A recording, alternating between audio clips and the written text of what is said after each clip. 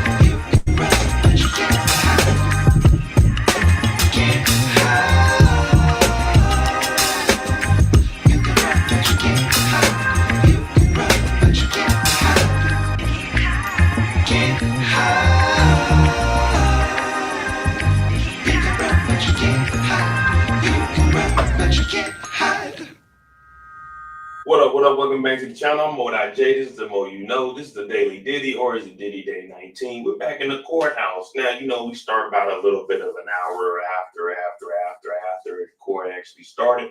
But who gives a damn? We're here, day 19, week 5. We got to do some catch up. You know what the first hour is about. Also, remember, don't come over here with any feelings or any emotion towards this trial, because we don't care. We're here for pure entertainment. If you have any problems with what I'm reading off of the screen, please contact the Southern District of New York, the federal courthouse. You can go in there and you can talk directly to the defense, or you can go and talk to the prosecution. Also, I don't give a damn if Diddy's innocent or guilty. We're here to cover the trial, and that's it. So don't come over here talking about, oh man, you want Diddy locked up. You're trying to bring down a black man. I ain't doing a damn thing. All I'm reading is we're going over the trial. It's Monday, and we ain't come here to play. I had me an eventful weekend. I didn't do anything, but I had an eventful weekend. Also, you know what I mean? With this being week 5, yeah, we're gonna see how this goes. I did say we're gonna try to open up the channel so people can talk about, sort of, or are able to discuss what's going on in the trial. So I think we'll probably do that this evening, depending on what time, if we get out at 3 o'clock or something. But we'll see where it goes from here. This first 20 to 30 minutes, we're just going to catch up on whatever happened in the trial. We do have Jane Doe up there. We all assume that Jane Doe is 50 Cent's baby mother, Daphne Joy. We assume that that's her. We'll catch up on all of that, and then we'll be jumping back and forth between Twitter and with CNN for the live updates. Hit that like button, hit that subscribe button, and we'll see what we got from here. Go live.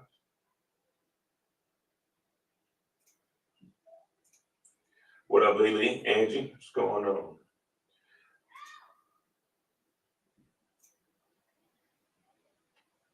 And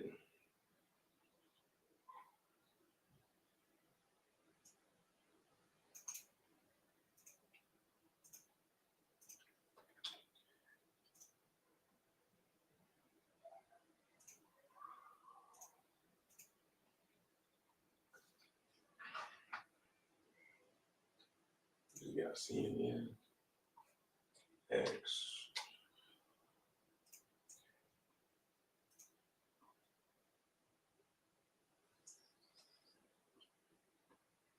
I wonder why it doesn't just take me to.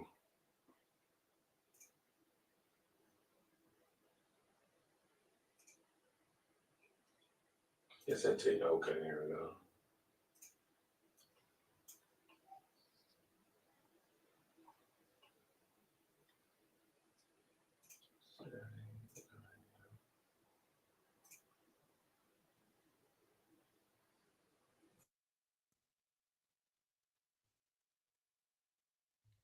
How about now? What's the mic sound like now?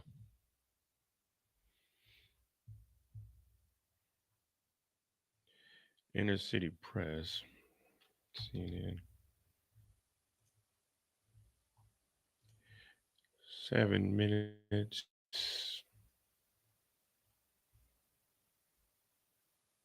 Listen to trial evidence from Jane Doe. No, we don't want to listen to it because then they'll probably try to get us. All right.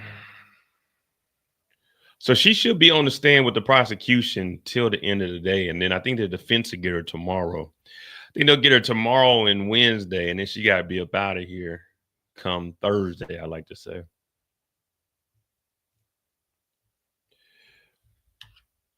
Day 19. Damn, we already did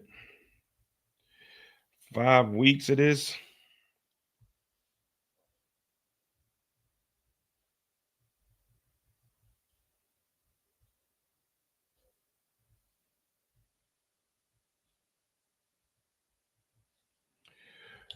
Part 5. So we didn't have 5 breaks. All right. In the court today, on the stand now, Jane, one of Diddy's accusers, using the pseudonym, continuing her testimony. Prosecutors say they'll likely take the most of the day, if not all of it, to direct examine. On the stand last week, Jane testified Friday about drug-fueled ex-performances called Hotel Night she then endured during a relationship with Diddy. She also described how she told the music mogul she wanted to stop them, and she broke into tears when having to detail a hotel night on her birthday.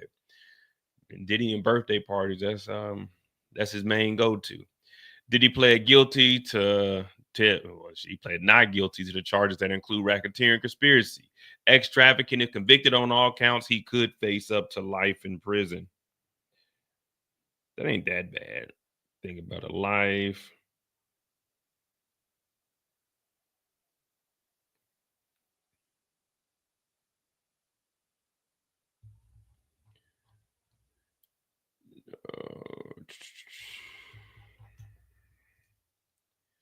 Jane will be back on the stand. We learned in court Friday. We don't need to learn what we know on Friday. We are here Friday. The judge says he'll pick up the defense's mistrial motion tomorrow. The judge says he'll pick up the defense's mistrial motion tomorrow because the government plans to respond in a filing at some point today. The defense team submitted a move for a mistrial over the weekend. The motion was based on the testimony of Brianna, which the defense attorney said is demonstrably false.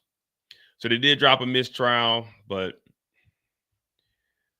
the reason they dropped that mistrial, you remember they said the dates that Diddy and Cassie, it was between the 24th of September and the 29th, but then we actually seen that evidence was submitted, I think on Thursday, that was showing that Cassie sent a text message to Christina Courtroom on the 30th.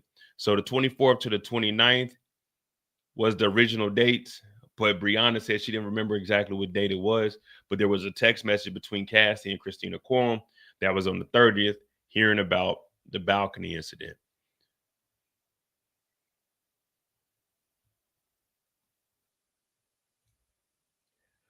Said Diddy pressured Jane to send bad girl text, she testified.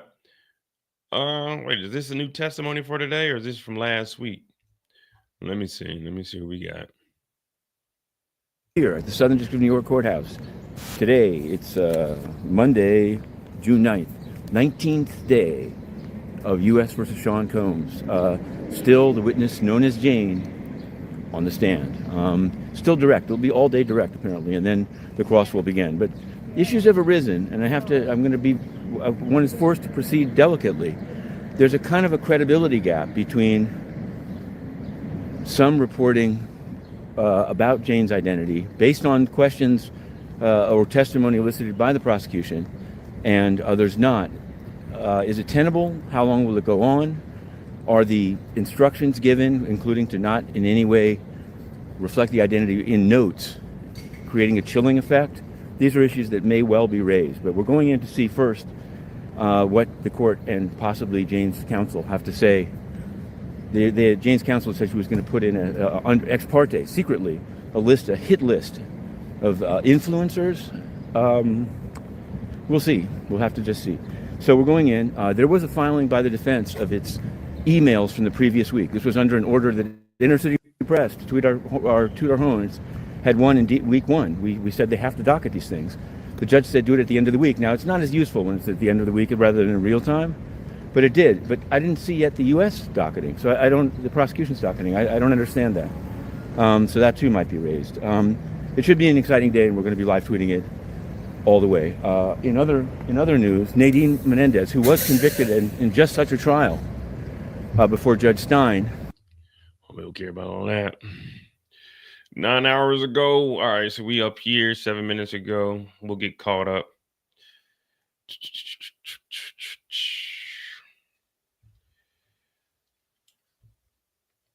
All right, so we got Jane Doe back on the stand. This is part 5, and we'll go ahead and get started and see what the hell this is. So usually every part that we go through is usually like an hour and a half before they go to a break. It said Diddy pressured Jane to send bad girl text. She testified. Jane, one of Diddy's accuser, who is accusing Diddy of all these heinous crimes, is using the pseudonym and dated COMBS from 21 to 24, is reading a text thread between her and Diddy from September 15, 2023, before she went to visit him in the Big Apple of New York City. Diddy also told her, send me some shit of you being a bad girl. All right, Diddy. Diddy told her, send me some shit of you being a bad girl. I'm talking about a bad girl.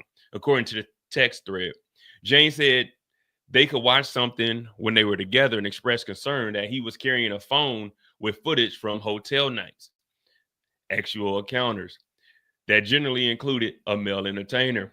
She also accused him of wanting videos of her to use with another woman.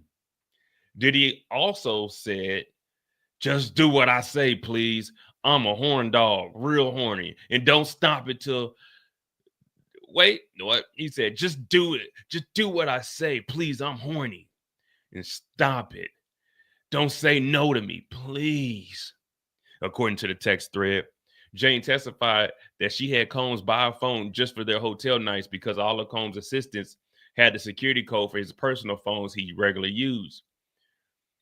Jane testified that she was upset at the time of these texts because she had just heard Diddy give a podcast interview during which he bragged about how he had sex for 48 hours straight with another woman.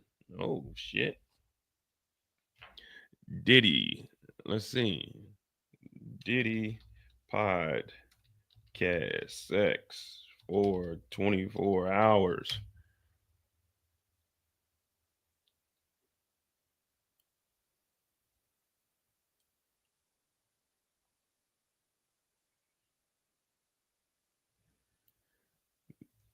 No, it said 48 hours. Sex for 48 hours.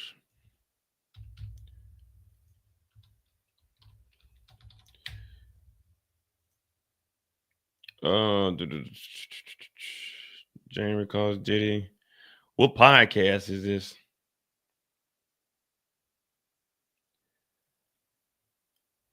What up, Trill? Yeah, we gotta find out what podcast that is. If anybody can find that, let me know and we'll bring that up. It was the one with Young Miami.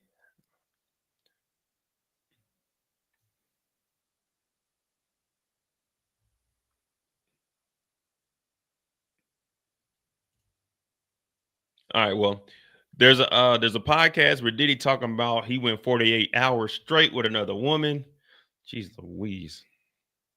Jane also testified the trip he referenced in the podcast was a yacht excursion. Diddy promised to take her on. I wanted to go on the yacht. I wanted to go. You took her. And that when he took the other woman on that trip, Diddy downplayed it, claiming they didn't have sex.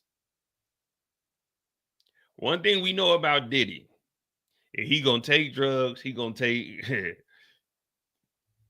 we don't know what else he gonna take, but he gonna take drugs. Just leave it at that. He gonna take drugs and yeah, he might take some of that butt too. You never know with him.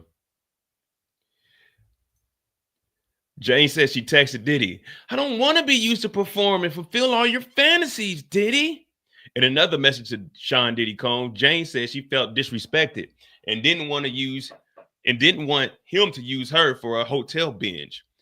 I don't want to be used and locked in a room to fulfill and perform all of your fantasies. No more locked doors, Diddy. Jane texted him, coming to the realization of what this really is. Diddy responded to Jane, I'm tired of your false accusations. Jane then sent a text message to Diddy in September 23. That was a good time. I was getting ready to move over here. 1 month before I moved over here, September 23 is a good time. This is what she sent to Diddy. I don't want to play this role in your life anymore. It's dark, sleazy. It makes me feel disgusted with myself. I feel it's the only reason you have me around and why you pay for the house. I don't want to feel obligated to perform these nights with you in fear of losing the roof over my head. I don't want to keep feeling like that anymore. So there you go, guys. She was telling Diddy she didn't want to do this anymore. So everybody's saying, oh, she could have stopped. She didn't want to leave. But she knows it's for the house. She doesn't want to do it anymore. She doesn't want to live with the fear of losing everything by not throwing that monkey around with another guy. She testified that she had felt obligated to engage in a hotel night since Diddy started paying the rent for her home in April. Jane said Diddy would say little guilt trippy things about the house. I felt like he had made such a big purchase, and I felt that this was something I had to do in return to make him feel okay. Diddy responded, girl, stop, to her message, and then said they'll talk later. There you guys go. Well, it's in the text message. She told Diddy she didn't want to do this no more. She didn't want to lose everything, but she didn't want to do it anymore. Now, could she have left? Yeah. Is it her fault Diddy bought her a house? No. Whose fault is this? Well, this goes on Diddy. This falls on Diddy's hand because he's using all this leverage for sex, which is illegal. Remember, over here, all we're doing is going off of the law. I cannot give you anything in exchange for sex. Now, if the sex is good, I might give you a good time after, but I can't be holding money over your head. It can't be any monetary value for sex. That's where the illegal comes from. But we got text messages and we heard Diddy say, girl, stop. So that's what the text message said. Now, I think she was getting $10,000 a month. In California, you can get something decent for like $3,000, $4,000 a month. Now, remember she said she ended up getting a house and Diddy was paying for it. I don't know. I wouldn't have maxed out the 10,000. Like if my sugar mama was buying me something and she giving me 10,000 a month, I wouldn't max my whole 10,000 out on a place to live. If she giving me 10,000, I'm probably looking at around 5,000 a month. It is LA, and I do want to get me something that I can get some equity in because if they, you know what I mean? You know what I mean? I gotta give me something that's nice, like 400,000 at least. Even though, like where I lived in San Jose, regular ass houses were going for $1 million. So I wouldn't max out the whole 10,000. I would have had it around like 5,000 and then kept 5,000. And then in her case, you got 5,000. You got 5,000 for the spot, 5,000 you get to keep, 50 dropping off 6,700 in child support. That's 11,700 a month. Plus, you do a little bit of bullshit on the side, you could be making around $15,000 a month. And if you can't survive off of that, that's just you living without your means. But I sure wouldn't have been maxing the whole 10,000 out on no place. Hell no, I don't need nothing that big. It's just her and the kid. If this is 50's baby mama, we don't know. We just got to call her Jane. But Jane don't know how to see. It's the thing, man. People don't know how to manage some finances. Let me see.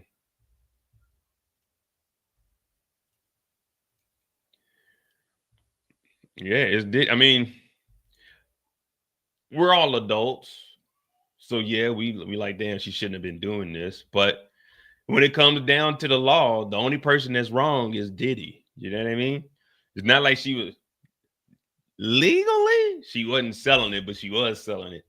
But you know what I mean? That ain't what she was there. She was under the influence I can't even say she was under the influence that they were together, but she was thinking that they were going to be together.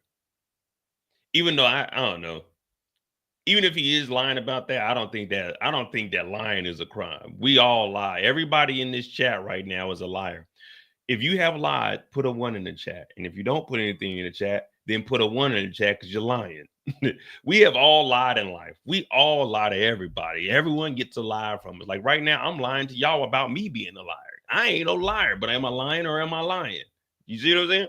Everybody's a liar, but those false pretenses are what gets you. You know what I mean? So she's thinking, all right, we're gonna be doing this. It started off romantically, and then it turned into some other freaky shit, and then you get caught up in it, and that's just how it goes. But yeah. But according to the law, it's on Diddy. And then we got they said that there's text messages that everybody had access to. So again, Diddy's keeping some freaky ass okay, Lily, let me get that link. Can I just copy out there? So I think this is let's see what Lily sent over on TikToky. Come on, TikTok, you ain't working today? Lily, what you just sent us? Man, Lily didn't put a virus on my computer, y'all.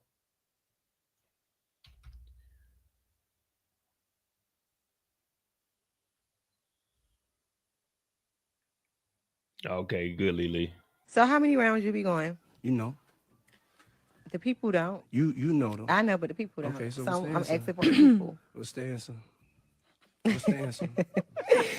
Baby, let me tell y'all something. On the witch yacht. This nigga don't go to sleep. I be like, God damn.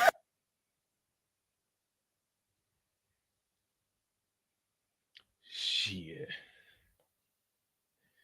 I need my sleep. I tell you, 15, 20 minutes after that, my abs get to acting up. I'm like, yeah, time out.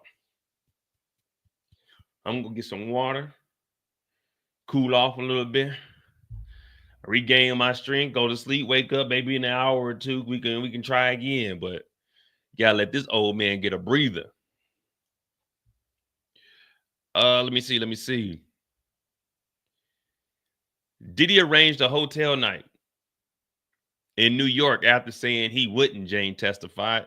Now, I think we already went over this one last week, but I think they're just asking him again just to, saying get everything documented and see which way we're going to go. All right. Diddy arranged a hotel night in New York after saying he wouldn't, Jane testified. Jane is continuing to testify about a series of communications she had with Diddy before she visited him in New York 2023, in which she said she felt disrespected and told him she didn't want him to use her for a hotel binge. Diddy also sent a voice message telling her how sick he was. Baby, I'm sick as hell. I don't want no hotel night. How sick he was and that nothing she was saying made sense, she testified. He didn't acknowledge her comment about feeling obligated to perform at hotel night. She said hotel nights, she previously testified, were ex encounters that included a male entrepreneur. Well, I guess he would be an entrepreneur if he going over here making some money. A male entertainer.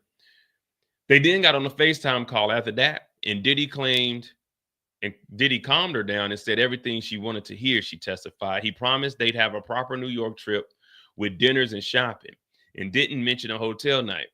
Jane went to New York on September 17, 2023, because she didn't think there'd be a hotel night, she testified. Once she got on the plane, however, Diddy sent her messages about arranging a hotel night. Well, I mean, when y'all go to New York, where y'all staying at? Not in the condo. Y'all got to stay in a hotel anyway.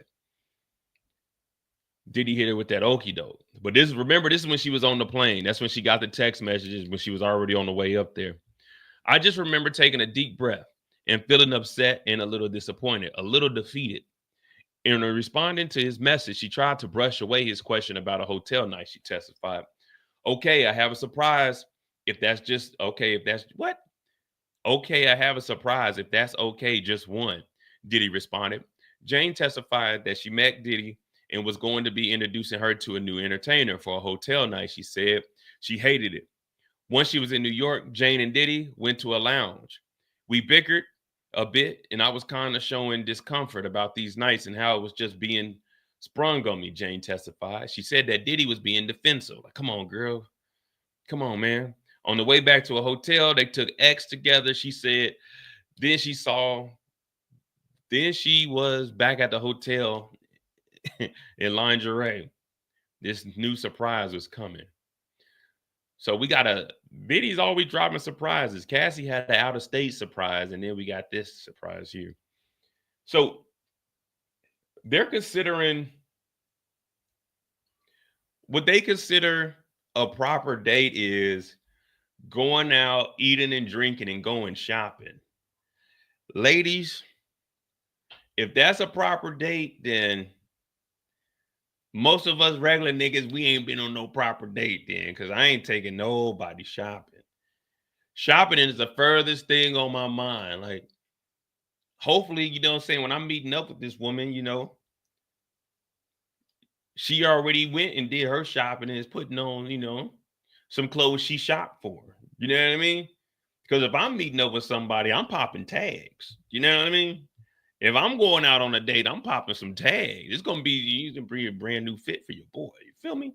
Now, it'd probably be a new shirt and new pair of pants. Maybe not shoes. I got enough shoes. But yeah, I'm popping tags when I go on a date. So hopefully she went and did her shopping.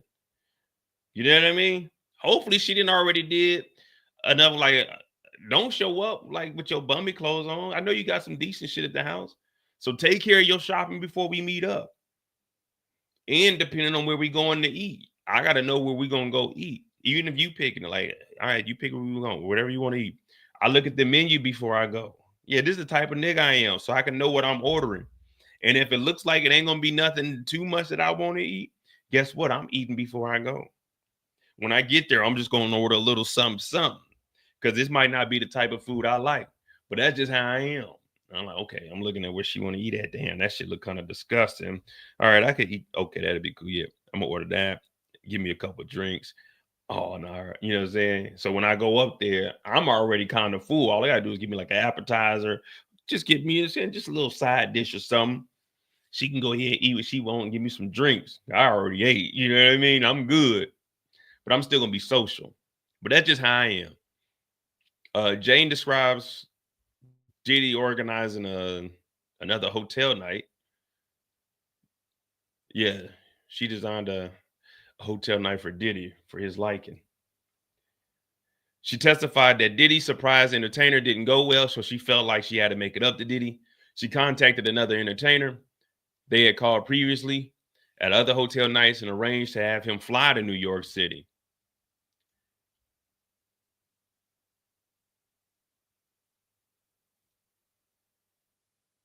She contacted another entertainer they had called previous hotel nights and arranged to have him fly to New York City. All of this is in the same night. This is old boy down in Atlanta, ain't it? So they had a hotel night. Hotel night didn't go as planned. I think that's with the sweaty nigga. I think the sweaty nigga came over. They had the hotel night. It didn't go right. So they called another nigga like, hey, what you doing right now?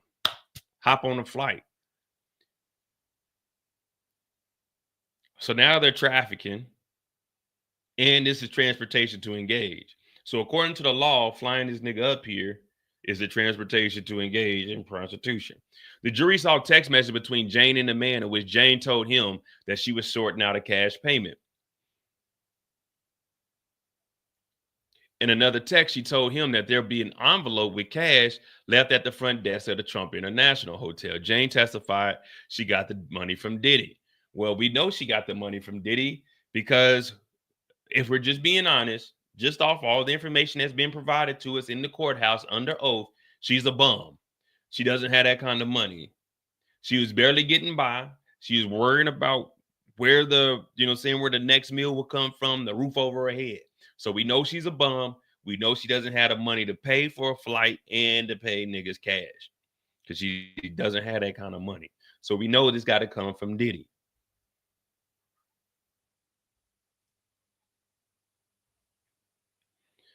The entertainer joined Diddy and Jane in Miami after New York encounter, she says. A few days after the September 23 New York City hotel night trip, Jane next saw Diddy at a Miami hotel, and she testified. On the Miami trip, Diddy wanted to watch footage from the New York trip. Diddy wanted a part 2. They then had the entertainer who was in New York with them join them in Miami on that trip as well. So this nigga got frequent flyer miles. And if you ain't got to do nothing with Diddy and you getting paid, let's say you're getting $5,000 each time. 5 here, 10 there, 15. That's 15 times just to do some smashing. Now, would I ever get into this lifestyle? Hell no. But it seems like there's some good money in it. They say all money ain't good money, but any money that can spend is good money. Let's just be honest. Any money that can spend is good money. If somebody robs somebody in a bag of $100,000 dropped off in your yard, you would spend that money. You wouldn't be like, oh man, this is stolen money. You're going to spend that money. Whenever we hear people turn in, oh, they found $50,000 in a bag, they turned it in, people are, oh, they stupid. All money is good money if it spends. Let's just be honest. When rent due, when that stomach is growling, that stomach get to rumbling, all money is good money. You think a homeless person, when you donate money to you, they care where that money came from? No, because all money is good money.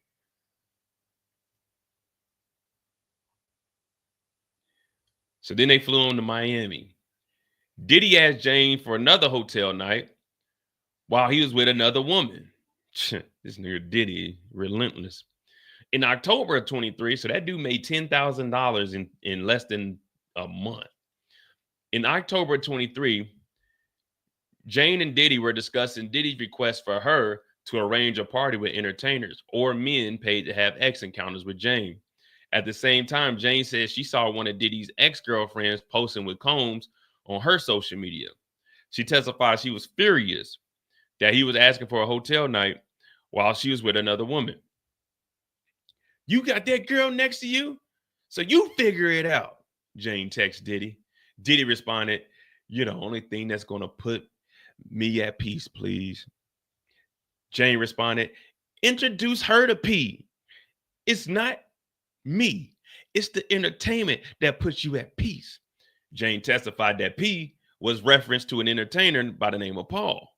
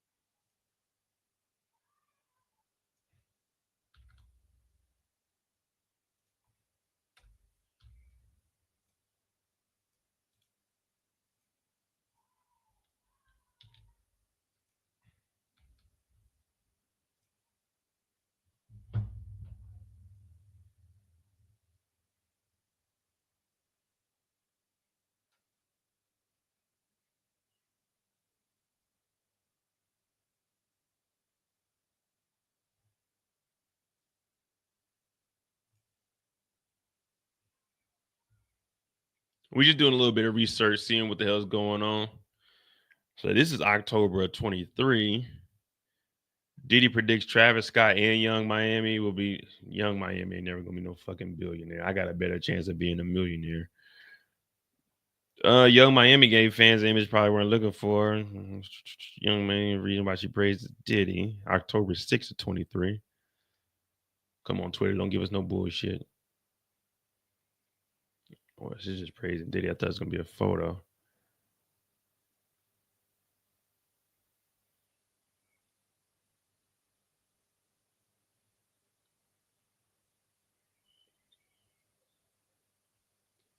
So in 2023 of October, that's when the golden showers went down. So it is Young Miami. I mean, we knew it was gonna be Young Miami, but that was October 26th of 2023 when she walked it back. And she's saying that Diddy was sitting next to Young Miami texting her to set up a hotel night. She's like, nah, tell Young Miami to set it up.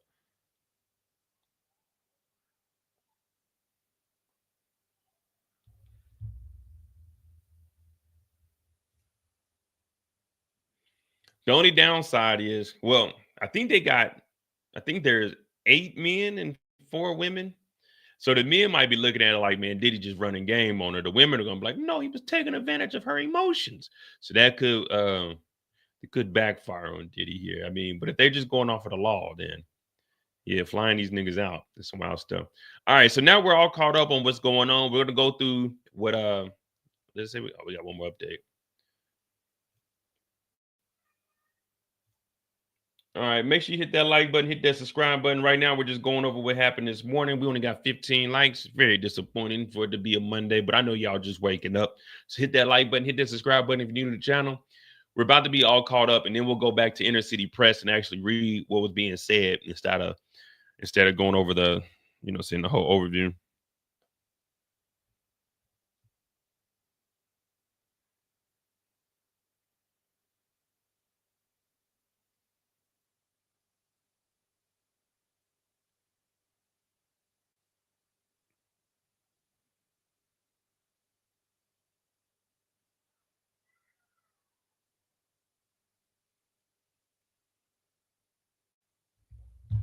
She said, I'm not a peace star.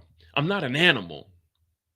In a later message from the same 23 conversation of October, Jane wrote, our experiences are desensitizing X for me, and that she didn't want to be mistreated according to testimony in court. I don't feel like performing Loveless Code X. Jane was frustrated because she felt like Diddy treated her differently than he treated others. She testified, I have to earn just basic things from my relationship, like love and respect and romance. But I felt like he was giving it to everyone else. I'm not a peace star. I'm not an animal. I need a break. I don't want to do anything. I've hit a wall, she wrote in a message to Diddy. She testified, the request for a break referred to not wanting to give my body to anybody else at all. That's it. I ain't here for all that, Diddy. Quit playing with me. I'll only make love to you, Diddy responded in the message. Jane wrote back that she's had to have sex with strangers for 3 years. I'm tired, Diddy. Diddy said, so we breaking up? She then testified that she had not suggested that they break up in any of her messages in that conversation, but had only told him she wanted to stop participating in hotel nights, X encounters that included a male entertainer. So she did tell him she wanted to stop. So everybody was saying, oh, she didn't want to stop. She did what she's doing. All right, well, I will say this, though. I see a pattern with Diddy. Not saying that it didn't happen, but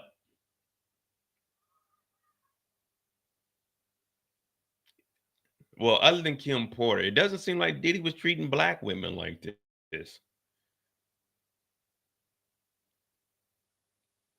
It seems like if your background wasn't of African-American descent, then he treated you as one of these damsels. We haven't heard any black women, at least, unless Young Miami was just with it. She with that money. So, all right, let me take this back, and we're gonna see where this starts off. Hour ago.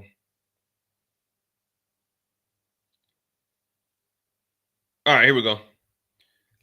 So we're just gonna run through this and get caught up because we already at 38 minutes. Yeah, we good.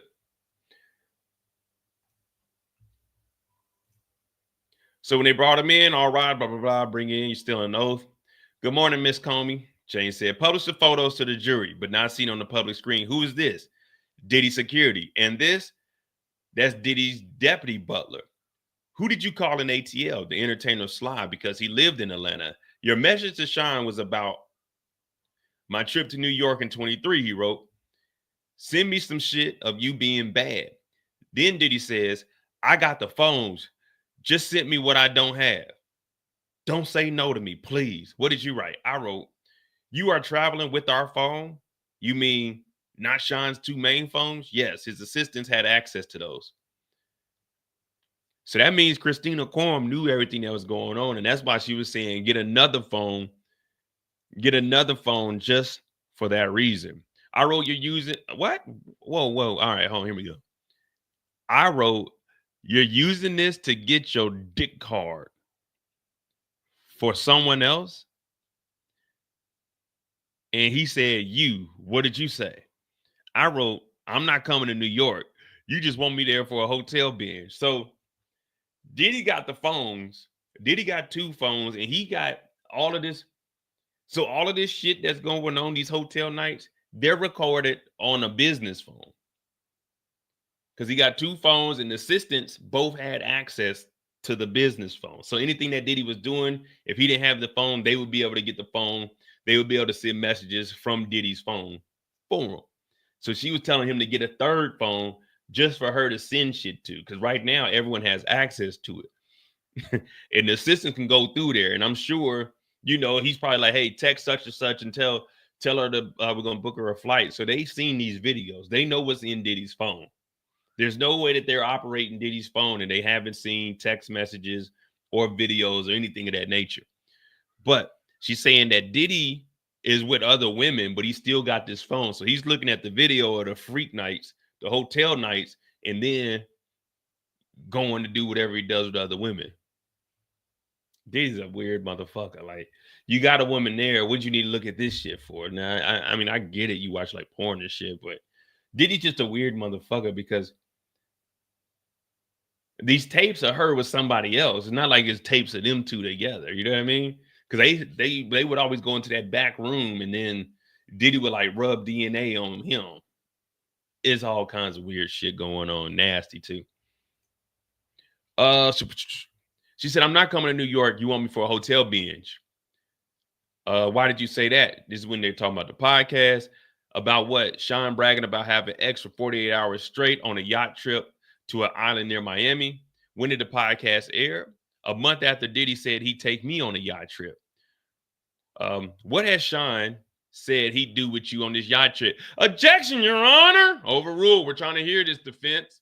This isn't hearsay. This was told to her directly from the defendant. This is not hearsay. Stop objecting when they're saying what was told to them. Do I got to explain to you guys? All right, y'all got it? Okay, good. It's Monday, guys. Can we get a good hour in without an objection? She's Louise. All right, calm down. Overruled. Jane said that after a 2-day hotel night, we'd go and do more on the yacht, but we never left. Had to recuperate. I saw on social media he took a girlfriend there. What did you write in your notes app? I wrote, I don't want to come to New York to be treated like a hoe. Well, it's already too late for that. Why did you write this note? Why did you write this in your notes app? I wasn't sure I was going to send it. But you did send a version of it. Yes. What up, Young Dreads? What up, James? Tender Catering, what's going on? 757 BA. So people put like, y'all go into my notes. Like my notes app, I don't put like, I don't get that. What are you putting? So you just go in your notes app and text yourself? Like you just send a note to yourself, but like the only thing I put in my notes app is like if I got to remember to do something. I'm not putting a text like if I'm I don't do no draft text message. Whatever I text is what I text. I don't do spell checking. I don't do none of that. If I fuck up, I'll just send the correct word after. That's if I notice it. But I usually don't reread none of my messages. Whatever I send to you is usually what I send to you. So if it's a text message, first of all, if I'm sending a text message, it ain't important. If it's important, I give you a call, and I don't talk on the phone. So if I send you a text, it's just whatever it was. It is what it is. You know what I mean? Now, if it's a photo or something, then yeah, you know what I mean? That I may have fucked up. But yeah.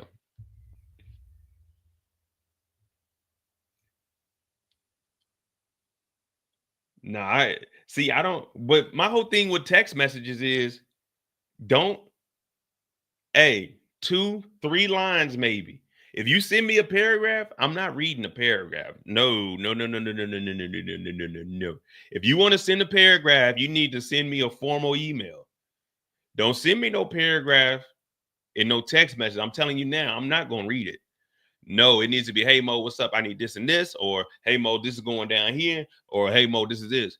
But if you're talking about, yeah, I'm thinking about doing this and then going fall in love with this, and when this happens, no, I'm not reading that. I'm just gonna be honest with you. I ain't got time, nor do I care about reading all that. You better break that shit down into multiple messages. But I'm not reading the whole paragraph, not in text message. No. Especially if I ain't got my glasses. Oh shit. We both out of luck. I don't know what the hell you talking about. On the podcast. All right. He said that it was just a podcast talk. I said, you took her to Bahamas on a yacht. Not like me, you promised after the hotel night. Can you read the text? I quoted him on a podcast.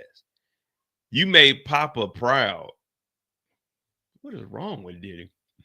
You wrote, I don't want to feel obligated that you'll stop paying my rent. What did you mean?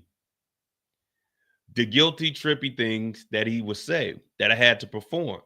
For how long you felt like that? Since I got home in April of 23. Play this exhibit. It's a Diddy voice note. This is a true open relationship. Why do you have to make it a problem? Now I'm sick. So that's what Diddy said on the text message or on a voice message. How did you reply to his voice message? I called back. Then we had a FaceTime. He said all the things to calm me down. Oh man, don't FaceTime me either. Don't. No. Because I get really upset. I'm not about to sit here with you know what I mean? I'm trying to lay on the couch. I might be playing the game. I might be watching YouTube. Just send me a text message. Because if you're going to send it, I'm going to set the phone down. It's going to be looking up at the ceiling. I'm not about to sit and hold the phone in front of my face all day. I can't do that, man. That ain't me. My arm be tired. I be trying to lay down. Be shit. Laying on the couch. I got to scratch my ass or something. You know, you doing all kinds of shit when you home by yourself. Don't fucking FaceTime me. No. I'm simple, man. Just send me a text message. Keep it simple. Or come over. But no, we don't need to be. All right. So Diddy said the right things to calm her down. What did Sean send you from the plane in New York? A photo of my outfit. Where were you planning to wear it? To dinner. What did Sean send you? He said we're going to dinner. Did you? A late night lounge thing. I'll read this for you. You wrote, I miss hard Diok. Wait.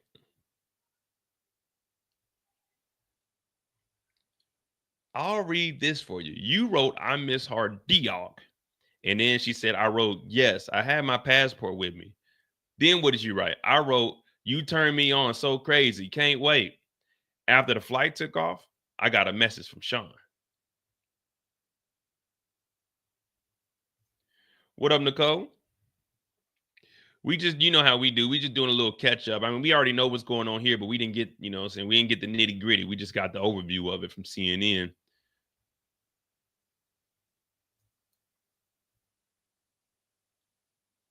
What did Sean ask you? Where Sly was? Then he asked, entertainment or movie night? Let me know. I'll get a hotel. How did you react? I felt upset and a little defeated. What did you send next? Baby, just got Wi-Fi again. What did Diddy write? He said, check the red phone. The other message he sent me, he said, I have a surprise for you. Just one. What did you take that mean? That there be someone new. Sobs, who? An entertainer. I hated it.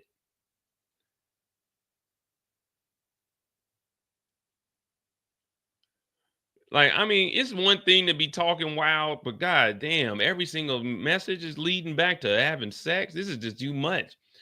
I like my sex as much as the next Negro does, but geez Louise, not every fucking day. God damn, I'm not trying to talk about this shit every damn day I talk to you. The jury is taking a short break. Here's what happened this morning. Okay, they're on a break. All right, so we'll catch up on all of this. But yeah, this is just too much, man. Every damn day. I honestly don't see why he ain't get tired of like the same chick over and over. Especially if it ain't nothing you're trying to be serious with. All right, maybe the first couple of times cool, but shit, by now this is just too much. This is a lot of work too. Got to keep getting hotel just to knock something down. What did he send you? A picture of the man. I rolled my eyes. I wrote back, It's not loading. We are landing now.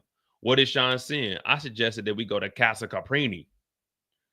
But I was driven to the Trump Hotel. I put my outfit on. What's the Casa Caprini? Anybody been here? The Casa Caprini?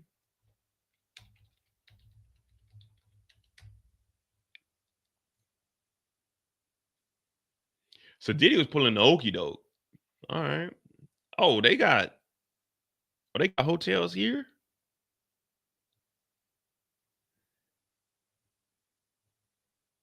Oh, this is nice. I could see why she wanted to go here. She thought she was about to go here and get her grub on. Diddy had other plans. Diddy had a motherfucking. Let me see what the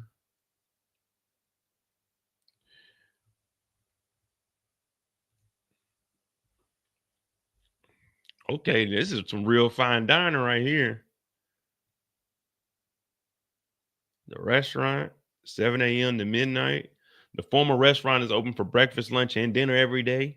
The elegant interior is inspired by the glamorous dining room of a French ocean liner of the 30s. Damn, that made me got thinking about the damn Titanic. The menu includes Harry's Bar classics like the original. Calf's liver. Oh yeah, this is nice. Okay, Diddy. Now that's the dog in Diddy there. You know, you lying. Yeah, we're gonna go to this nice restaurant, but then y'all supposed to be there at 9. You say the reservation's at 9. About 8:30-ish, you tell them that you're running a little bit late.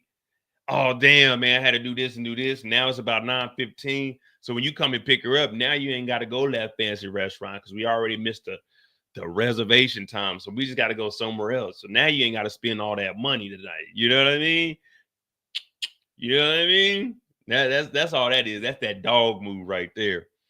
That's that dog. Oh, well, damn. Well, we just gonna go over here, but you know, the reservation, damn, man, they ain't gonna be able to get me in. I called up there. They said they booked tonight. So we missed the reservation. I apologize. But yeah, we can just go to this little lounge and grab a couple of drinks. You know what I'm saying? We can pick something to eat. But yeah, this right here save you a couple $100, guys. You keep that in the back pocket. You can't do this every time, but keep that in the back pocket. Yeah, we got a reservation. You hype it up all the way. It gets a little close. Oh, damn, I got to do this or something else happened. Damn, we ain't gonna make the reservation. Hold on, give me a chance. I'm gonna call them and see if I can push it back. They telling me, damn, we can't push the reservation back. Damn, I was really trying to go there. You can even leave a voice message to make it sound like, yeah, I just got off the phone with them. I was seeing if they could push the reservation back from 9 to about 10-ish to make sure that we got there. But they're saying they're gonna be booked tonight. So yeah, I don't know. I don't know if we're gonna be able to get in there. We're gonna have to definitely find somewhere else to go tonight. That's fucked up, man. It's like, man, there's always stuff happening to me. Man, I had this plan. I've been telling you about this all week, man. I apologize for that. That's on me, man. It just messed up things. It seems like it always happening to me. And if you got a good one, she gonna believe the bullshit that you spewing. So she gonna be like, oh, it's all right. Don't worry about it. You know, at least you had it planned and we can go find something else. Things like that happen in life. So then you be like, yeah, all right, I'll be over there in probably about 20 minutes. I'm on my way right now. So then you can hang up the phone, you could turn your music back up, and you just got out of $200-$300 that you had to spend if you're gonna go to this restaurant like this. But don't tell nobody that I told y'all about that. You know what I mean?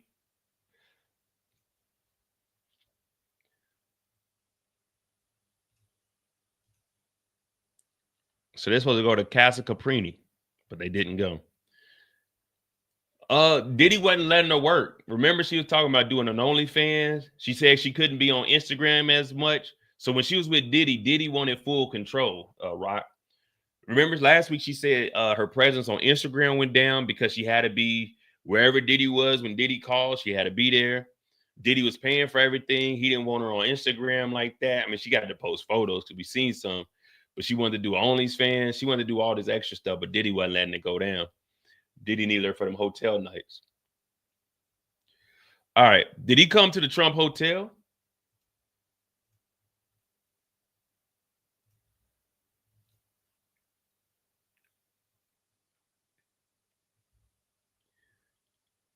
And did you have X in front of Sean? She said, yes. After the New York trip, where did you next see Sean? In Miami at a hotel. Did you two take these pictures? Not shown in the public gallery? Yes.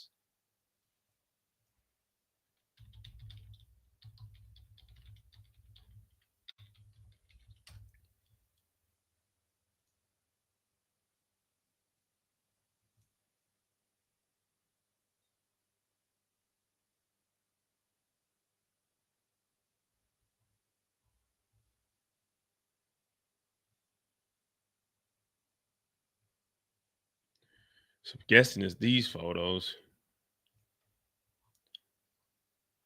Man, look at Diddy, boy. That's a sloppy motherfucker.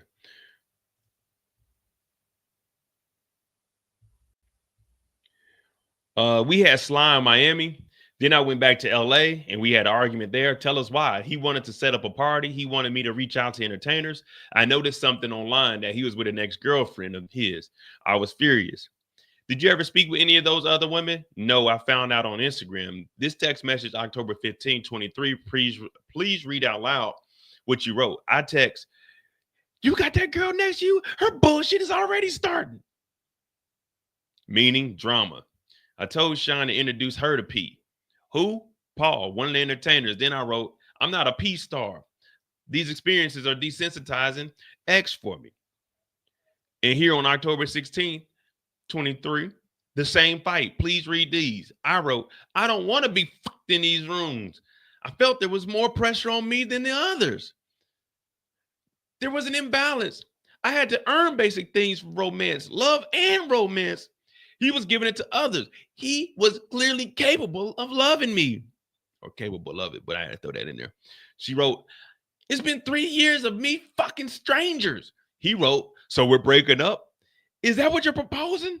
No. I wrote, I need a break spiritually. Sobs. What did you write next? She wrote, sex is sacred to me. I wrote, you always push me to do more and more. I said, I need time to myself. I said, may we have a sidebar, Your Honor?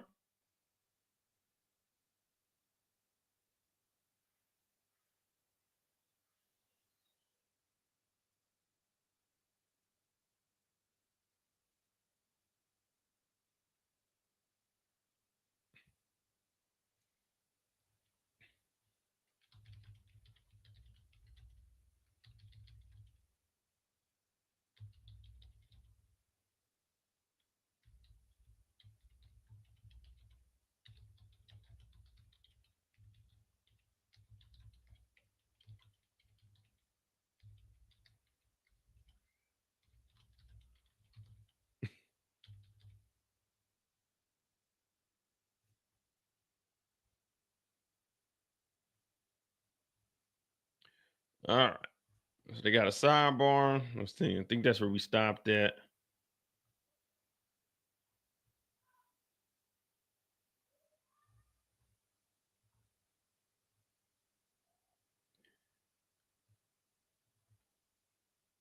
All right, so they're during a long break. Diddy is standing up talking to Xavier Donaldson. He's the worst lawyer that they got, him and the $7 man. Judge, please be seated. Miss Combs bring back Jane. Jane walks back in. Jane walks up back Combs' table. Jane walks up back Diddy's, I guess past Diddy's table as he passes a note to his lawyer. What did Diddy write you? He wrote, I want to spend the day with you. I wrote back, you make it crystal clear exactly what you want me for. You're going to spend the day love bombing me? What did you mean? Sean is very love bombing. I said, I'm not just an animal people can F on. He said, you're crazy. How often did he call you crazy? Often. I said, what? Uh-oh. So we're bringing up names. How often did he call you crazy? She said, often. I said, you want to have me suck some dick so you can get off with Gina? I said, I'm drained. He said, I'll leave you alone. So she mentions Gina's name. She knew about Diddy fucking with Gina in 23. Yeah, so she said, you want to have me suck some dick So you can, I guess, jack off. It might be get off. So you can get off with Gina. I said I'm drained. So we do get Gina's name mentioned in here, but we don't get a testimony from Gina. The judge is back on the bench and returning Diddy and accuses using the pseudonym, blah, blah, blah. All right, so that's what we got right there. So now we're all the way caught up on both sides.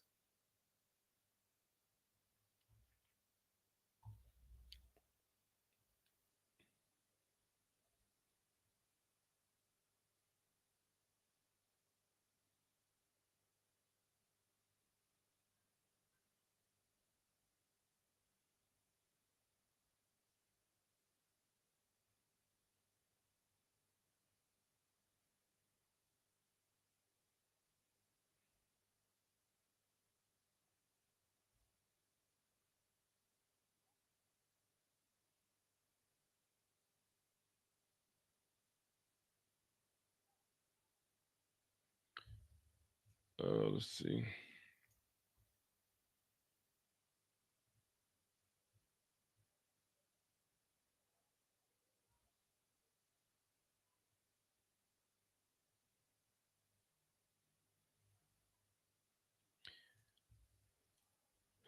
So it just seemed like Diddy just dropping that bag. That's all Diddy was doing, just dropping the bag.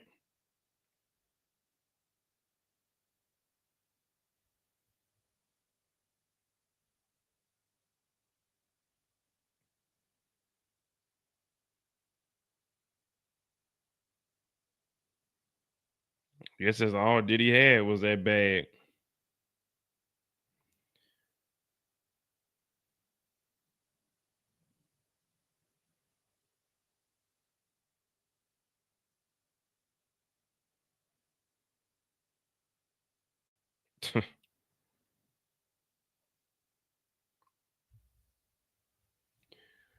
Y'all think they were with Diddy for his personality or for his money?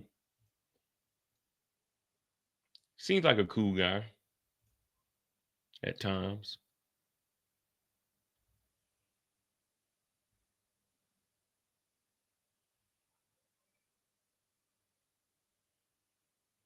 You probably didn't get the notification because I only dropped the video probably like 10 minutes before it went live. So,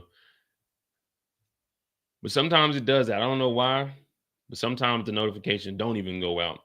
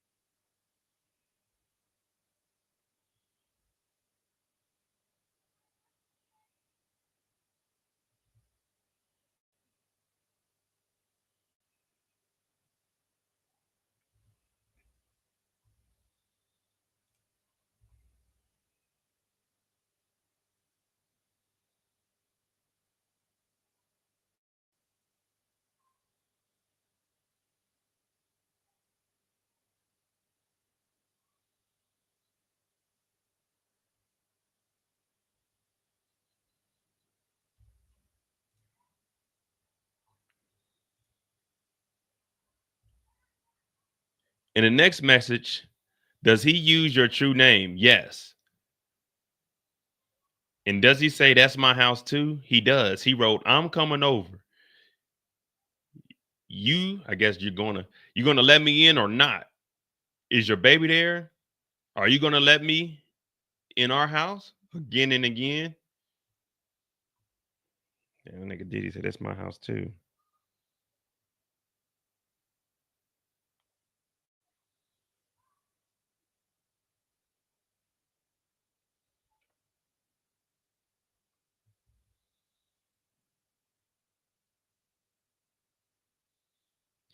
Damn, little 50 wasn't at the house, was he? He better not have been in. Come on, man. Little 50 better not have been at the house.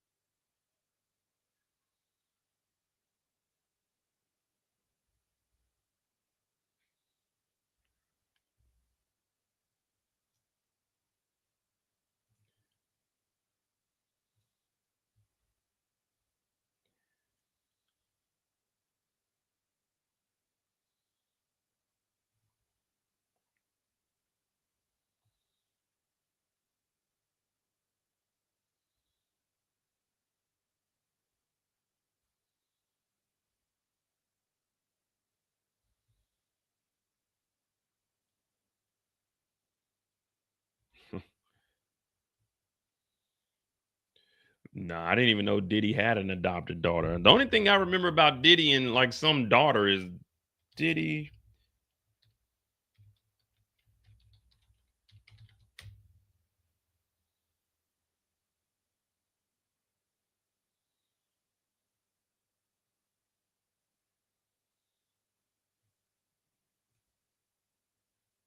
Yeah, the only thing I remember is this weird ass video of Diddy and like some kid.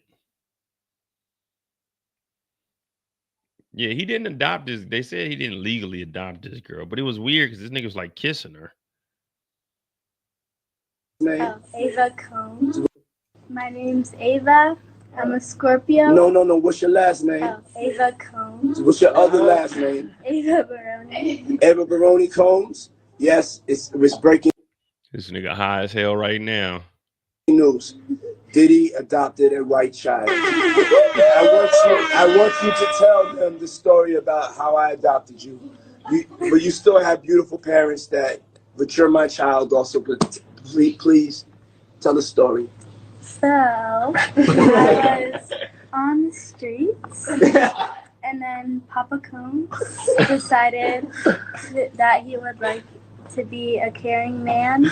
So then he saw me and decided to pick me up and said to come inside and play with his kids. Yeah, because I have so much more. Go back up. No, you know why? My name's Ava. You know why? Actually, you're looking. Yeah, that was the only thing I heard about that, but that wasn't real. Love bombing would start whenever Diddy wanted one of these nights.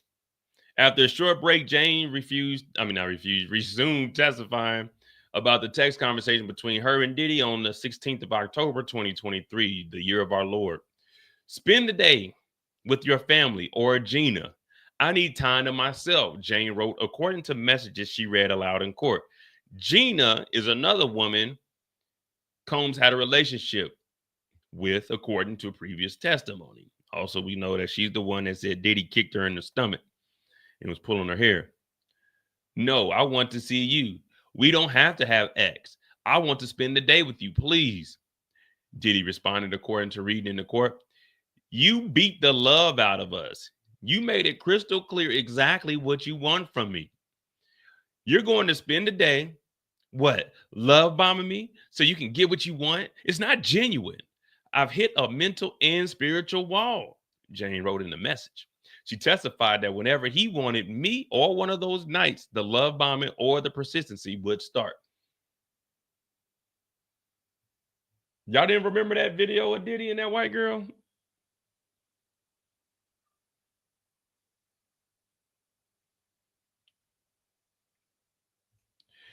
What up, Tamika?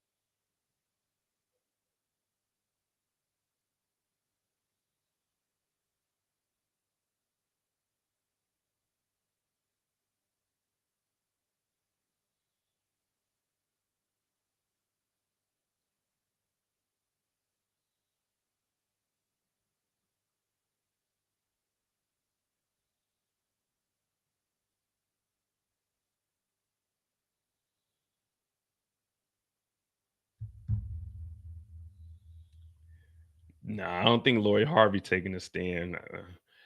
I don't think he did it. He wouldn't do nothing like with J-Lo. Anyone that had any kind of star power, like Lori Harvey's dad is powerful. So I don't think he would have done it. I mean, it was still weird that him and his son was dating Lori Harvey, but I don't think he would do anything like that with Steve Harvey's daughter. Now they may have, you know what I mean? They may have did some freaky shit, but I don't think they were having like full out freak offs or hotel nights, however you want to describe them.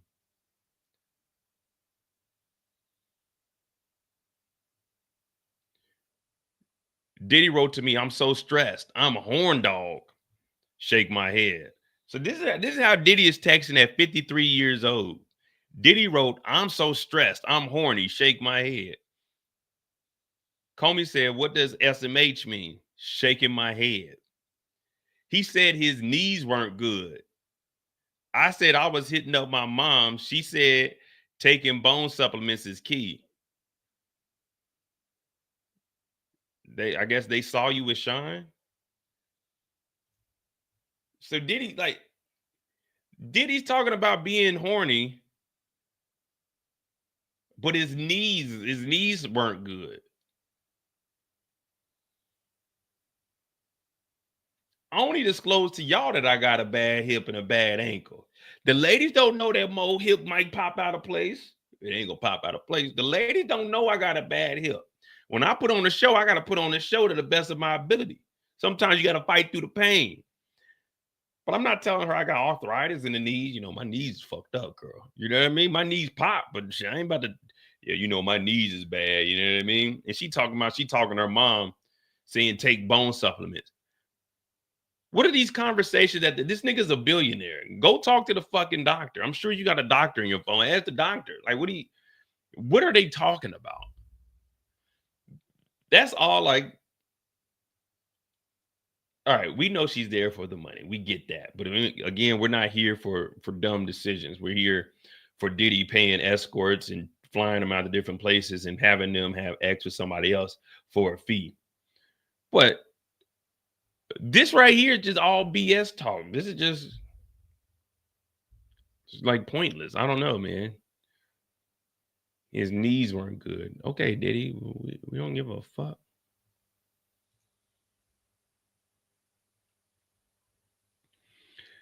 Jane says she stopped answering Diddy's calls after they fought. The fight carried into the next day. This is September 17th, 2023. Jane testified. She said she told Diddy she needed space and stopped answering calls. Diddy left her an audio message saying, you know, I wouldn't be calling you like this. I need you, girl.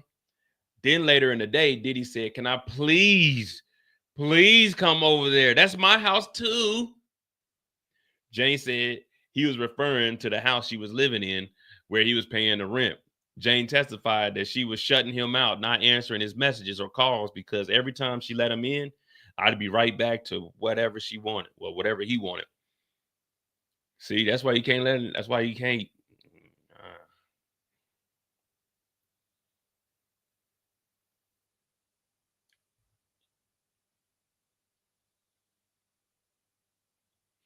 Yeah, all of the testimony from today is like refreshing what they went over last week, but they're going a little more in depth into the actual text messages now and showing what he was saying and doing. But it's pretty much the same thing over and over. But you want to refresh the juror's memory, and they said they're going to take all the day. So I guess they're going to either go through more of these text messages, play some of the voice audio.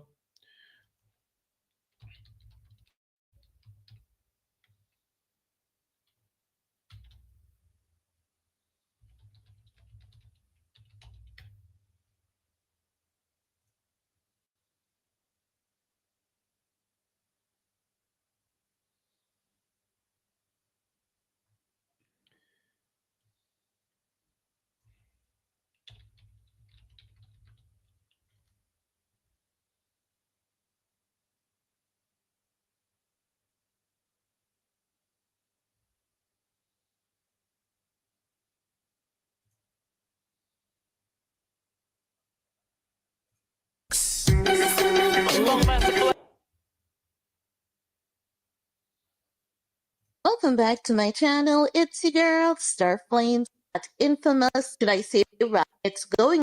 She didn't appreciate multiple men with you guys here, so let's take a listen together, shall we?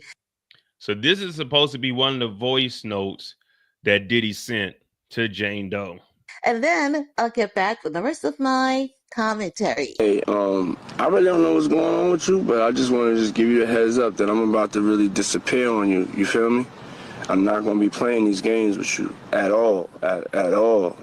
So I don't know. You think you silent treating me, and you think I'm gonna be nah. You'll have a rude awakening. You'll just have silence. And ain't nobody threatening you, and I ain't trying to go back and forth with no woman. You know what I'm saying? I'm telling you, I ain't got no time for no motherfucking games. Where my life is at right now, I don't have no time for no games, baby girl. Me and you can be mad, I can have a spat, we can have whatever. Then after that, you better get on your job. That's really, that's all it is. Cause you got me on my job. Nah, it ain't never gonna work like that over here. You know what I'm saying? I was trying not to leave this message, but you have left me no choice. Hey. So either you go in the direction of like moving on and shit like that, or you like just like have me just keep moving. Ain't no threat. I'm just being clear. I can't do this shit with you every time you get upset. So guys, So that's the voice message. Diddy telling her you better get on your job. following this, So you better get on your job because I'm on my job. You know what I'm saying? It's gonna be a rude awakening. So that's one of the messages that they said that they played in the courthouse. I'm not for sure if they actually played that one in the courthouse or that's something older that they got. But there was a confirmed one from the horn dog himself, Mr. Diddy, Papa Diddy Puff. All right. And then we got some updates. Sean said,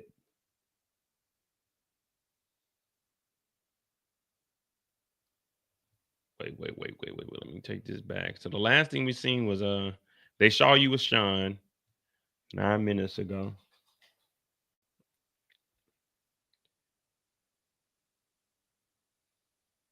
All right. So Jane said they had a sobriety party at the hotel. First, I went to a concert. I stood with his security, Jonathan. I went to the store for supplies for the hotel night. Sean was in the hotel waiting.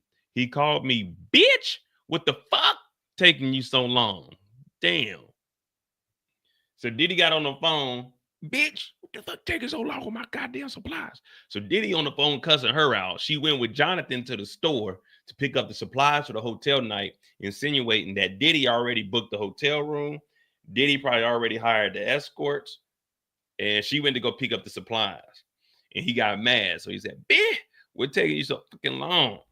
She said when she got there, his assistant said, you don't deserve to be called a bitch. At the hotel, what happened? I didn't want to take, I didn't want to take drugs. Who was the first entertainer? Rico, then Paul, then Anton, then I threw up. See, this is where it gets out of control with Diddy. She said, then I threw up. Diddy said, good, you threw up. Now you'll feel better. Then she went in there and had sex with Anton. This is when they had that.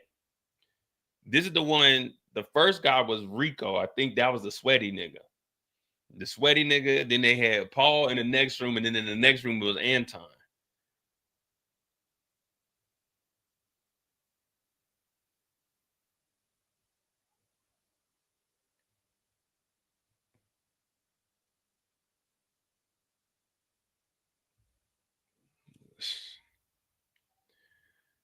Diddy said, good, you threw up, you'll feel better. Then she went and had sex with a third person. Whose text it is? Mine. I wrote, baby, I love you. Do you think you could put something in my hotel? Did Diddy respond? No. I needed furniture for the house. I wrote, you weren't too busy to make sure Chelsea was ready in DC. Played a voice note. Diddy's voice note. Look here, Playboy. I don't know where the fuck Chelsea is. I ain't with no bitches. Leave me the fuck alone. I'm single. Who the fuck? Who the fuck is Chelsea?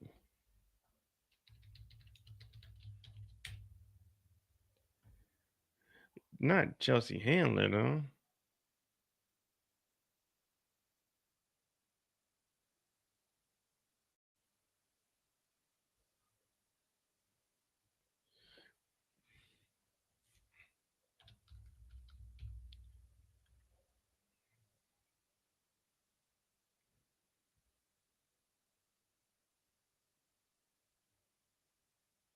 You can't be talking about Chelsea Handler. He said, I don't know where the fuck Chelsea is. I ain't with no bitches. Leave me the fuck alone. Damn, that nigga Diddy sound like an 18-year-old me.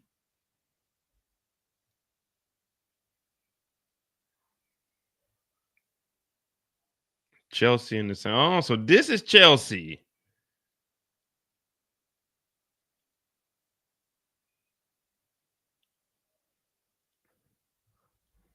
Okay, Chelsea in the same outfit. In the same outfit as who? Diddy, Chelsea, X.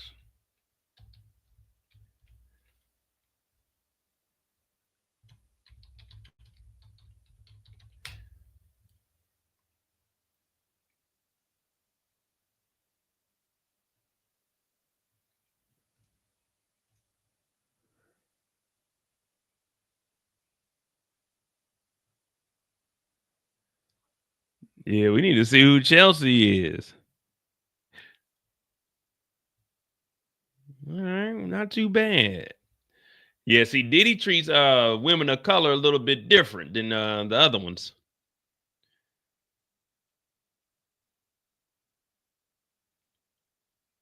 And they going back to talk about this nigga bad knees. Now we need to find out who this freak is. That's what we need. We need to find out who Chelsea is. So Diddy, she talking about she need furniture for the apartment. She been getting $10,000 and ain't got no furniture. Just been doing all of this and just blowing the $10,000. But remember when I was talking about earlier, get a place that's $5,000 and keep $5,000. But Diddy gave her $6,000 to move and got her furniture when she got there. So where's everything at? Like, what is she doing with all of this money? If it's $10,000 a month, what is she doing with the money? She's telling us that she's only seeing Diddy like in Miami 1 month, New York 1 month. Where's the $10,000 going? Like the whole 10,000 is just going for the place, and she don't have any other, like she's not keeping none of the money. Where's the money going? That's what I want to know. Where's the money going?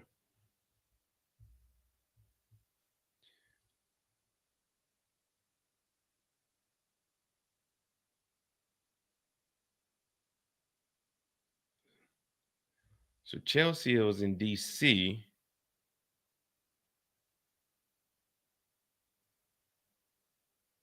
Okay, what frustrations did you feel? What frustrations did you feel? Not being heard about. How I felt about the hotel nights. Did you use names for the other women? Yes. It was misdirected anger. I asked, what does a house have to do with what I'm saying?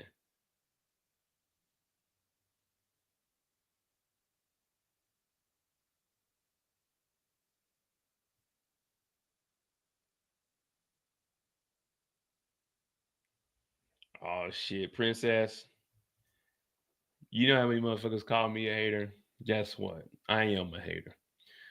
The thing about me being a hater is I admit that I'm a hater. But hey, it is what it is. We all hate on something. The way the word hate is explained to me is if you disagree with somebody, it's hating. So being called a hater is not a bad thing. Actually, being called a hater means you actually have a voice and an opinion of your own. You know what I mean? So don't worry about people calling you haters. But it don't seem like he was whooping on the black women. But it looked like, man, they were getting that money off that nigga too. They was getting that bag. I'm pretty sure they had to endure something. Golden showers at least. Drugs at least. But hey, man, fuck it. For the love of money. But again, we aren't here for the decisions that are made. We're here for the crimes that are being committed. So that's how you got to look at this. Yeah, we're hearing the same stuff over and over. Even I'm looking at Jane Doe like, dog, you just getting all this money and wasn't doing like, man, niggas would die for 10 bands a month. Niggas is willing to go sell dope for 10 bands a month. You was getting 10 bands and wasn't saving nothing. But we aren't here for the dumb decisions that are being made. We're here for the crimes of paying for sex and paying people to have sex with somebody else. That's what we're here for. So we can't lose sight on the distribution of drugs. You know what I mean? Paying for they're no longer escorts once they get paid for X acts, they become prostitutes. We're here for the drugs, prostitution, the guns, the butter. That's what we're here for. Man, Cassie, what? Filipino? Black? Something like that? You ain't never heard Cassie say she was a black woman.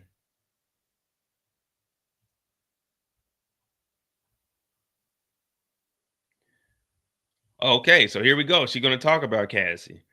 It was misdirected anger. I asked, what does the house have to do with what I'm saying? I wrote, I'm not Gina or Cassie. Uh-oh. Uh-oh.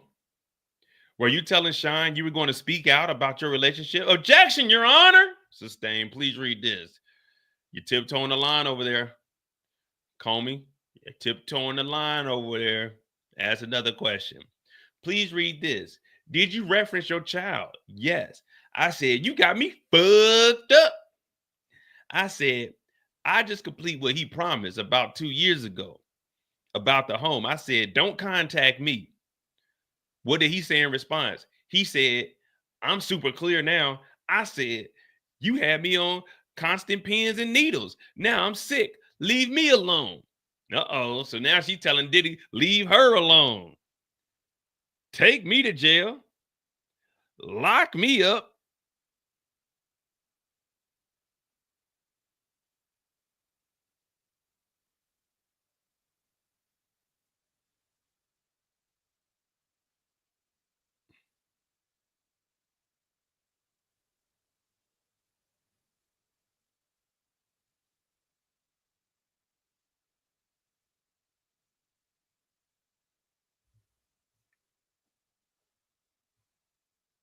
Eric said, don't finish that. I'm just saying, take me to jail.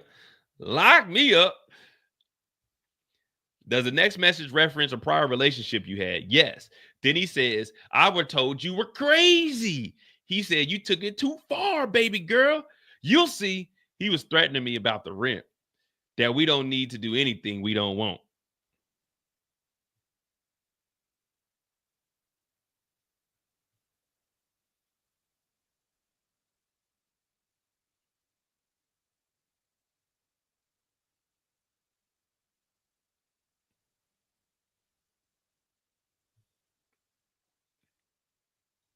I'm kind of confused where this is going.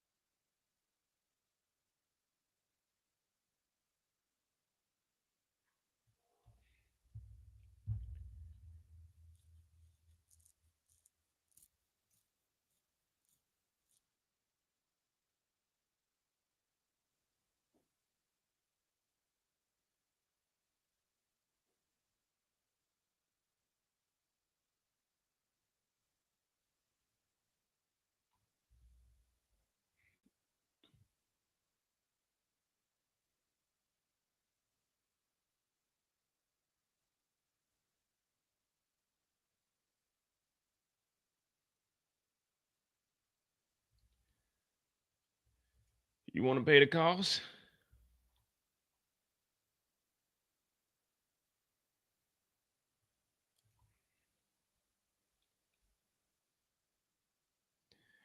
So the last thing she told Diddy was that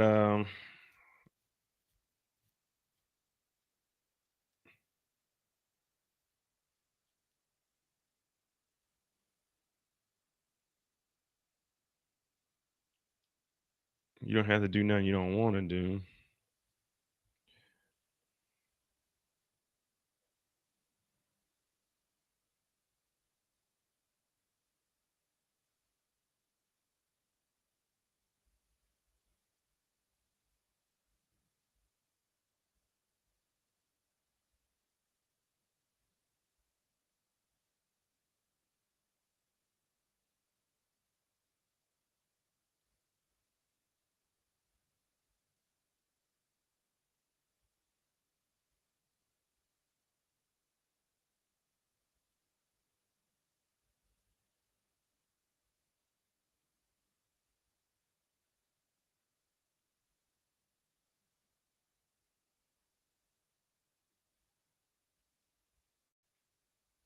We're just waiting on updates now.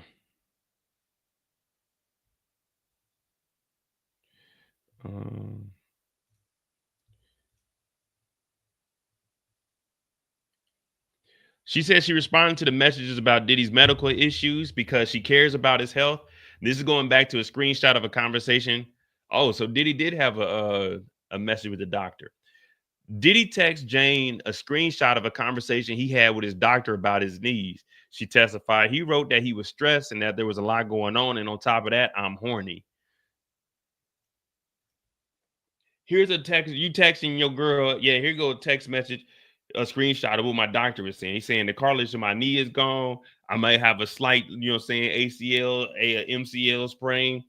Oh yeah, but I'm horny. Like this nigga Diddy there's no way you can be like this every single day. And this is a 53-year-old man. You know what I mean? I'm in my late 30s and I don't even be on go like this. Sometimes I'm like, let's just cuddle. You know what I mean? Let's just cuddle. Just lay on my chest a little bit. I just want to have you next to me. This nigga don't matter what's going on. This nigga is horny. Oh, we got a new record dropping. Man, I'm horny as a motherfucker. The doctor said we got to remove your leg, Diddy, but I'm horny as hell. This nigga is different to be 50. Like, I don't want to be like this when I'm that age, man.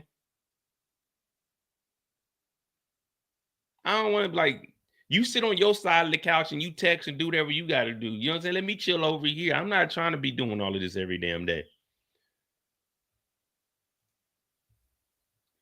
Diddy texts her a screenshot of a conversation with a doctor about his knees. He's stressed. There's a lot going on. On top of that, he's horny. Jane responded by telling him to take it easy and giving him some advice on medical issues. I don't know why she's giving advice when he's just talking to a doctor.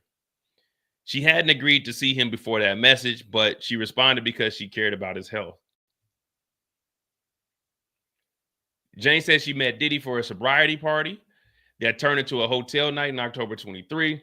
Jane didn't take drugs during the sobriety party, and she threw up after having sex with 2 men, she testified. When Diddy told her she had to throw up, he said, okay, that's good. You'll feel better. Now let's go outside. She then had sex with a 3rd man.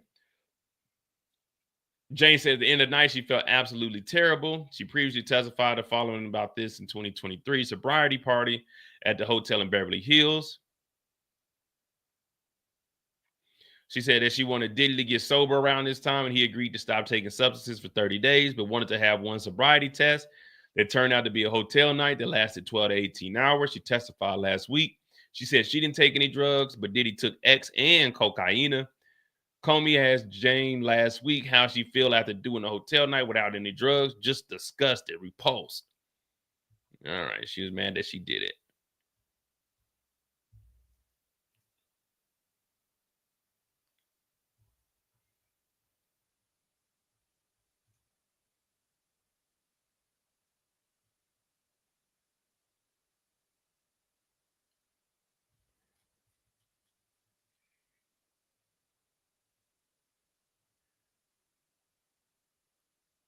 Okay, he was threatening me about the rent and doing anything. What up, Moochie? She said she wrote, all right, after he said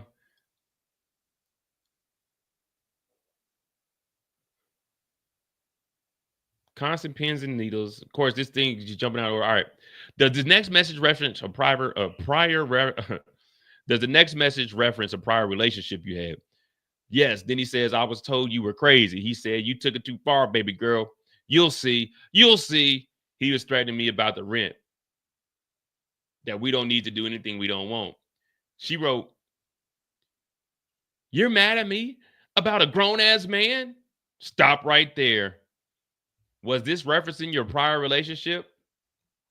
They talking about 50 Cent now, but they don't want to say 50's name to give away who Jane Doe is. But remember, she already said Diddy didn't like her baby daddy. So now you're mad at me about a grown-ass man. And that's, I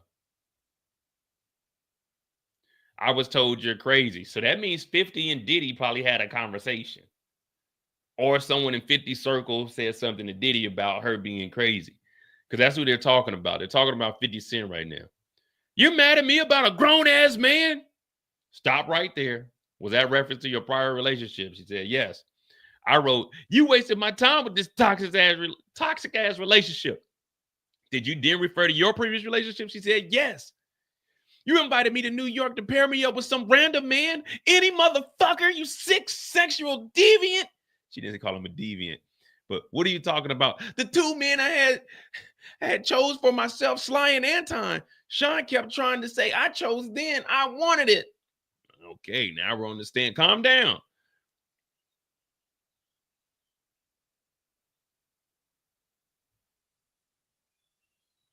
All right, all right, we're getting there. Push the buttons. Now, I hope Xavier isn't the one doing the cross, man, because he's terrible. They got to bring Nicole Westmoreland back up there. If they want to crack this, they got to bring Nicole Westmoreland back up here.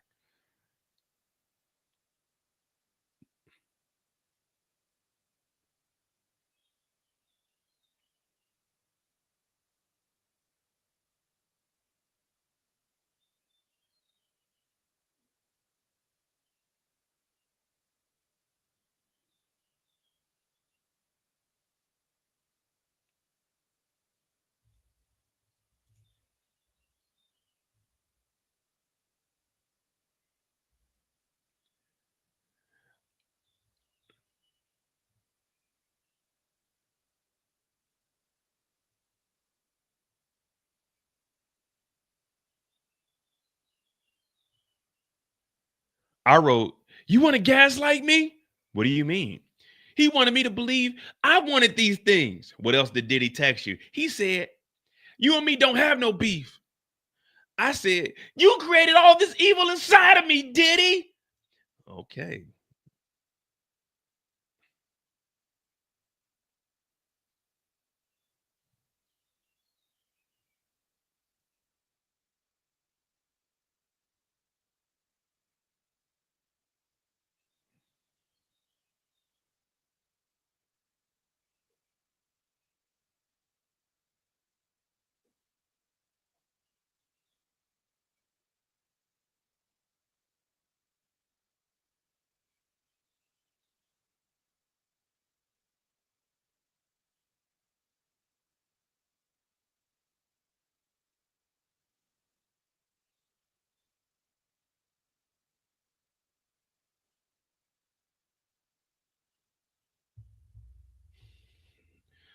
Oh, nigga, you ain't going nowhere. This is what she's saying.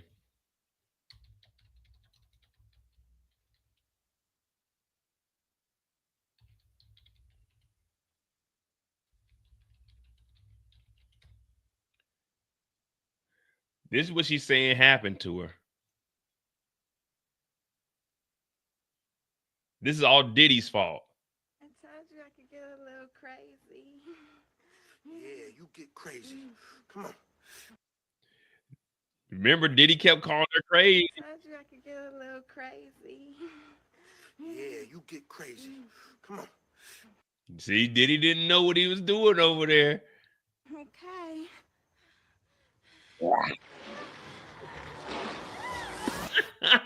I'm watching this movie tonight. All right, motherfucker. Let's get it on. Oh, no, nigga, you ain't going nowhere. She turned him into a demon. I told you I could get a little crazy. Yeah, you get crazy. Come on. Okay.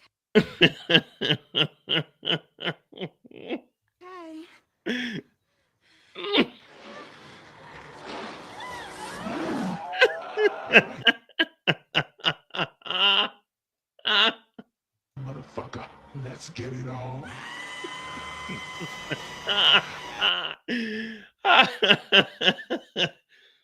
Oh, man. You created all this evil inside of me, Diddy. No, this is a laughing matter. Talk about the demon. We ain't talking about it. We not talking about anything that physically happened. We're talking about the evil. We're laughing at the evil. We're not talking about the situation. We're laughing at the evil that was inside of her.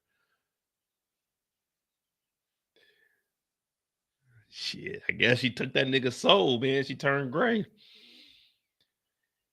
Oh, man.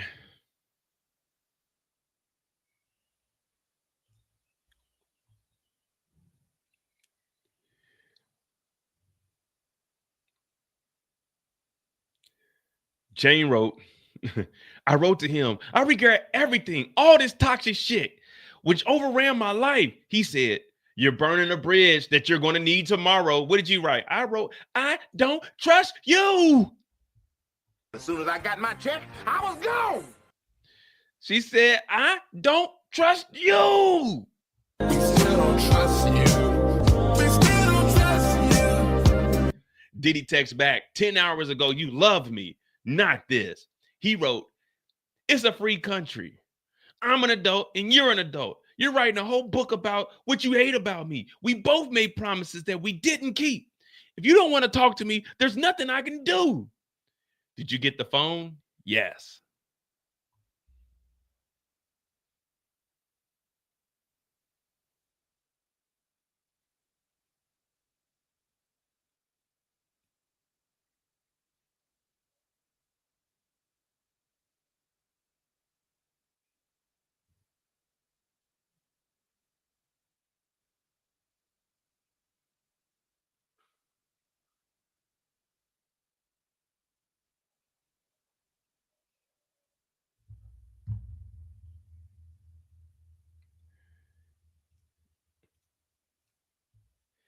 Jane said she asked Diddy for money following the traumatic party.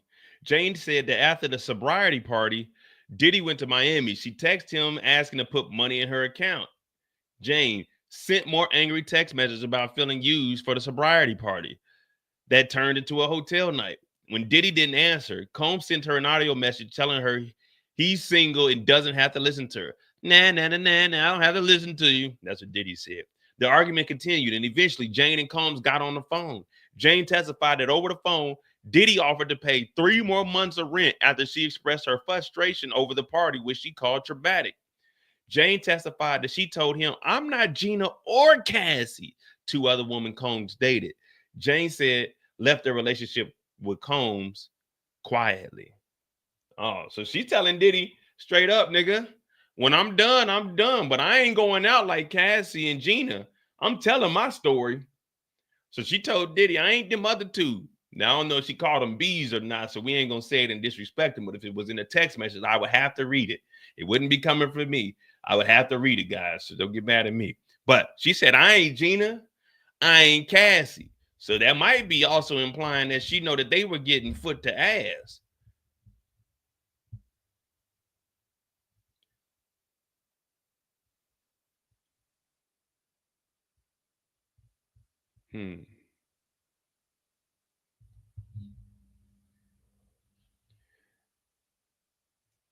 Let me see where we at. Y'all know how y'all be getting. Okay, we doing decent today. We doing. Let me get 15 more likes though. Hit that like button, hit that subscribe button. I'm Mo.J. We still got Jane Doe on the stand. We haven't took our first break. They had a short break, but they just been rolling through. So I'm guessing we're gonna go till. We'll probably end up going to lunch because it's 11:43 now. So I think this is just roll till lunch. This will be about a 2 hour. I'm gonna give me some water. You know, we be trying to do the first hour without anything.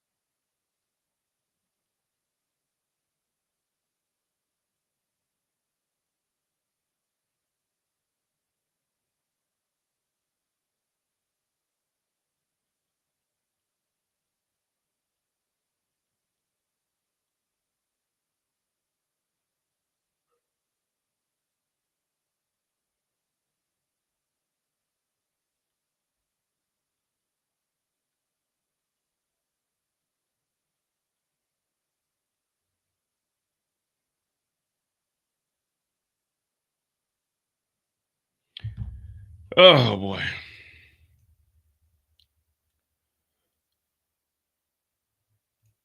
She said she was with Diddy when he got arrested. Well, up until when he got arrested. So,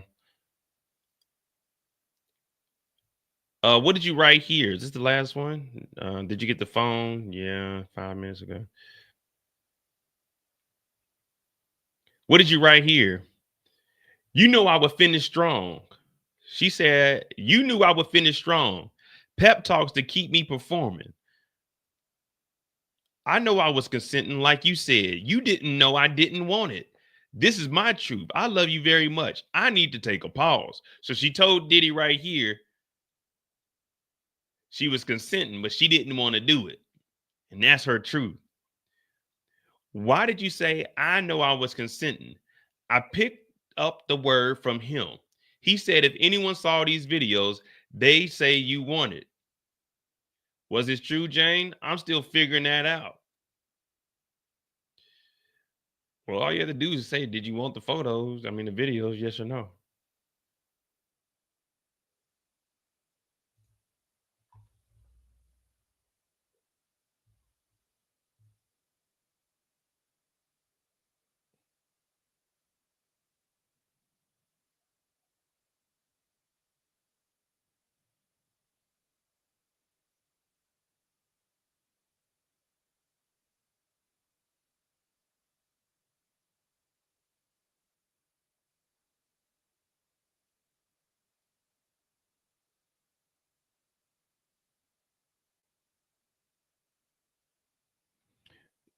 Yeah, question is, though, Diddy said if anyone sees these videos, they'd say she wanted.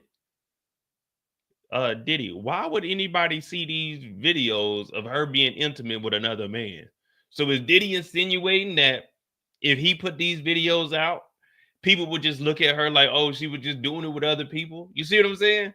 So everyone's saying, oh, she was consenting. She said she consented. Well, why is Diddy telling her if someone saw these, it would look like you wanted it? Why would anybody see these videos? Unless Diddy had intentions on somebody seeing them videos.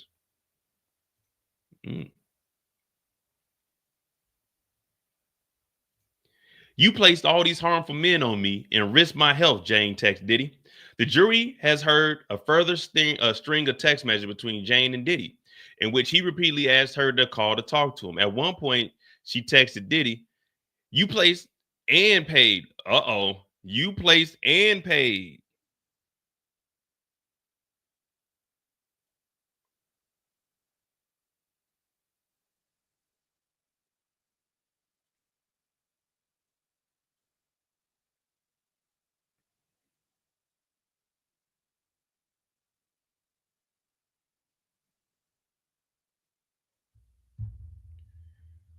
She said, you placed and paid all these harmful men on me and risked my health.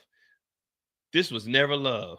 I regret everything and all this dark, toxic ish that entered my life. All right, well, now we got it on record that Diddy paid for all of these gentlemen. Even though we knew that already, because she ain't got no money. She's begging for money in her account to pay for rent and furniture.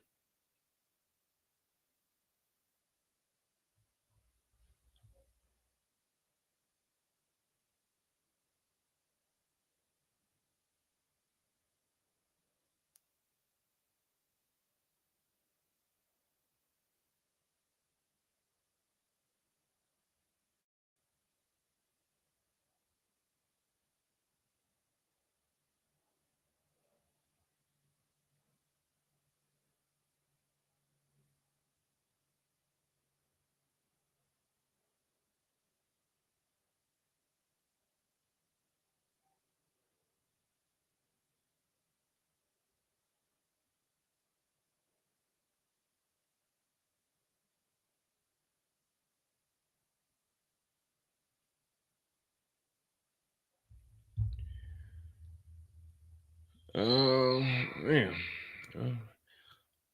This is Diddy for you. I mean,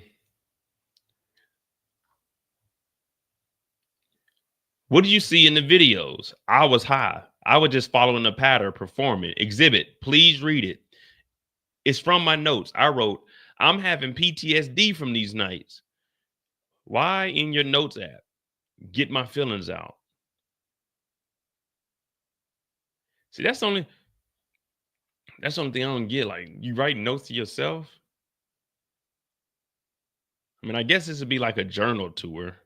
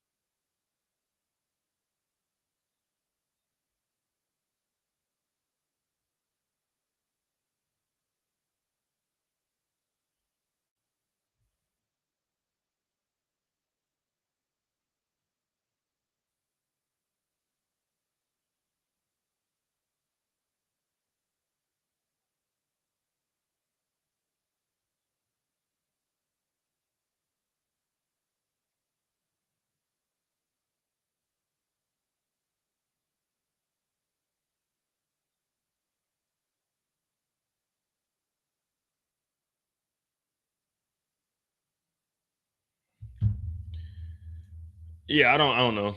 Well, at least she got them in the notes around the time that these text messages were going out. So, I mean, if you like looking at the timeline, they showing like the text message, and then you got the PTSD like in the notes, because the notes does save what time that you entered them in there. I mean, she was keeping. It's no different than a journal or a diary. You know, they enter all that into evidence because that's what you were feeling at that time. And she also got text messages telling Diddy that, you know, you paid for these men, you put her health at risk. So as long as it coincides with what was going on in the actual text message, I guess you can still use it. I mean, obviously you're using it right now because it's from her, but yeah, she could have just been at home being a mother, but she couldn't afford being a mother though. She's broke.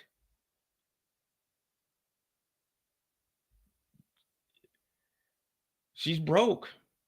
But she's really not broke. $6,700. $6,700. Look, even with child's, like, let's just say you made $6,700 a month.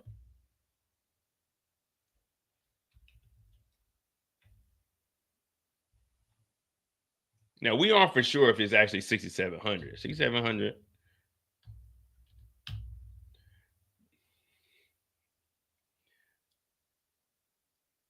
You mean to tell me that a single mother of one can't make do with $80,000? And that's just off of child support for the baby. That's what they said that 50 was roughly paying, about 6,700.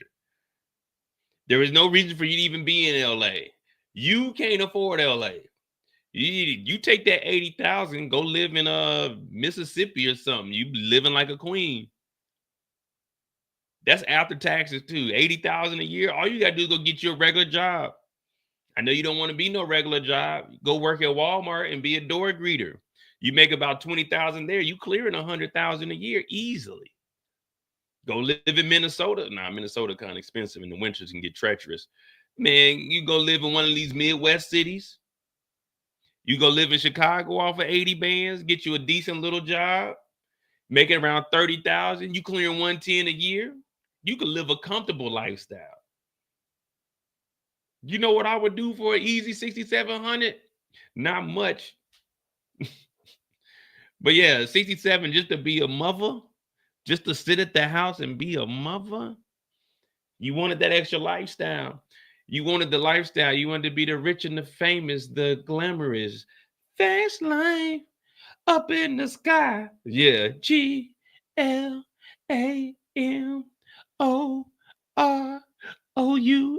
Yeah. But we ain't here for the dumb decisions being made because you ain't the one on trial. After this is over with, you can still go back to your regular lifestyle. Now, people gonna know who you are, and yeah, they're gonna clown you whenever you post something. I mean, you're gonna have people in the, saying, "Oh, we wish you the best for your suffering," but this is the internet. We rather clown you than be on your side. Yeah, you know what I mean? It's fucked up what you went through, but yeah, I don't really have much to say because this was your decision. This is the path you went down. This is your life. But I'm here for the crimes that Diddy committed. I'm not really here for your personal experience. I'm just trying to hear the crimes that are committed because that's what we're here for, the defendant. Now, tell your story, and get that off. Like, I'm not saying like I'm bad or anything at you, but my whole thing is, what, $80,000 a year just for having a kid? That's kind of crazy. $80,000 just for a kid. Man, put his ass in regular school. He don't need no private school. Catch the bus like the rest of us did growing up. Go to school, get whooped on or something. Or if you can't afford it, get that little nigga to his daddy and you do what you need to do. But 80,000, and we never even heard you say anything about the kid this whole time. All we know is that you just be going to different cities and freaking off. But it is what it is, man. But 80,000 for a kid, that's, man, back in I think my pops is making like in 90, I want to say like 95. My pops is probably making about, my dad was stingy though with the money. I think my dad back in like 80, no, not 80, but like in the mid 90s, I think my dad was making like 80 something. That nigga was stingy as hell. 80 something back then was like 110, 120. But yeah, he was stingy as hell. We were still only getting one pair of shoes, but he made that work for 5 kids. You got 80 bands and you can't make it work with one kid. That's something to do with you. You know what I mean? But what up, Kendall? Yeah, well, Kendall, you come from a rich family. You don't know it. You got to get on the bus. You got to get on the bus. You got to get off at a different bus stop. You got to fight niggas. You got to get off and go try to hang out with the girls. You got to ride the bus. The bus is where you got real world experience. You got school that's just going to teach you about bullshit. Well, if you actually pay attention to it, it's going to actually be good stuff. But then you got that bus. That was the real world. That was your ecosystem. You had to get off the bus. You had to fight niggas. You had to sneak on the bus because the bus driver, hey, you don't ride this bus, man. I'm just gonna let me go over there, man. You got to scrap on the bus. And the bus was the place that you developed your characteristics. That's where you became a man, or should we say a preteen. So riding the bus is important for kid development. If you don't ride the bus, you that weird kid. Like, man, your parents drop you off, man. What's wrong with you? Oh, my parents don't let me walk to school.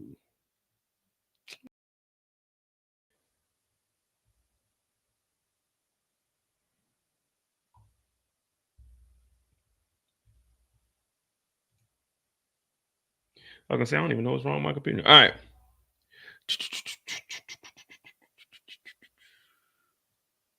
PTSD. Yeah, that 80 is cool. If I can make another easy 40, shit, that'll clear 80 right there. Okay. PTSD. Did you see Sean today? Yes, at his home. I was confronted by him. I was able to talk about the pain I was feeling. He was hugging me. What are these? Photos I took of us in his master bedroom. I felt he understood me in this moment. He had a Halloween video shoot. That was nice, but his birthday was approaching and I felt nervous. He'd want to party hard, but he spent his birthday with his family. I got him a mobile television. A mobile television. We had these things called movie nights, our videos. I felt this TV could substitute for entertainment. Then the Cassie lawsuit came out. It was everywhere on social media. I think I fainted. Why? Because sobs. There were 3 pages that were heroin. What I was experiencing. Did you screenshot those pages? Yes. Do you recognize this? It's Cassie's lawsuit filed November 16th, 2023. Had you met Cassie? In 2015, a fashion show and a celebration of Sean. That's the only time I met Cassie. And for people saying notes are not evidence, notes are definitely evidence.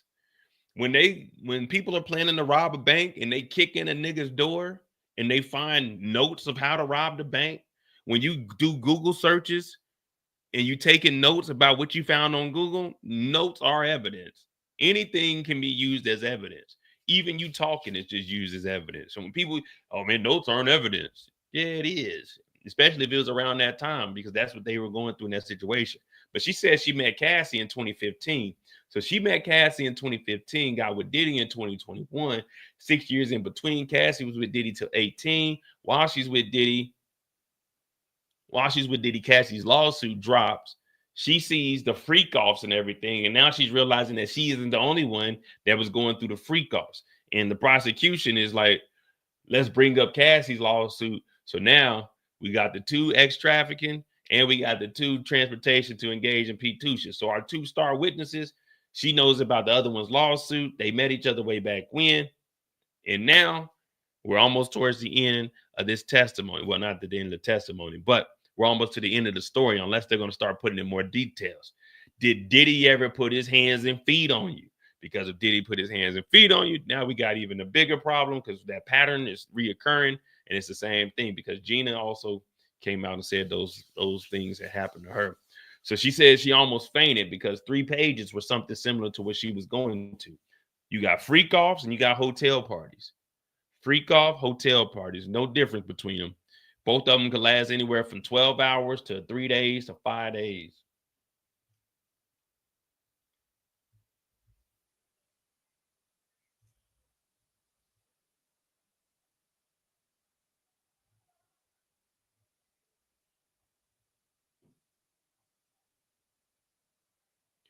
I was reading these pages and it felt like a nightmare. I had a lot of sympathy for this because, objection, Your Honor. Ask a new question. How did you react? Like, I can't believe I'm reading my own story. So now we're getting into the nitty gritty.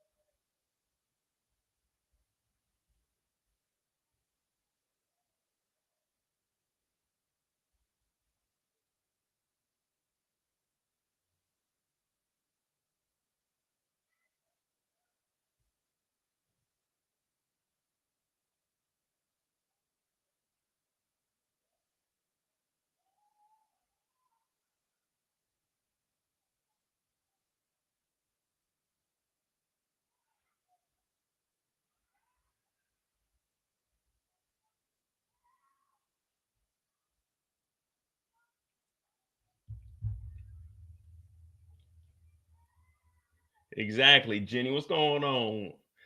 Or as Diddy would say, girl, stop.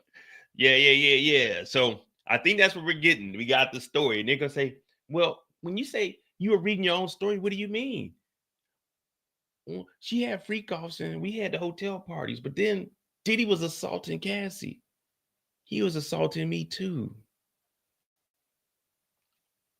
No, you don't say that, Jane. What do you elaborate more? What do you mean he was putting his hands on you? What did he do? Walk us through it. When did this abuse start? And then she's gonna start giving us a back date. And then she's gonna start going through it. You remember this freak off? I mean, you remember this hotel party? You remember we was here? He slapped me here. If that's what they're doing, the prosecution been building this up. They wanted to go through all the X, and then they're gonna drop that bomb on them.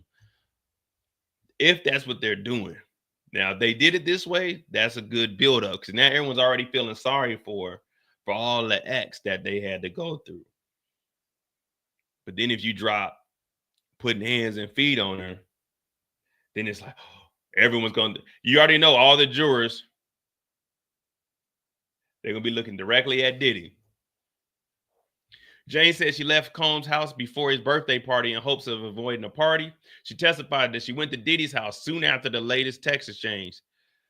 she testified about. The visit ended up being one of my favorite moments, she said. The jury saw photos of the two together in his master bathroom. She recalled this was the first time she felt supported by Diddy. I felt he had really absorbed for the first time what I was saying, and I felt he understood me in this moment.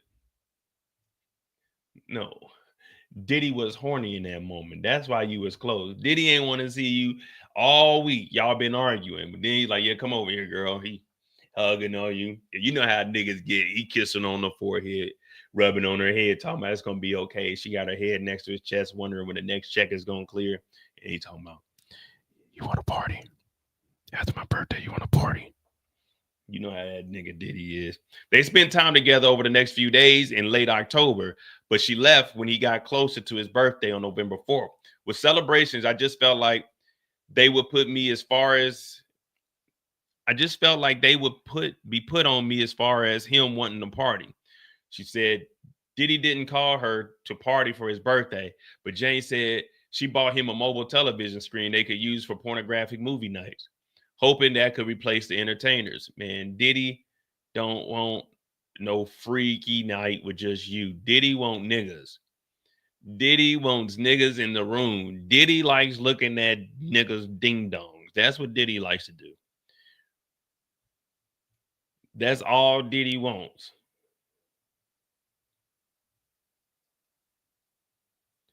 All right, read your message the day after Cassie's lawsuit.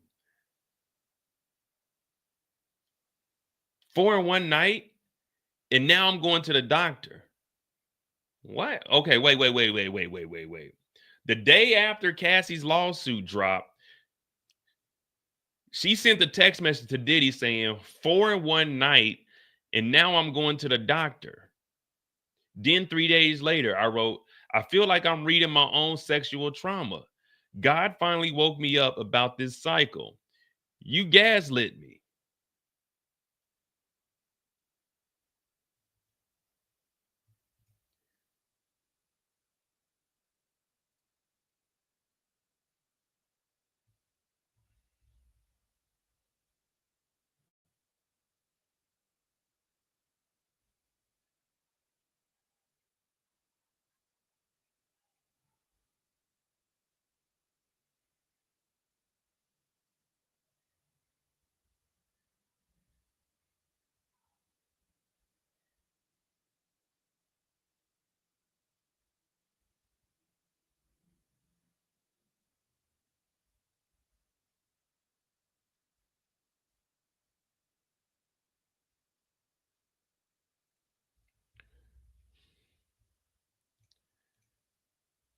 All right, so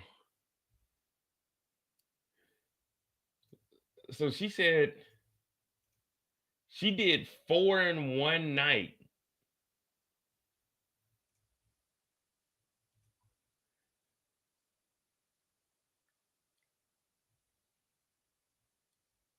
Four in one night, and then she went to the doctor. That's fucking crazy, man.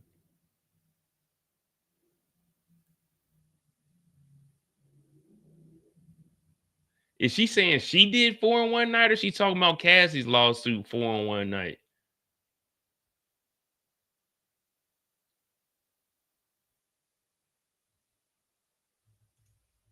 Either way. All right, CNN probably give us an update. Cassie's 23 lawsuit was like reading my own story. Jane testified about learning about Cassie's lawsuit in November of 23. Remember, this is late 23 that she was over at Diddy's house prior to the birthday, which was 24. And not 24, but November 4th. Cassie's lawsuit dropped mid-November, and then it got settled the very next day. But the day after Cassie's lawsuit dropped, Diddy took care of it the next day. So the day that Diddy paid out the lawsuit, Diddy settled the lawsuit with Cassie. Jane Doe is texting, she fucked 4 niggas in one night and had to go to the doctor. So it's like, Diddy's settling one case, but doing the same case, a whole nother case that's identical to the case he just paid. At what point does your mind be like, you know what? Maybe I'm going down the wrong path. Maybe the shit I'm doing ain't right. Maybe I should stop doing what I'm doing because someone just hit me over the head for 20 M's. Maybe I should stop. Like maybe the shit I'm doing ain't right. If Cassie is going to do a book and she's been asking for money all year to not release this book, maybe I shouldn't be doing that with who I'm with. But then the day that you settle this lawsuit with Cassie, your second case that is similar to the first case, she's texting you that since you paid for niggas, she fucked them all. She got to go to the doctor. And not once did it like, well, he probably high as hell. So it ain't like no one around him was like, hey, nigga, you got the same thing going on right here. Them hotel parties. That's what she was talking about, the free calls. We probably should stop hosting the hotel parties. Maybe you should chill out on those drugs a little bit because he said you was high as hell. Maybe you should just chill, man. Maybe you should put all these other girls to the side, like not have any of them come over. Maybe Young Miami because they already know she's whoring it up, but maybe you should stop it with the ones you got going on right now. You paying all this rent and stuff. Like not once did it like, man, maybe I should stop this shit. Diddy, a lawsuit which Cassie accused Diddy of R and physical abuse, which was settled the day after it was filed. I almost fainted. In fact, I think I did. Jane said 3 pages in Cassie lawsuit was a resemblance of her own experience. I just reacted like I can't believe I'm reading my own story. Jane says she has only met Cassie a couple of times in passing years ago. They've not communicated beyond that.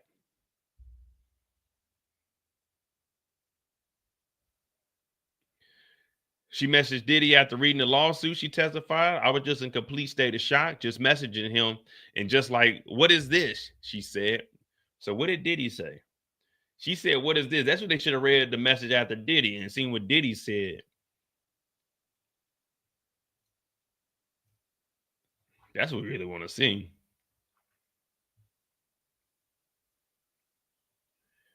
All right, you gaslit me.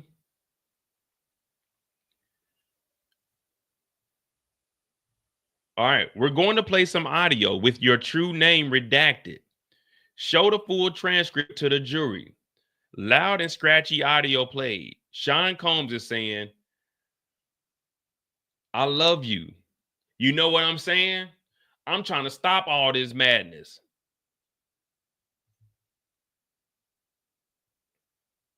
Jane said, I don't know. Did you know you was being recorded? No. Did you know you were being listened in on? No. More audio. Jane saying, who's there? Who's there when I close my eyes and I have these fucked up things in my head? Played at 3:45.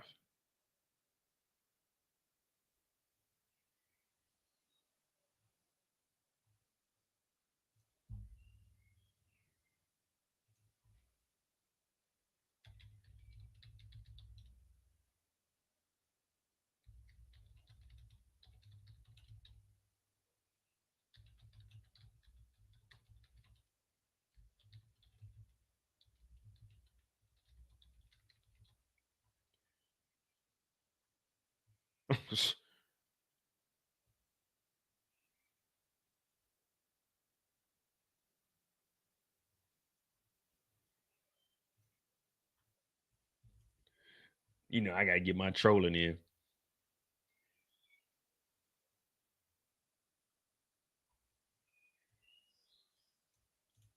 So she didn't know that she was being recorded. Diddy recorded it.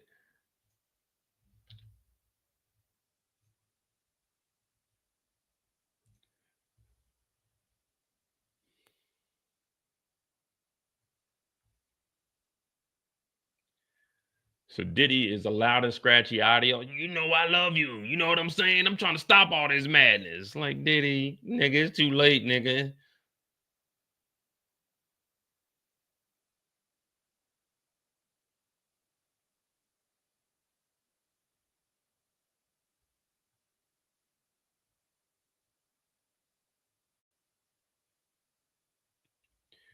Yeah, this audio right here is basically him saying, man, I love you and shit, man. I'm trying to stop all this madness, nigga. What madness? All of this shit is what you cause, nigga. The only madness is the man in the mirror. The man in the mirror. He talking about I'm trying to stop all this madness. And what was Diddy recording? Like, what was Diddy recording the audio for? Why would you record audio if you talking to someone you're doing the exact same thing the lawsuit said that you was doing?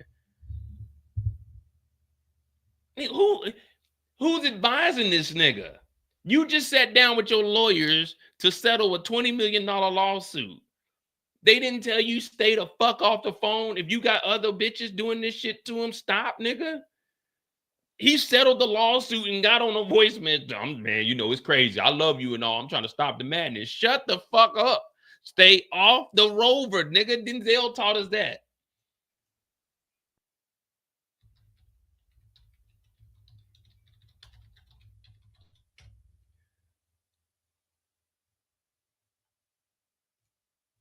I always remember this. Stay off the rover. Stay off of the road. Stay off the rover. You don't want niggas knowing what you doing.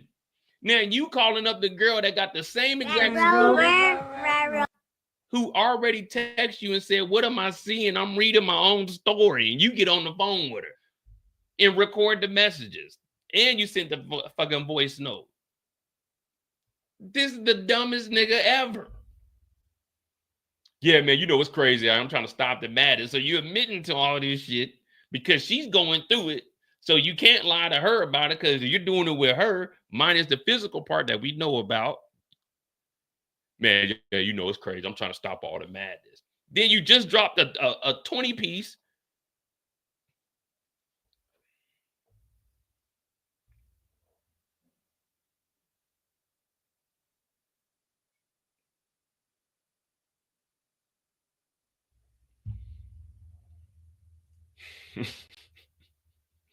He tried to say, I love you. He thought that I love you was going to get him a battle this one. Nice try, Diddy. You were better off playing Shorty Swing My Way. Show look good to me. Now, Mo, could you please swing my way? They said play the 345, nigga.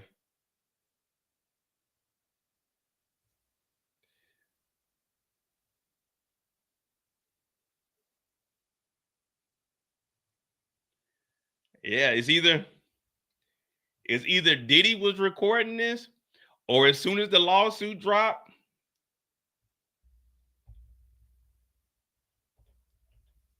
the FBI. Yeah, this the FBI. They seen that lawsuit drop. They said, wait a minute. Someone contacted Judge. Get us a warrant. Yeah. Get us a warrant. Put a tap on that nigga's phone right now. As soon as that lawsuit dropped, they said, he was doing what? Yeah, we've been waiting to get this nigga Diddy. Tap that motherfucking phone. Now, I don't think the phone was tapped. It could have been, but I think this is just how I guess Diddy's record. I don't know what. Because it says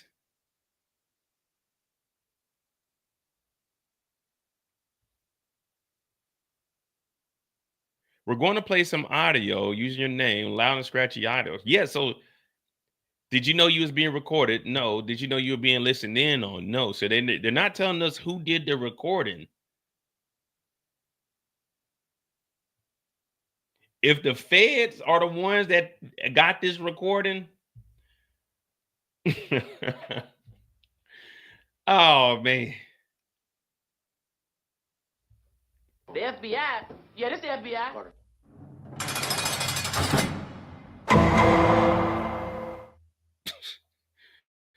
Dog, if the feds are the ones that got this recording, well, if the feds are the ones that tapped this, because the feds are presenting the recording, so we know they got the recording. But if they were the ones that were like tapping this nigga's phone, hey, let's be honest. What up, Marquito? Let's be honest.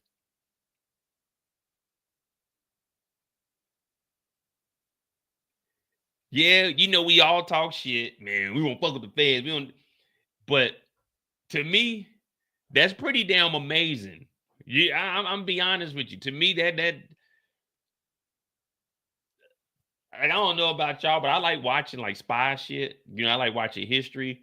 I always watch a lot of documentaries. So I like watching how they spying and they do all of the research and they do their investigation. So if they seen that lawsuit drop and they were like, we got him. It tapped that nigga's phone within 1 day, within 24 hours, dog, you gotta admit that's pretty damn cool. You know what I mean? I know it's fuck the feds, but let's be honest, that shit, these motherfuckers know everything. That's what I be getting. When we watching TV shows, we breaking it down.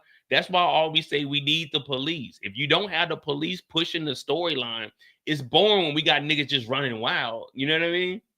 It's boring when you just got niggas running around, ain't nothing in check.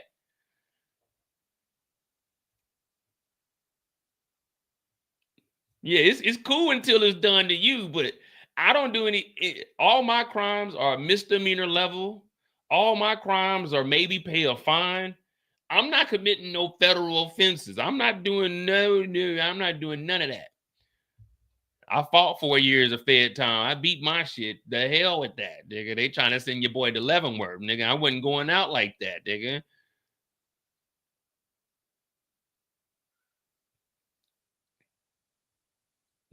But it's cool how much information they have. Because when my case got brought up, mind you, I wasn't there when any of it happened. I was in school. I was in class when it happened. But these niggas had they had text messages from 3 different people that I didn't even know was involved in it. They had fucking camera footage from the pawn shop. They had so much shit. I'm like, what the fuck, man? If it wasn't for me being in class, nigga, they would have got me in that bullshit. Cause you know, I was associated with some, I won't even call them mongrels. It was just some niggas. We just, you know what I'm saying? I was what, 25? I think my boy Spears is what? I think he was 19. So we was all in tech school. But dog, man, when they gave my lawyer all the evidence and shit, dog, they had traffic cameras showing the car and who was in the car. They had the actual footage of them going into this pawn shop. I'm like, what the fuck were they doing? Like, I ain't had nothing to do with it. I was in class, but shit, you know what I'm saying? I may have known something, known somebody that knew somebody, but I ain't had no hands-on activity. And I ain't do no talking because I don't know nothing. I ain't see nothing. But yeah, man, it's crazy how much shit they can get. And that was just through the military. They had all of that. Because it's OSI, the Office of Special Investigation. It's kind of like the FBI of the Air Force. But then you got like the Army got their own thing too. But they just walk around in plain clothes. Man, they be at parties and shit. You don't know who the fuck they are. You go up to Amsterdam, they be watching to see if you buying drugs and shit. And they'll pop your ass. But it's called OSI. And them niggas had so much. I'm looking at this like, damn, oh well. I wasn't there, but shit, they're trying to give your boy 4 years. Fuck that. I said, I'm gonna go get me a real lawyer. This shit seems serious. But they tried to get my boy though, man. I remember he called me too. He's like, damn, Mo, they trying to get me to come back up there and go to court. I said, man, fuck them niggas, dog. You ain't in the military no more. Don't go back to that shit. So you never went. And yeah, man, you out. They kicked you out, man. They can't charge you again. They didn't already kick you out for whatever crime you committed. They're trying to get his ass to go up to court. But since they couldn't get him, nigga, they brought me in. Because they got they had the camera footage of him coming like to my dorm room and shit, because his was across the hall. But I got the little screen. I had my Xbox 360 and shit. So they used to all come over there. They knew I used to kick it with him. But yeah, man, fuck that shit. I ain't gonna lie to you. You sitting in there, I have my damn blues on, my tie and shit. I'm sweating like a motherfucker. I'm like, man, they're gonna try to get me. But fuck it, I beat that bitch. All right, let's continue on. Okay.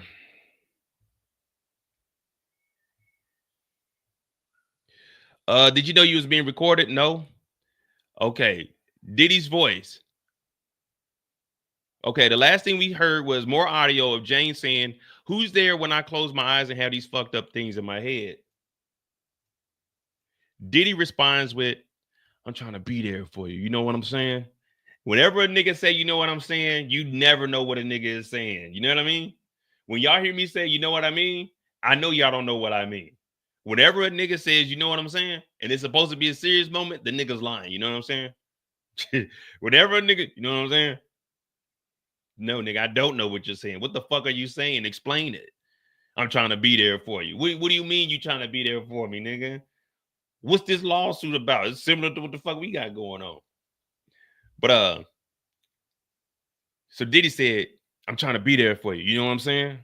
She said, I'm just fucked up right now. Diddy asked, are you recording me? Comey, Jane, were you recording him? Absolutely not. So who was doing the recording? Look. She said, I'm fucked up right now. Diddy said, are you recording me? Comey said, Jane, were you recording? She said, absolutely not. The feds had a wiretap on this nigga after one goddamn lawsuit drop. More audio.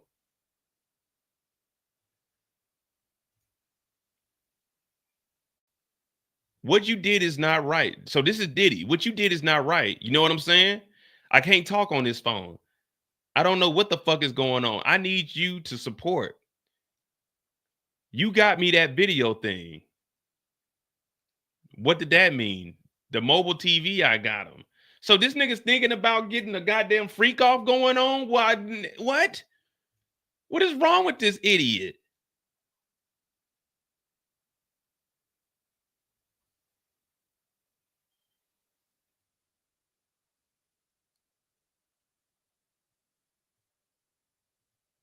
Diddy knew the feds. You know, when you have a lawyer, they can go down there and inquire on your behalf. Hey, is there any investigations on my client? Is there, you know what I mean? You can go and ask for that. That's your right. You can go down there and ask for that shit. But for Diddy to say, I can't talk on this phone. This nigga's lawyers probably told him after he paid that money, like, hey, nigga, stay off the rover.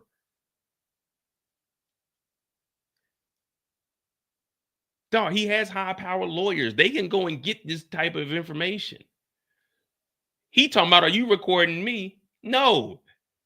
That man up there is recording you, nigga. They got the phones tapped. This nigga Diddy knew the feds was listening.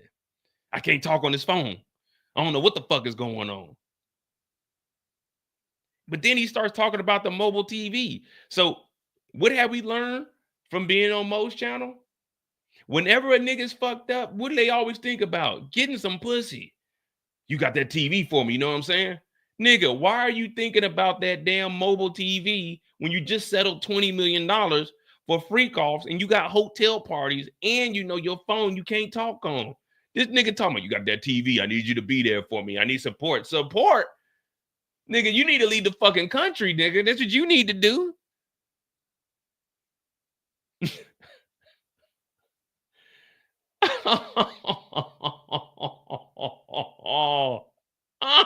This thing is, I can't talk on this phone, you know what I'm saying? But you got me that TV though. Nigga, you need to be gassing up that plane and going to visit Uncle Russ, nigga, and see what process he went through and expedite that motherfucking that citizenship or something. Nigga, you need to get the fuck out of here, nigga. Are you recording me? No. Well, I can't talk on this phone too much longer, you know what I'm saying? But you got that TV for me. This has to be one of the dumbest niggas ever. And I always said it, and y'all remember, just because a nigga got money don't mean he's smart.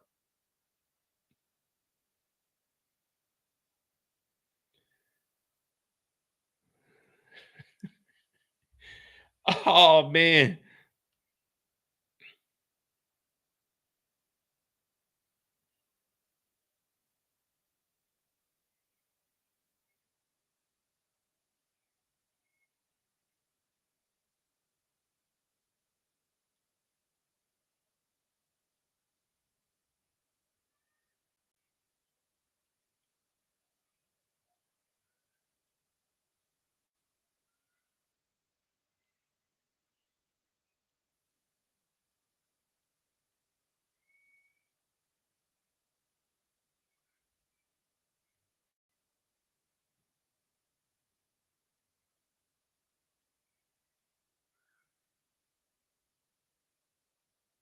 Give me a second.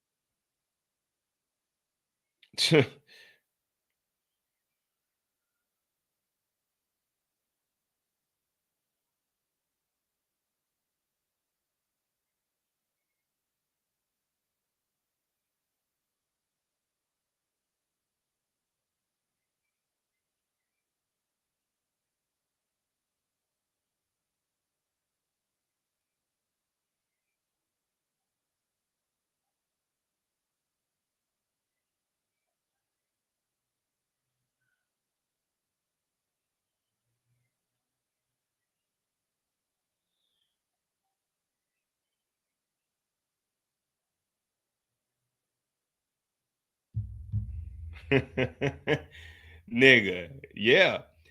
Anybody? Damn, I don't know what's wrong with. Okay, there you go. Yeah, anybody that's hanging with Diddy, shit, it's like if they were after him for this, well, they still haven't confirmed if it was a wiretap or not. We don't know where this audio is coming from.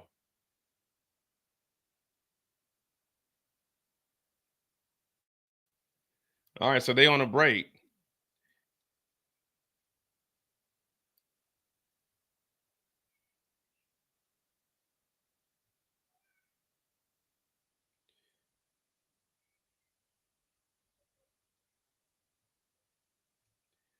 Damn.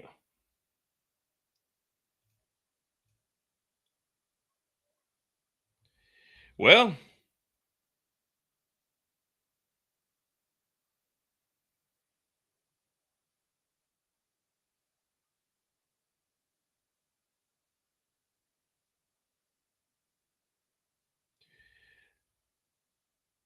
well, let me guess. Let me say this before anybody else says anything. We're on a break now. We finished up with Jane Doe part 1. That was 2.5 hours. Well, a little bit longer than 2.5 that they were on the stand, but for us, it was 2.5 hours that we've been up here. The first thing I would like to say, so you guys don't have to worry about saying it. I know. Mo, you're bringing down a black man. All right, I got that out the way. We don't need no one to come to my channel and tell me I'm bringing down a black man. I obviously recorded Diddy and Jane Doe, and I played it in the courthouse. So I'm bringing down a black man. I'm sorry, guys. Yeah, it was me. I did the recording. So you don't have to tell me that I'm bringing down a black man today. Let's start week 5 off. I already put that out there. I'm bringing down a black man. Yes, it was me that paid Cassie $20 million. Yes, it's me that recorded the phone conversation that they're playing in court. So I don't need anyone to tell me I'm bringing down a black man. All right, I got that taken care of. So we good on that. You know what I'm saying? On that front.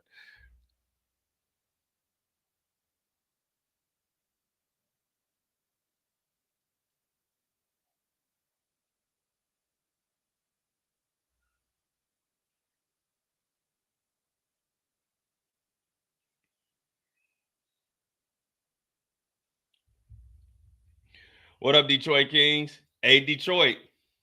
Hey, can y'all see me on the screen right now?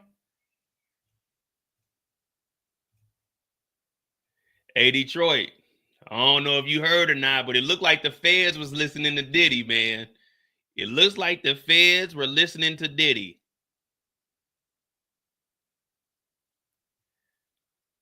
Diddy said, I'm trying to be there for you. You know what I'm saying? She said, I'm fucked up right now. Diddy said, are you recording me? The state said, Jane, are you recording Diddy? She said, absolutely not. They played the audio and Diddy said, what you did is not right. You know what I'm saying? I can't talk on this phone. I don't know what the fuck is going on. So somehow the feds got an audio recording of Diddy off of his phone. So it looks like they've been either as soon as Cassie dropped the lawsuit, them niggas went down there and got this, or Cassie and Cassie's lawyer went to the feds prior to dropping the lawsuit. Because the day that he's on the phone asking is she recording is the day he paid. Is Cassie's lawsuit the first day? The second day Diddy paid, that same day is the day that this audio is. So unless the feds, as soon as Cassie dropped it, they opened up an investigation, or they already been sitting on Diddy for a while and they were just waiting for something to catch this nigga up with. I wonder if they're going to disclose where this audio came from. How'd they get this audio? If she didn't do it, it had the only person it could be is the feds.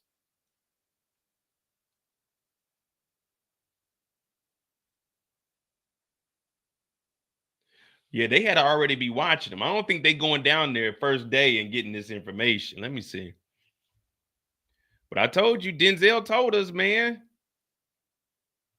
It's 2023. Stay off of the road. It's 2023 and he ain't know to stay off the phone. Let's see what CNN has to say.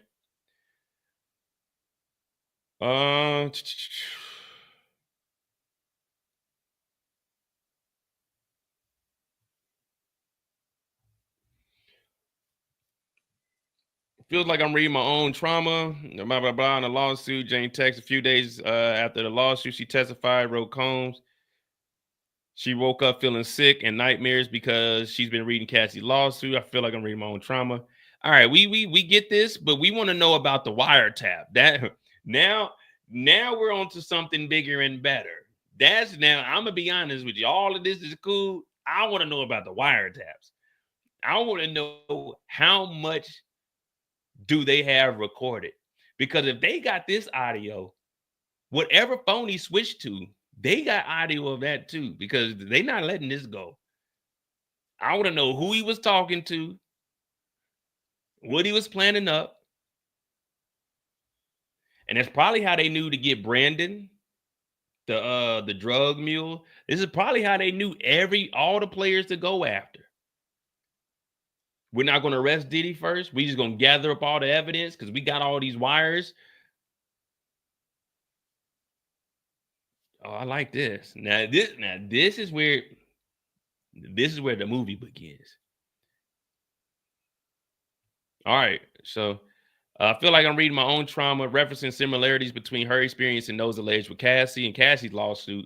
So she texts Diddy, even my own 2 birthday parties, you forced men on me. In a text message, you forced men on me. So everyone's saying that she was consenting. There is a text message from her telling Diddy her birthdays, you forced men on her. Not we consensually did this with men, you forced men on her. Because now she's looking at what she was going through and like, wait a minute. That's what happened to me. Now, I know people are saying it's money grabs, but this is her story. Did he force those men on her? If he didn't, where's the response at? Because you would have heard the defense object to that. We need context. But the Diddy probably say, I know I was fucked up or some shit. So there is a text message talking about you forced men on them. The sick part is you knew this was coming. So remember, Cassie and her team have been going at Diddy for over a year trying to get $30 million. That's the alleged number, 30 million, for the rights to her book. She wasn't going to sue Diddy in the beginning. She was just going to drop a book about her life. And everything that was in the book was pertaining to Diddy because that's who she was with. So everyone would have known. But Diddy didn't want to pay that. So it got to the point where she's like, well, shit. All right. But we don't know all the ins and outs behind the scenes. But remember they were saying that Diddy was basically playing her off. Like, nah, get the fuck out of here. Ain't nobody doing that shit. So she dropped the lawsuit. So now Diddy knew for a whole year that this was going on, but he's doing the same thing with her. So she texted Diddy and was like, the sick part is everything that you're doing to me, you knew Cassie had a book and was suing you for that shit, but you never stopped and you continued on. And that's why I was saying, Diddy, you knew that Cassie was doing this and you never thought maybe I should stop doing the same exact thing with other women. Like, and then you got hit with the 20 million and then you still contacting her on the phone talking about, yeah, you know, man, you recording me? Hold on. You recording me? It's just dumb, nigga. You knew for a whole year that Cassie was talking about releasing a book. Then she sued you and you still talking to her doing the same shit the whole time thinking life is sweet like Cassie wasn't really going to apply that pressure to your goofy ass. Now it took her like, wait a minute. That's the same shit I was going through. And to come to think about it, there was some times you forced the man on me. We knew she was even sending text. She didn't want to do it. But Diddy didn't give a fuck. Diddy was Diddy. He said, let's have a sobriety party, meaning let's go get sober. But instead, this nigga got high for 12 to 18 hours. This is Diddy. But my bad.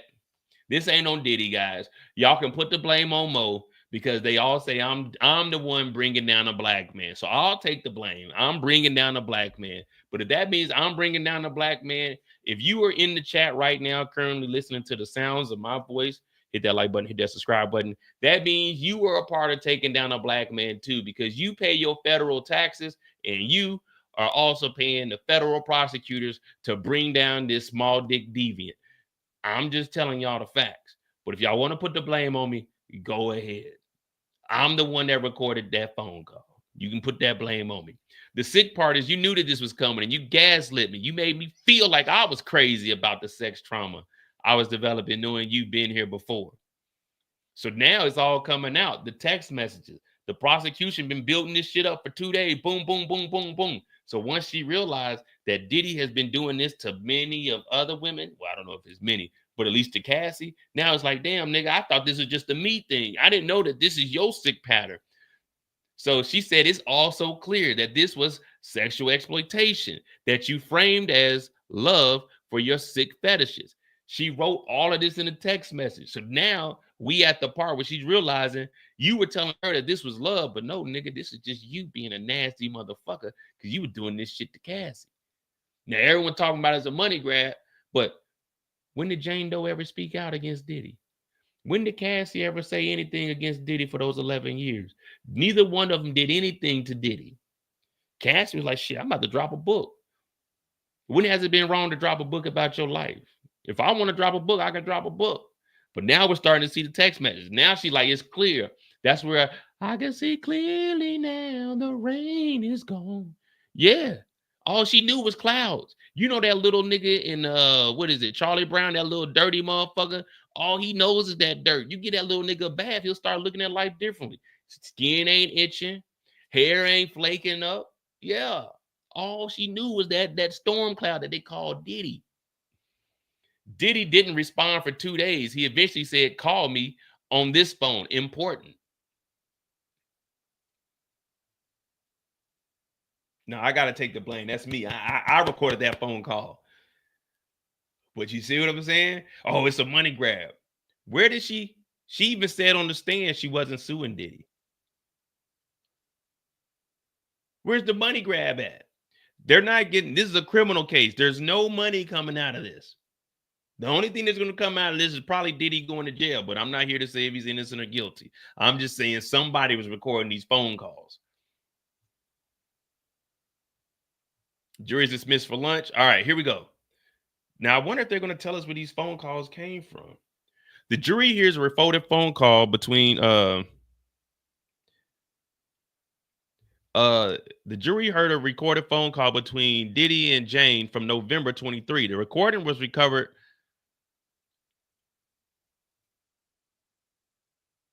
The feds wasn't recording. His chief of staff was recording.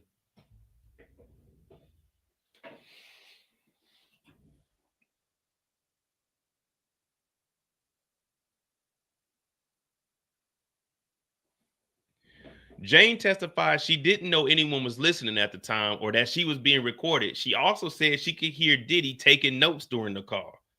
On the call, Diddy and Jane spoke about the lawsuit. She confirmed on the stand. Diddy told her, you know, I really can't talk on this phone, but also said he'd do what he could to make her feel better. Jane is audibly emotional on the call recording.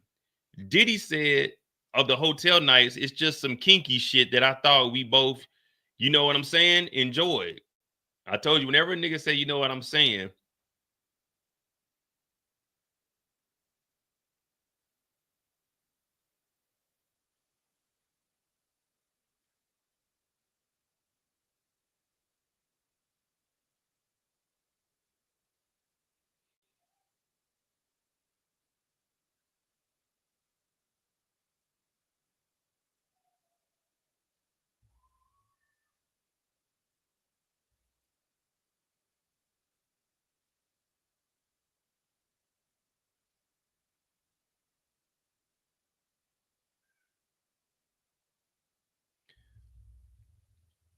Combs said of the hotel nights, it was just some kinky shit that I thought we both, you know what I'm saying, enjoyed.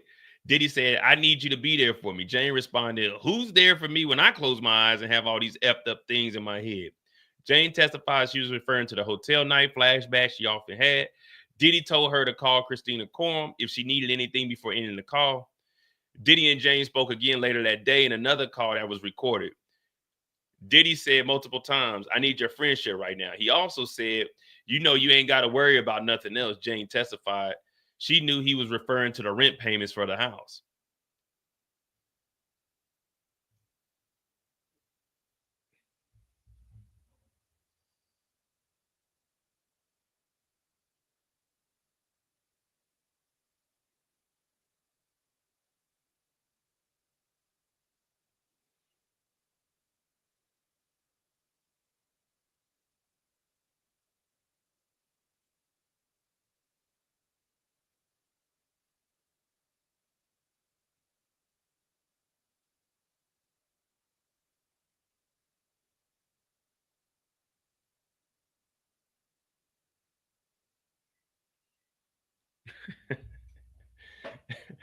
Oh, good old Diddy, man. You can't make this shit up, man. Black excellence, right?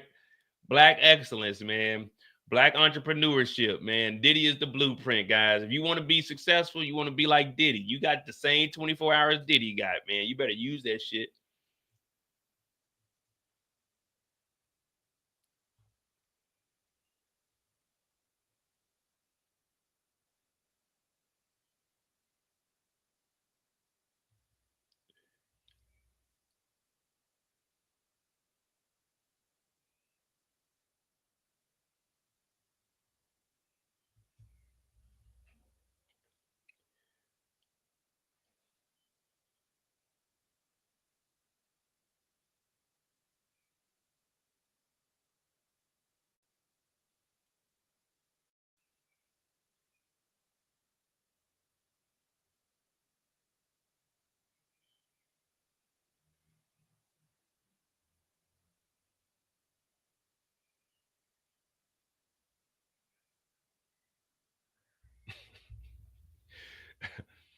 Your Honor, this might be a good place. How much longer? They said to finish today, but let me just see. More audio, the TV. All right, so that was the last spot.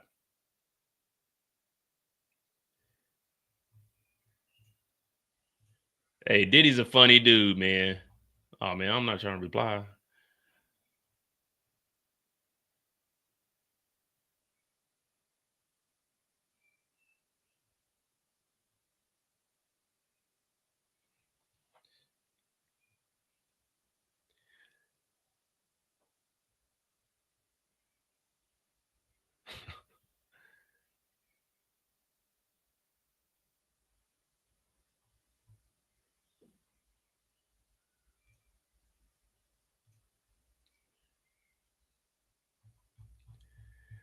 Sheesh, well.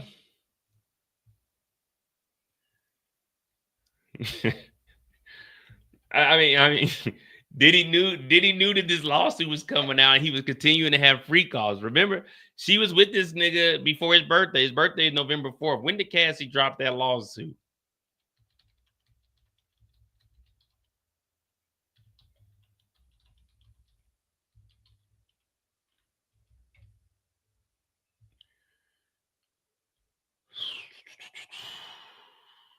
November 18th.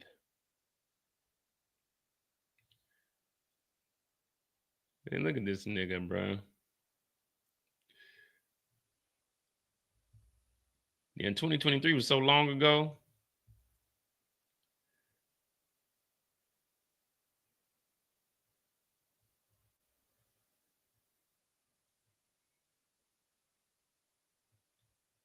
Yeah, Braffman's statement on Thursday said Cassie had for the past 6 months persistently demanded $30 million while threatening to write a damaging book about a relationship. And they kept saying it was blackmail. So Diddy knew all the way back, that's November. Diddy knew of May of 23. May of 23, Diddy knew about Cassie trying to get this money for a book. So she was like, look, $30 million, you can get the rights to my book. He is like, man, fuck that book, man. It's just blackmail. So she's all right.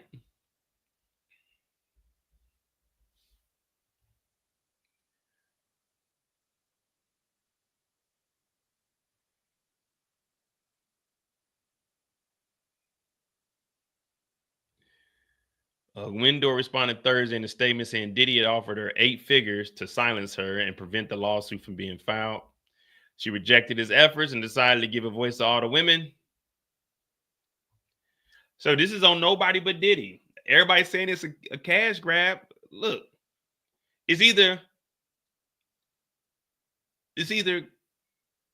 you pay for the rights to the book and you shut all of this up and nip it in the bud right now, or instead of a cash grab, Cassie can just write the book about her life being in the music industry and reveal all of this information. And now she has a book and she's going on a press tour and she's doing all of this. But instead, you could have just dropped the 30 million, took that hit, and none of this would have ever came out. This is on Diddy. So people saying that it's a money grab. How is writing a book about your life a money grab? If it's a money grab, that means getting your black ass up and going to work is a money grab. You can write a book about yourself. That's not a money grab. She was selling the rights to the book to Diddy. She was giving this nigga an opportunity to protect himself. But he's like, oh, that's blackmail. It ain't blackmail when it's her story, nigga. So regardless of what happened, if you were punching, it could have just been DV, but she was going to make $30 million and it was still going to damage your reputation because of shit you did. But you can't say it's a money grab because this was her story. It wasn't like she was saying, pay me or I'm going to tell the police on you. It was, nigga, do you want the rights to this book? If not, I'm going to drop this book on my own then. Fuck it. You see what I'm saying? How is writing your own book a money grab? It's fucking business, man. It is what it is. It's a money grab, man. They all here for the money. But we haven't heard nobody but the girl that got hung up over the balcony asked for 10 million. Now, they did say that they're going to do a mistrial. They're going to try to do a mistrial. The feds, they're putting in, they got to do a report for it today. And then he said he'll probably look at it tomorrow. So I guess after the trial, then they'll have it up tomorrow.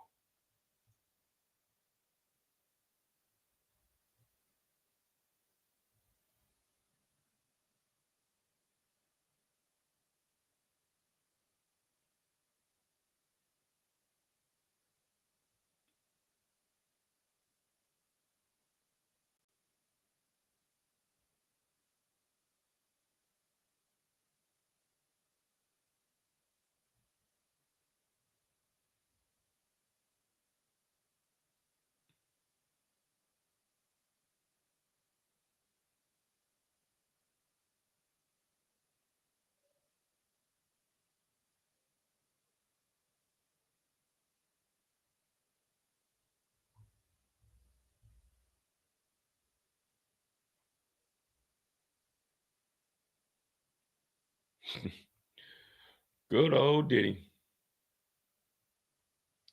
All right, so we'll see.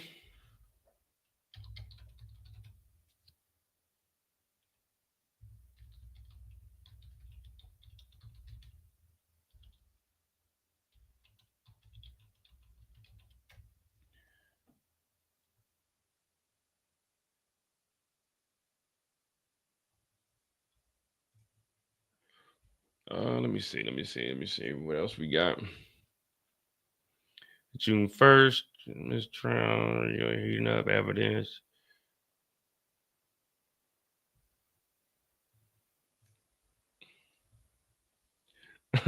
Oh man, we got like 2-3 more weeks before we hear ruling on this, and this is probably gonna take them. I don't know. It might take them like a day or two to actually do the deliberating. Let me see. I'm trying to see about the.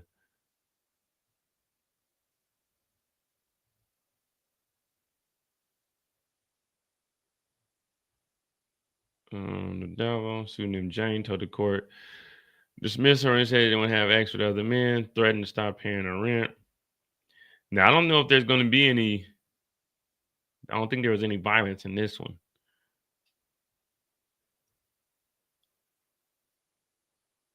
Well, it says financial support before physically abusing them or coercing them to.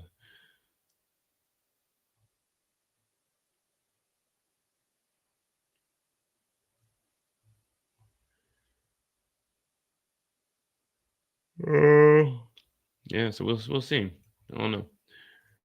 But hit that like button, hit that subscribe button. We got break until 1:15. So I guess it's about 20 minutes. Is any nah, she's on the stand until Wednesday. She's on the stand till Wednesday or Thursday. So the prosecution said they'll be done today, by the end of the day at least, and then the defense will get the cross, and she'll be up here probably at least a day and a half.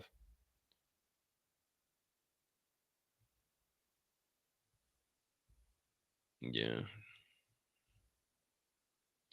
But I wonder, unless they have more audio, I wonder what they're going to talk about for the rest of the day. Unless they can prove that Diddy was, do y'all think that Diddy was still doing this after the, well, she said she was with Diddy till he got arrested. And he got arrested with all that, like he didn't,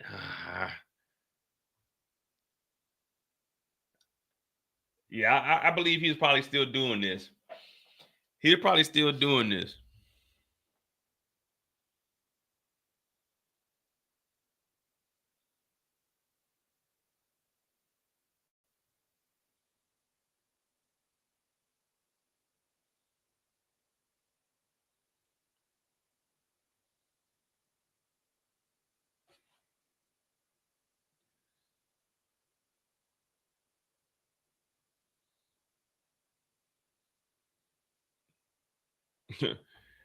Man, Diddy something else, man.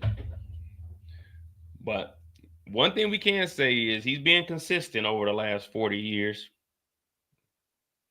or 30 years, however long.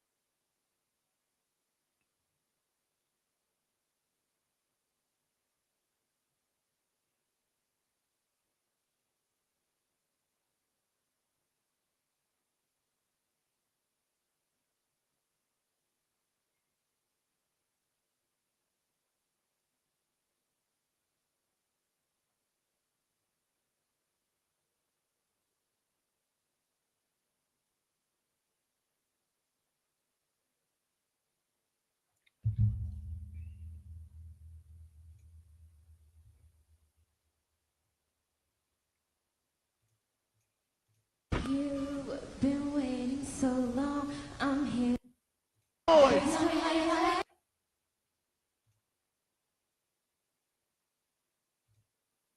Cassie, come on.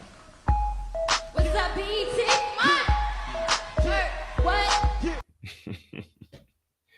Good old Cassie. Charlie, thank you for $4.99. Going back, the interns hotel paid Cassie $10 million because they sold the tape. The hotel manager probably sold the tape to CNN. Hey, man, well, she got paid though. They didn't have adequate security. I'd sue too. Hell, I'm trying to get me a slip and fall case or something. Shit. If I could make 10 mil off and get my ass whooped, not in the way that Cassie did, but shit. If I was to fight somebody, say if I was to like get in a fight with somebody at a hotel and no one broke it up. Oh, I'm suing the hotel for not having adequate security. I came to this hotel with the safety of being able to check into my place, go into my room, and relax. And y'all would too. Y'all would sue too. Shit, 10 million from them, 20 from Diddy, that's 30 M's. Shit, 2024 was a good look. Well, 23, 24, that was a good come up, man.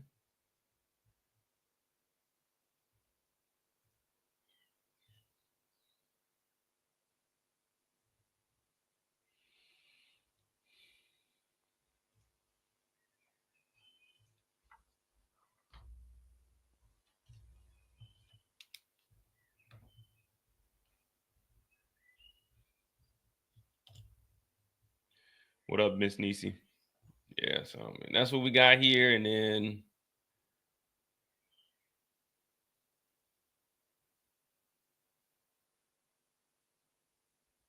so Diddy was taking notes. I wonder what that nigga was taking notes about.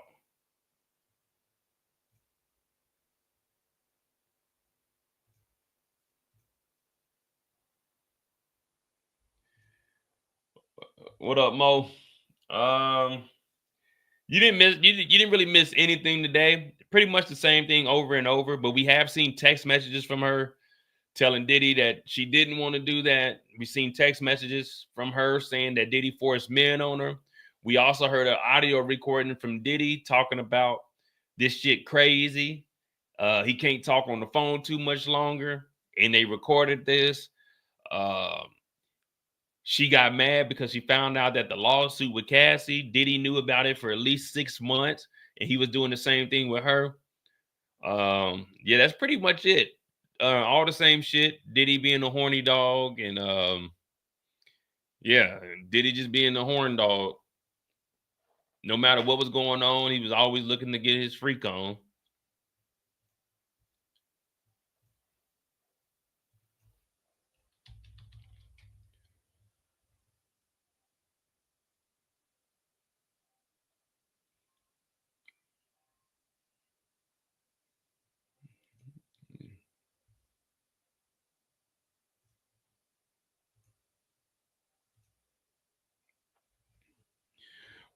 Diddy's trial. The judge delays the decision on the mistrial motion. They continue to testify.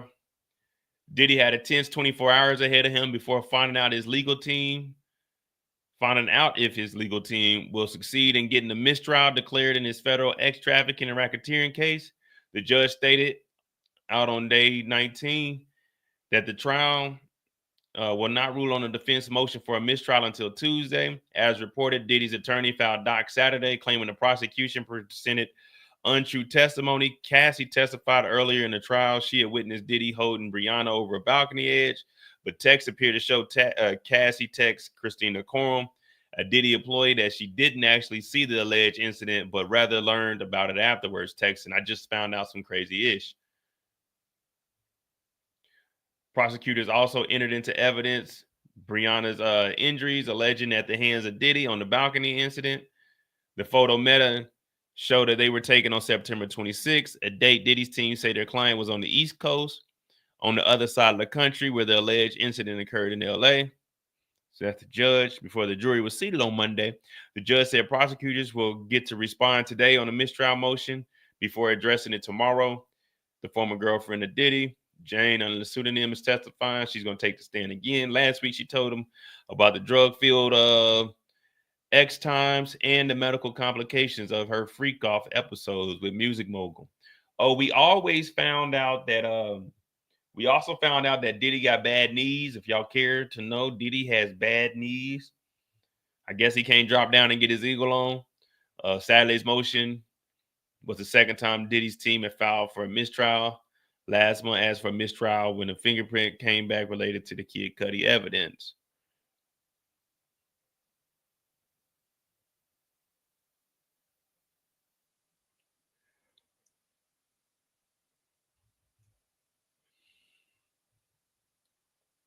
Former escort Shine. Cassie showed tremendous amounts of respect, but she understood her role in the freak offs. Of course, TMZ be blocking. Shine, one of more than 10 men who the prosecutors say participated in the freak offs, with the former couple coming forward to discuss his experience with the stars after his identity was revealed publicly earlier in the trial. Former escort took part in the X encounters with Diddy and Cassie during their relationship, says Cassie always treated him with respect, but he says it seemed like there were certain things she simply wasn't allowed to do. So now we got somebody in the freak off even talking about, oh yeah, some stuff that she couldn't do.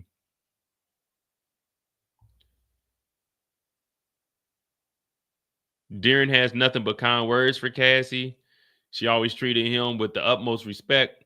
She says she once complimented him, saying he had an energy about him, and he says the compliment brought life light into his life at a very dark time. He's in a freak off. And it was probably dark in that room with just candles on. However, Darren also says that it was clear Cassie understood her role in the freak offs and said she would basically shut down conversations when Diddy left the room. So wasn't no talking when Diddy wasn't in there. He said she was a normal person and he felt she wanted to speak, but he thinks her respect for Diddy prevented her from making any moves whatsoever when he wasn't around.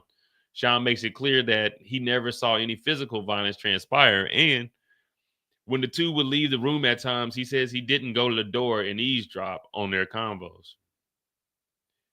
More testimony came out Wednesday in the trial, including Diddy's former security supervisor from the hotel, who told the jury he and others split $100K payoff from Diddy to bury the infamous Cassie beating video.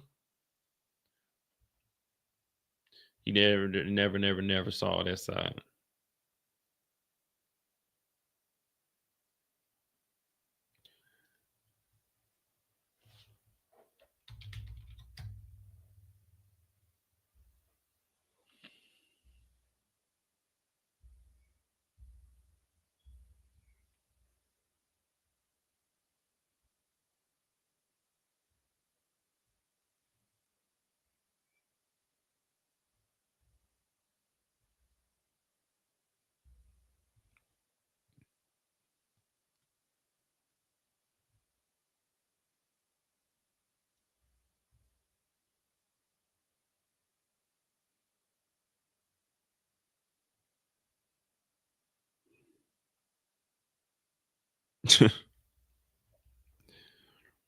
Hey, yeah, Diddy got bad knees, y'all. Any of y'all live in LA? Any of y'all out there protesting?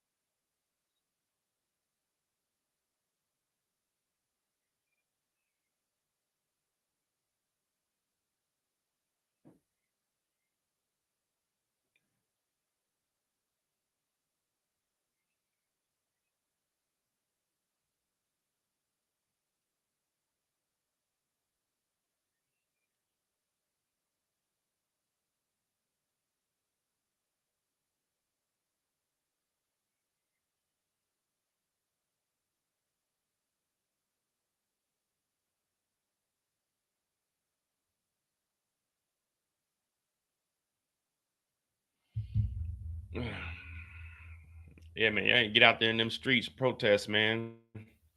Show up and show out, man.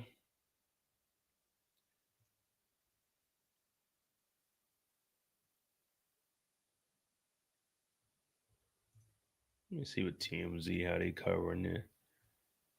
You see that Australian lady? She got hit with that damn rubber bullet, and that dude turned around and shot her. Texas change, Diddy. You'll just have silence. And ain't nobody threatening you. And I ain't trying to go back and forth with no woman. You know what I'm saying? I'm telling you, I ain't got no time for no games. Where my life is at right now, I don't have no time for no games, baby girl. So this is one of the voicemails that was played in the courthouse.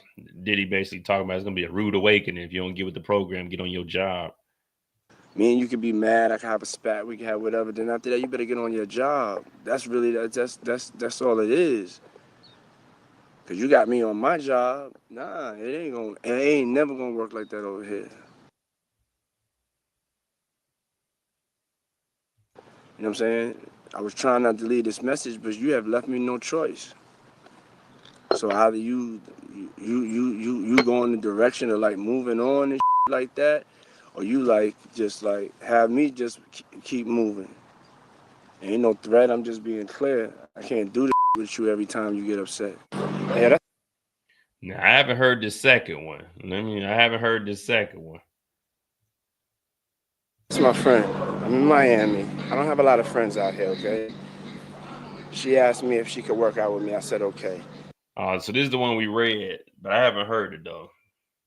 You gotta believe what you want. This is the last time you're gonna be cursing at me, disrespecting me over nothing. Like I'm a human being. I'm not gonna lock myself up in a room and have no friends. I don't have a bunch of guy friends. I already told you that. And she just came over to work out. Like, but Again, no one has ever said, look at Diddy, man. What is his workout regimen? Man, you know, I need to get on that Diddy workout plan. Hell no. Talking about, yeah, man, she came over here.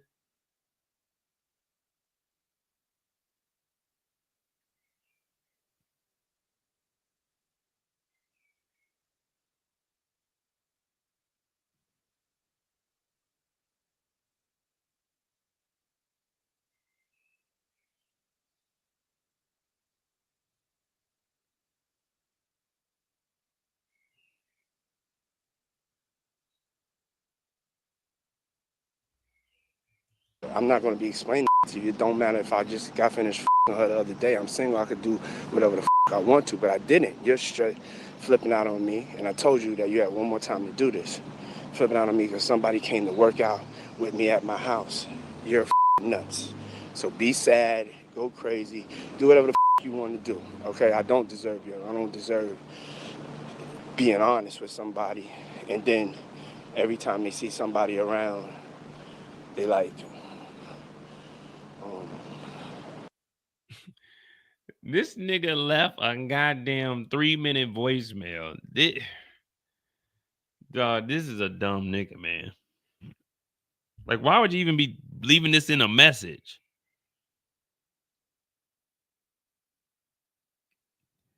Man, you supposed to pull up to LA, use your key to the house, and kick her the fuck out the house, nigga. Keep it G. Now, I know you got you got 90 days. I think it's 60 days in California. But yeah, you tell her you got 60 days to evacuate the premises. It's your place. You doing all this leaving phone messages and dumb shit. Kick her ass out the house, and that's it. I'm doing something. I'm working out. Girl, I done sent you flowers already. Ain't nobody talk about that in the past? That's what I'm talking about. You don't know how to just move on. How can somebody like have a relationship with you even as a friend and you don't know how to move on? You go to like it just goes crazy. Just stop. I'm saying let's move on. And my tone is like this. I'm just waking up. My tone is like this. I'm just waking up. You already know. Don't leave me no fucking voicemail. I hate seeing the voicemail goddamn logo at the top of the thing. All I do is dial the voicemail, and as soon as it goes in, you have one new message. I press 7. I don't listen to voicemails. I don't listen to voicemail. I don't do none of that. Don't leave me no voicemail. I don't care if it's business or what. Don't leave me no voicemail. Send me a message. I don't listen to voicemail. My dad be leaving voicemail. Hey, Joyce, your dad. The nigga, I know it's you, nigga. I can see your phone and I got a missed call from you. Hey, it's your dad. Yeah. Just give me a call back when you get this. It's your dad. Love you. Why'd you leave a voicemail? Just send me a text, man. Just send a text. I don't listen to voicemails.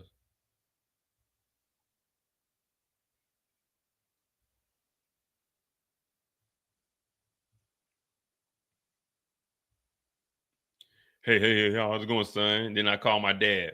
Hey, what's the weather like? Shit, nigga, it's weathering out here, dad. He always want to know the weather. That nigga ain't no meteorologist.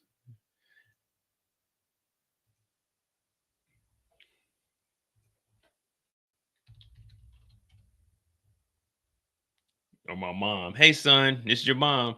Hey. Stop leaving voicemails.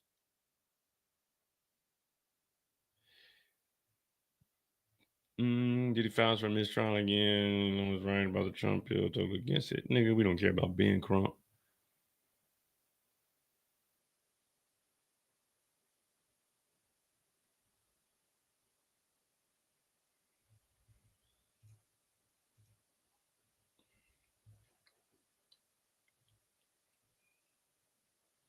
Love bombing. All right. Well, we're just waiting. They should be coming back.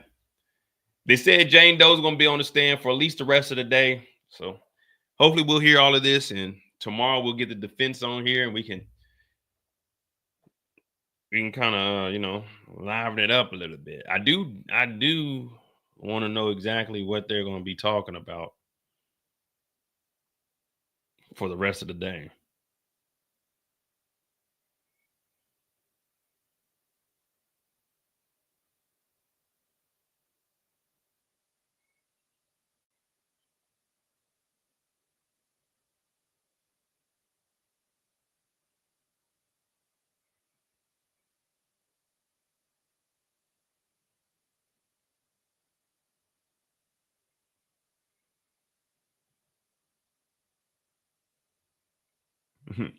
The last dude on the YSL trial, man, they just gave his ass 45 years.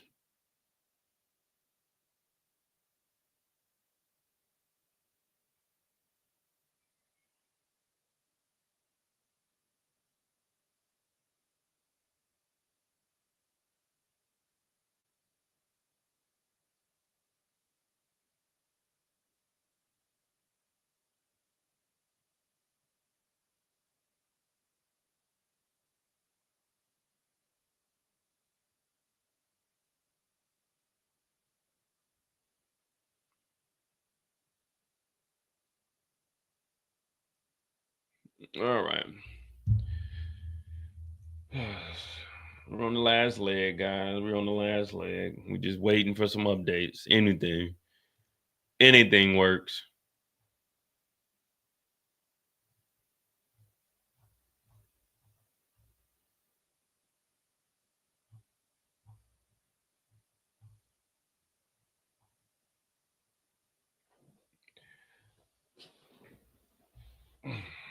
Sheesh. All right. Oh yeah. So the next trip, Juneteenth, I ain't doing anything. I do got the day off though, so I might start the live a little earlier. Yeah, I got Juneteenth off. I got Juneteenth off, but I took the 20th off. So I will be going to Switzerland for the 4th of July. It's just gonna be a little 3-day trip, you know what I mean? Thursday to Sunday. So we got Switzerland for the 4th of July. I don't even know what the fuck to see in Switzerland. I just know it's expensive as hell. But I got a round trip ticket for $254. You know what I mean? A little $254. Lovely. You know what I mean? $254. Got a room for, I think the room was $4 or something. So I'm already at halfway. So I got like $500 I could spend there to make my $1,000 trip, man. So that's the next trip. We're gonna go to Switzerland. We'll be in Switzerland. And if you didn't see, we just put the Rome video up this weekend too.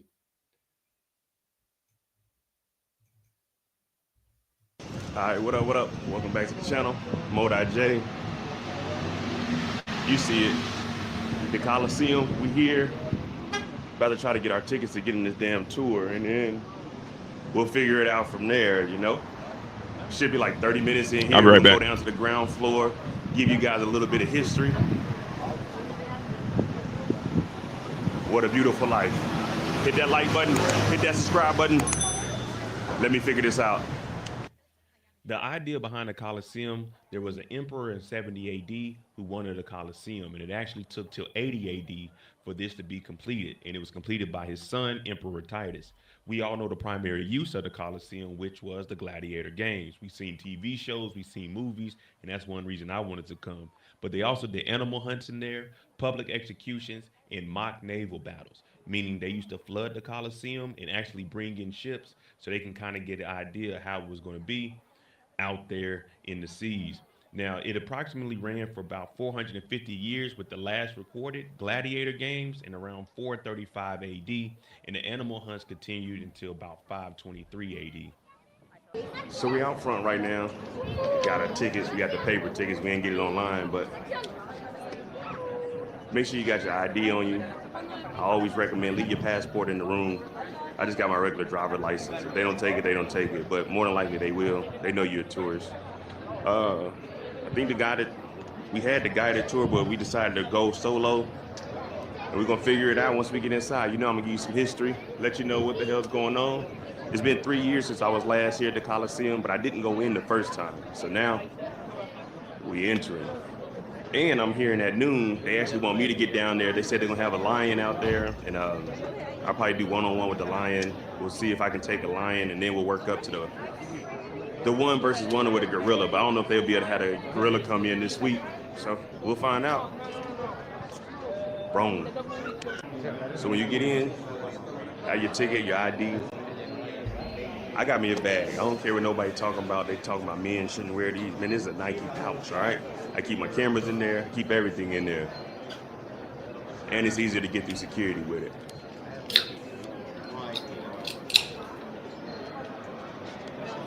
And anyone got a problem with the fanny pack, they just don't travel enough, so they don't know what it's good for. The main reason that the Colosseum was actually built was a symbol of the Roman power and engineering, because it's innovative. When you look at this, and at the time that they built this in 70 AD, we've never seen anything like this before, neither after, even with the technology that we have. Also, they said that it was a gift to the people, and it was really a political tool. Hey, look at this Colosseum we have for you. Come enjoy the games on your day off. But really, this was just them really showing off their power. And this is the central to the Roman entertainment and culture. You know how the emperors are. They need something to watch and something to enjoy. Well, we have the Colosseum. Pull on up, have a good time.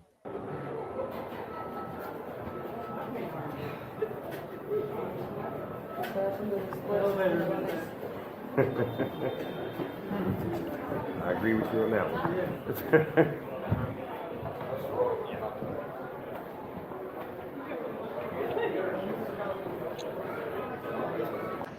We just went up the stairs. It was probably about 30, 35 stairs, but we on the second floor. Let me see what we got. Any updates?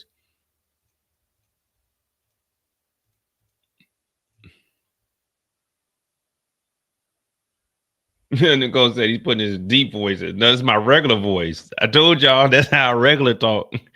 But on here, I try to entertain you guys, and I try to be more appealing to the white folk. So I got to bring my voice up to here when I'm on the lives.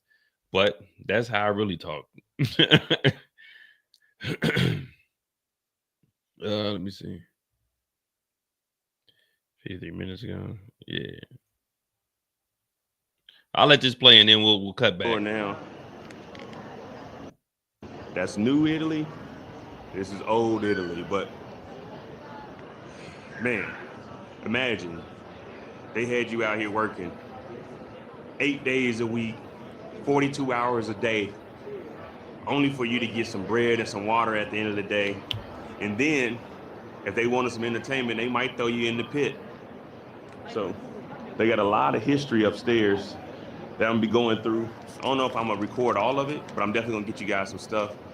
As you just seen when we were coming up the stairs around the corner, some of the things you were looking at was actually graffiti that came from people that were in the Coliseum watching it. So while they were sitting out here bored, waiting for the next person to get attacked by a tiger or a bear, people were out here sketching out stuff on the stairs or wherever they were sitting at. And the important thing to do is always hydrate. Now, I forgot my water bottle in the room, but they do have vending machines up here. It's €150, so roughly about $2. But at least they ain't hitting you over the head, because think about it. It ain't the airport where they can run it up on you. They don't want nobody passing out here, because that is a liability. Even though I don't know if we signed anything or we consented to whatever happens on the inside, but it is what it is. But they do got vending machines on the top floor. I'm pretty sure they do downstairs. It's only €150. As far as the capacity of the Coliseum, they say that it's in between 50,000 and 80,000, with an average of 65,000, but some of the Roman records said that they put 87,000 people inside of the Colosseum. Now, I don't know about you, but I probably would have been in the back in the standing area. But typically, the gladiator fights and other spectacles were not held daily or weekly. It was more of like a sporting event. So I'm thinking maybe a Super Bowl type, maybe a World Cup. Every now and then they would have a huge gladiator fight. It wasn't just every single Sunday they were going at it. Now, we ain't got the basement tour, but just looking at this, man, just being locked up in the damn cage, waiting for your opportunity to come up to fight for your freedom. And sometimes you just fighting just for pure entertainment. Man, it couldn't be me.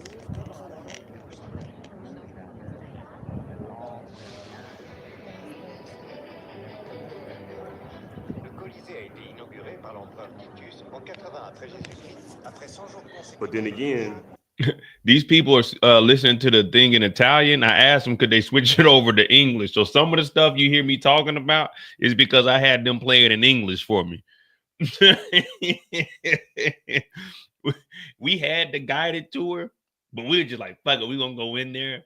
So the audio that they had, we were supposed to download like the app and shit and then play it for you. So I was just walking with them, and then I had him and like, what that thing say? And he was like, oh. And then he turned into English for me. So like the shit you hear me talk about, like the little history and stuff, that was from their little device, because I didn't download the app. I was like, man, I ain't wasting my time on that shit. So I was just, saying, freeloading. You know how you do. You know what I mean? You know how you do. I mean, if it's fighting for life, I think I'd fare all right. I could probably make maybe 3-4 rounds, maybe. Probably get tired out though, depending on what weapon they gave me, a staff, a sword. No shield. I don't think I would need a shield.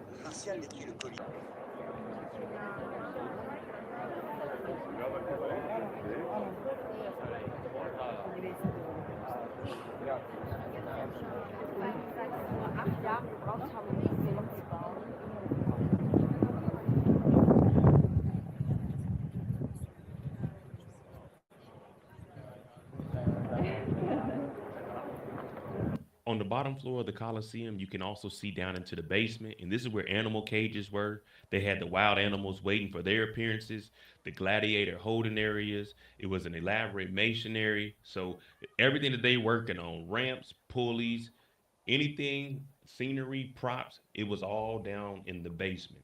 Also, there were slaves, there were workers. They all had their own little chambers down there in the basement. And they were either working to bring the animals up, or they were slaves that would come and clean up the bodies, or be thrown out there as casualties of entertainment. But the Coliseum,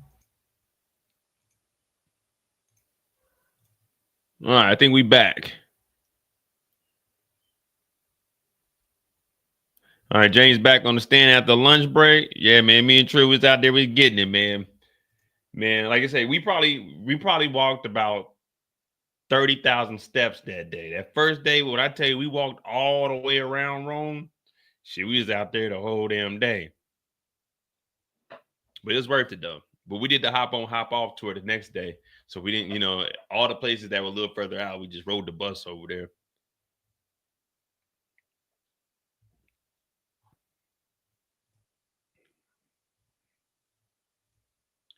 And I think we might go on a chocolate tour. They got a lot of chocolate over there in Switzerland. So I think we'll probably do like a chocolate tour. They ain't got like no hop on, hop off, but they got another bus tour. Probably do a bus tour. Probably do a chocolate factory tour. Not the R. Kelly album, but do a chocolate factory tour. Get me some exclusive chocolate from over there. Probably buy 2 boxes, keep one, and then eat one. I don't know what the hell that's to do in Switzerland unless you're going skiing. And then Saturday, we got a Afro Crowdy festival we're going to go to. So, a little fun field day, a little weekend. Okay, here we are, Matthew Russell Lee, Inner City Press. Here, midday, Monday, June 9th, day 19 of the U.S. versus Sean Combs trial. And it's all Jane. Jane has continued on direct. This will be the last day, according to Assistant U.S. Attorney Maureen Comey. But what a day it's been. Basically, it started, there were a series of communications in October 2023 where she was like, it's over, you've made me do these terrible things, you keep threatening me in the house. And he did then threaten her about the house, saying, if you don't perform for me, I won't perform for you. But then the Cassie lawsuit hit, and they've just been playing this audio tape of when when Jane called Diddy, or Diddy called Jane, and they're communicating about the lawsuit. And he says, I need you now. You know what I'm saying?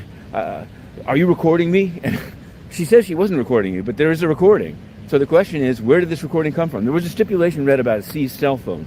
So I think we're going to find out in the afternoon. But we also, then it'll end and the cross will begin. And it really should be something. We're also dealing with a number of other issues. One was on the censorship of the LA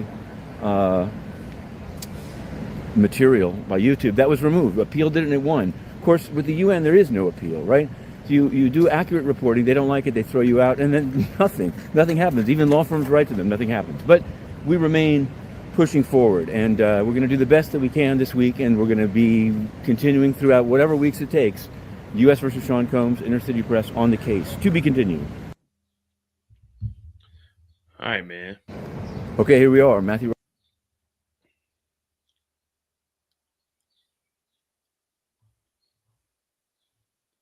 Let me see where he's at. 377.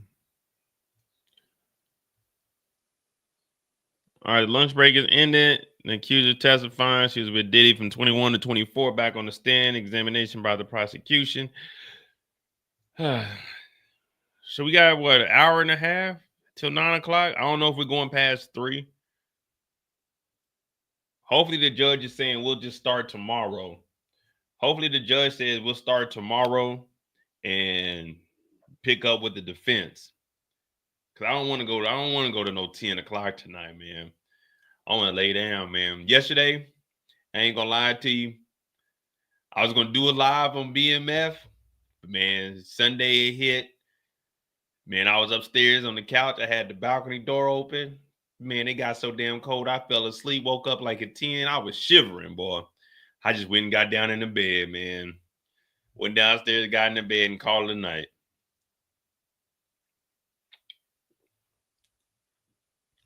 We'll see if we'll get a live in or something.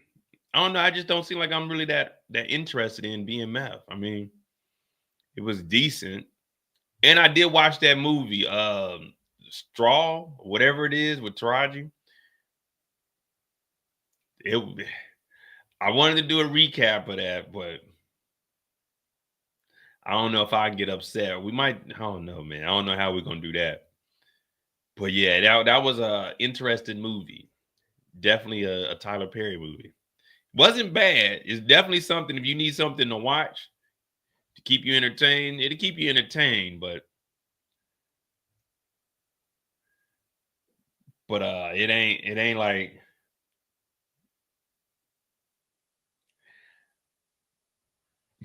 Taraji was acting. I give her that. She was acting in that movie, but it was just, like I said, on this trial, we're not here for the dumb decisions people make. I mean, we are because it's on Diddy, but we're here for the crimes that are being committed. Just put it like that. That movie is similar to this. Now, shit might be going on in your life, but we're here for the crimes that are committed. That's all we're here for. Everything else sounds like a good excuse, but we're just here for the crimes. Everything else, we can't use that. We got to just go with the crimes. We just got to go with the crimes.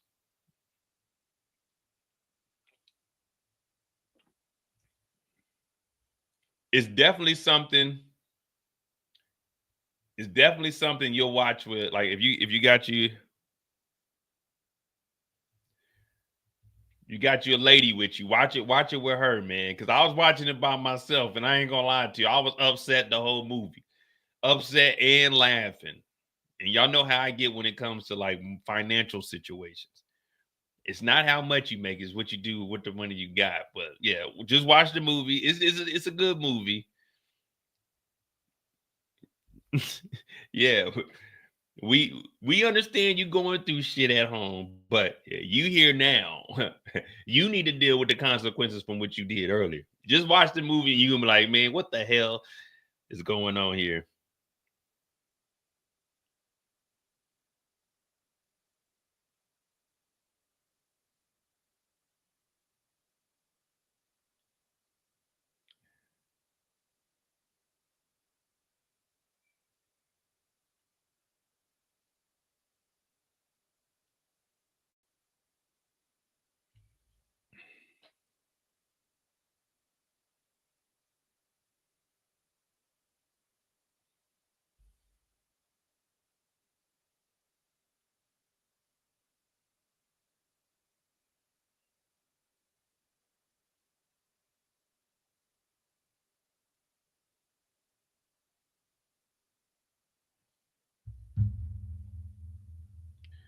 All right, we got update story. Jane says she's still okay. All right.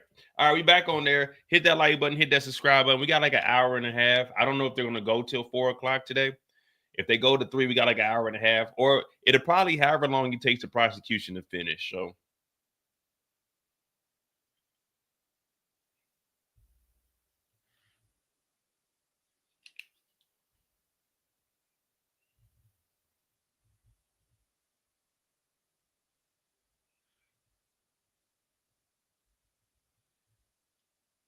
what up, AB? All right. So we're back on the stand. Jane Doe's up here. Again, we'll probably be going until they finish. That'll probably be it. However long it takes them to finish. So we got like an hour and a half. Well, a little under an hour and a half before 9 o'clock, 3 o'clock. So hit that like button, hit that subscribe button. Let me see where we at with these likes. All right, we were good. We like a 75. I know one time y'all tried to get me, but Cassie, come on. What's up, BT? What? that song, when you go back and listen to that song don't even deserve a what? Come on, you know what I'm saying? Anything saucy today? AB, Diddy got bad knees. Jane says she didn't see Diddy in person for about 3 months after the Cassie lawsuit. The first time Jane saw Diddy was after Cassie's lawsuit in November of 23 against him was in February of 24, she testified. In Jane's mind, she and Combs were on a break between November 23 and February 24, but they still had some communication in those months. Drink all the truth. Oh man, you know, man, a truly a day keep the doctor away, man. You know, I be nervous as hell when I'm on these lives, man. Y'all be thinking I'm bullshit nigga.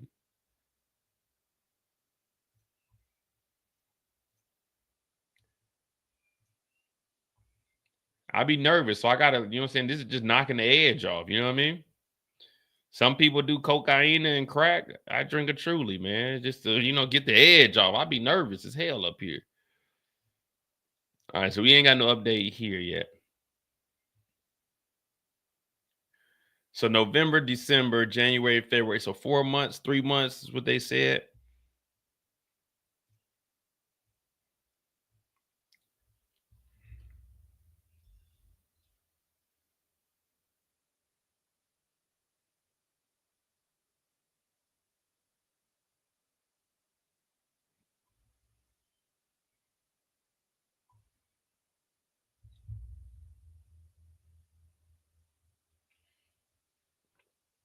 Man, I do be nervous on here.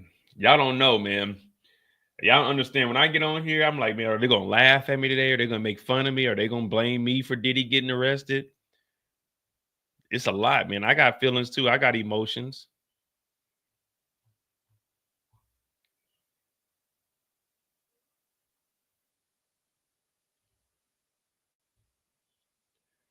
Nah, these ain't strong at all. These are just little seltzers, but don't get it twisted though. You drink like 3 or 4 of these back to back, it ain't gonna have you on your ass because you already sitting down, but it'll get you right. You drink 3 of these, drink 4. You gotta drink 4 of these straight. These things will get you right. It's only 5%, but 5 and 5 and 5 and 5 is 20 and 25. Or was that 3 5s or was that 5 5? But yeah, I just drink these because they, you know, they calm my spirit, they calm my nerves. Only 100 calories, so I can go and work out once I get done with this. I messed up with this. Well, no, this is the lemonade con, but I messed up. I got the berry box, and the berry ones ain't that good. I like the lemonade ones. But if I can get some Simply lemonades, if somebody want to mail me some, then I'll definitely take those. Because we ain't got them over here.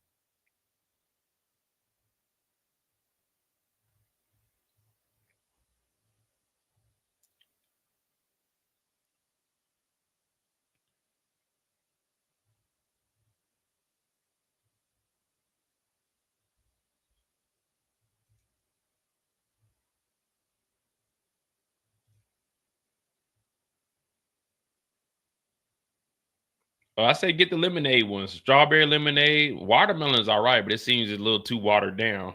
But the watermelon ones are cool. Pineapple is all right. Regular lemonade and like the strawberry lemonades are my favorite ones.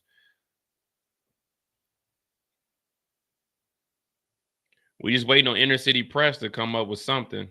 Because Diddy was talking about that damn mobile TV.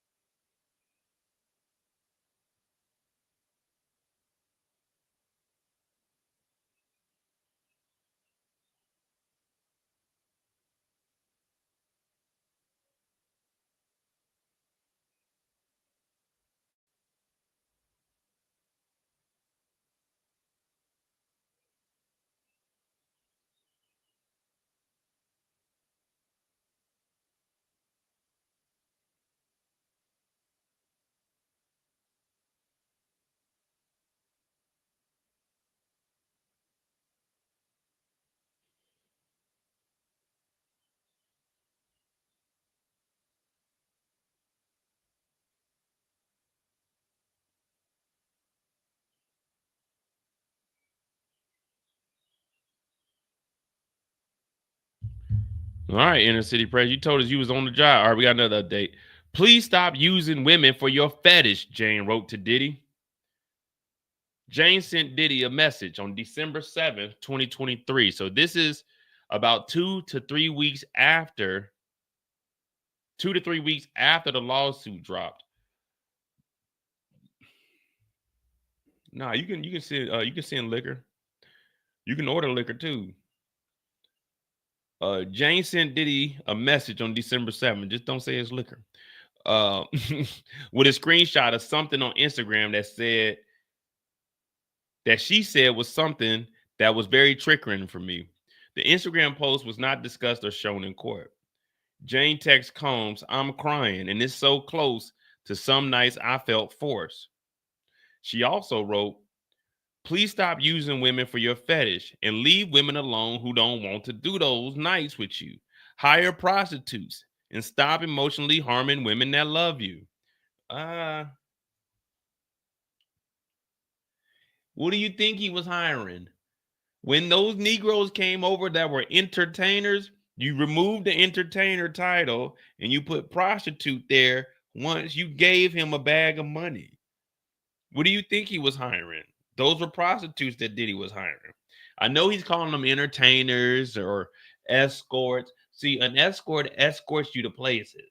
Once an escort fucks you and you exchange money for the fucking, that's when they become a prostitute. Now, if you give them money to be your escort and then y'all had a good time and y'all go back and have consensual sex and there's no money exchange, okay, cool. But you're paying the escort to escort you places. That's what the escort is. That's legal. What do you think these guys were when you were flying them in? That's what they were. And that's why Diddy continued to hire them. You're talking about hire prostitutes. That's what these niggas was. Please stop using women for your fetish and leave women alone who don't want to do those nights with you. Hire prostitutes and stop emotionally harming women that love you. So now she's getting into it. This is what we said. The text message is about to get real. So they became P2s. And she's talking about the emotional harm that comes from saying that they love Diddy and he's bringing them close only to trick them into freak off. Diddy responded with, you're trying to set me up. This is crazy. Fucking crazy. Are you recording our phone calls? James texted back, no, stop calling me. You will never understand because you're so deep in your own lies that you tell yourself. So Diddy thought she was setting them up, but the whole time Diddy was recording the phone calls. The whole time, Diddy, are you setting me up? But he's the one recording the phone calls. She also wrote, I set up the men for myself because I didn't want to be set up with any more strangers. It was protective instinct for myself. I became the side chick in my own relationship. Jane read aloud messages between her and Diddy in December of 23, where Diddy asked her if she was dating. She sent him an audio message. Which was not played in court, and then wrote in part, I became the side chick and sex worker in my own relationship. So there we go. She's admitting that she became a sex worker, which isn't bad for her, bad for Diddy. She said the situation was traumatizing. Diddy responded asking if she was seeing anyone, and then later asked if she wanted to see him in the new year and asked about a Christmas present. Wait, and asked about his Christmas present? Nigga, you the billionaire. So Diddy asked if she dating anybody, if she wanted to see him in the new year, and asked about his Christmas present. Jane responded to him saying she was only going to provide for her child for the holidays that year because she had an unproductive couple of years. She testified that she was referring to the years she spent in a relationship where most of her time was taken up with hotel nights. Oh, I mean, oh.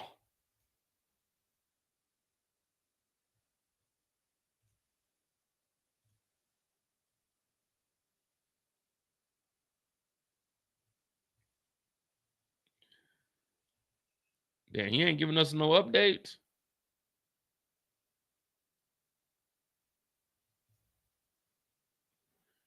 You know it's a bad day. We got to depend on CNN. The clip of Biggie being zesty. Yeah, where they were standing up next to each other. And he like leaned his head on Diddy.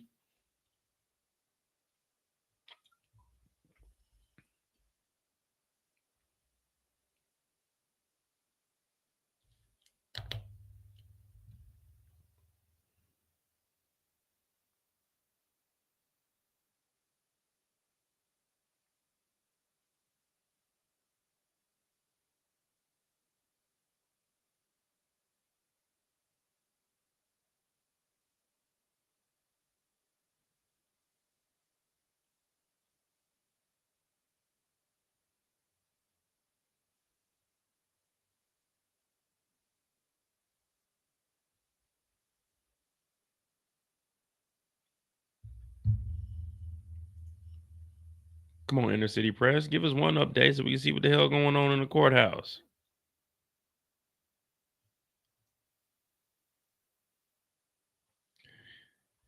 So now she's coming to the realization. Diddy said he was going to pay for the spot for 2 years. But now she's starting to look at how she was treated. She's like, damn, I wasn't the only one, man. Diddy was actually playing people.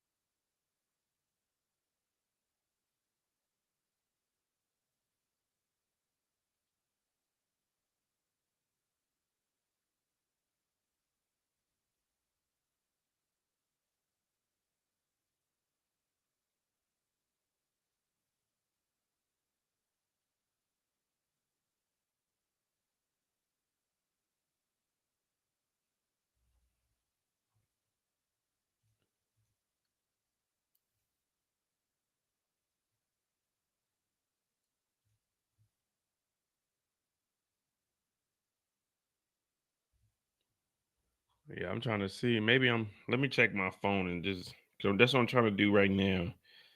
See if there's any updates on Twitter, but no, I'm not seeing anything from them. So I guess we just got to depend on CNN at the moment. Or let me see. Does,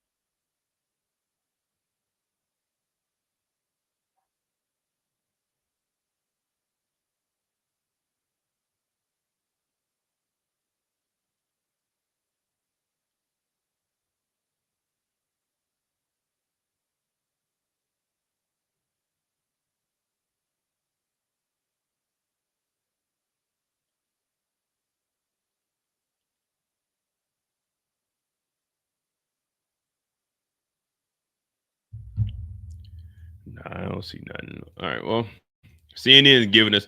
I'm not even the same person anymore. Jane ended up texting back to Diddy in 23 of December. Jane continuing to testify about messages she exchanged with Diddy in December 23. On December 27, 2023, she sent Diddy messages in which she said she was never satisfied.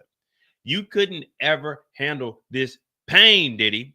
I'm not even the same person anymore, she said in the messages.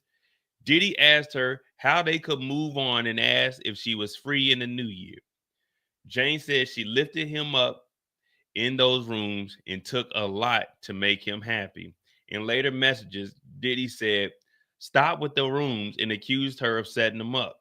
She also testified that she was referring to hotel nights and testified that she was not planning on filing a lawsuit against him.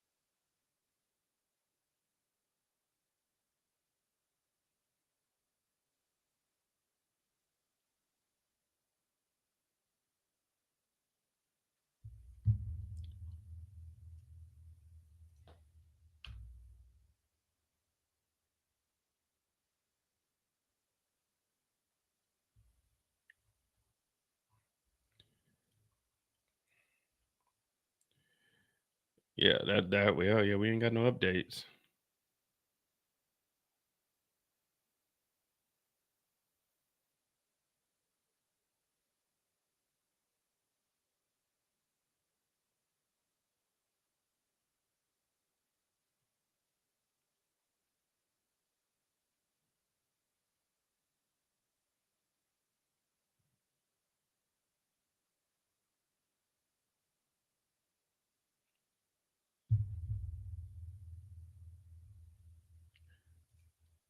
Yeah, I don't know, man. Maybe he didn't make it back in the courthouse today.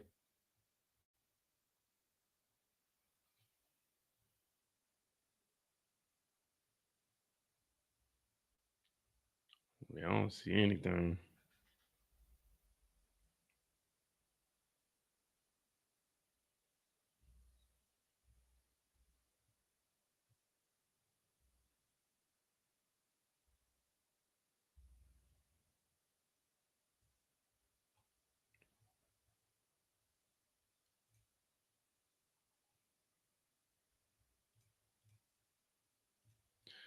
I don't know, man.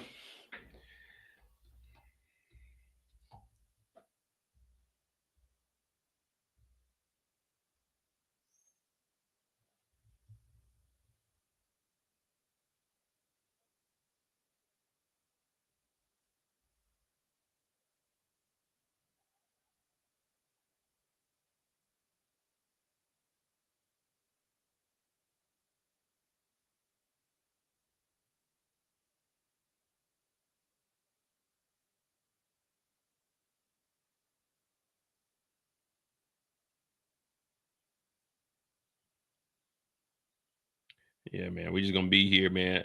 Without that, we don't know what the hell's going on.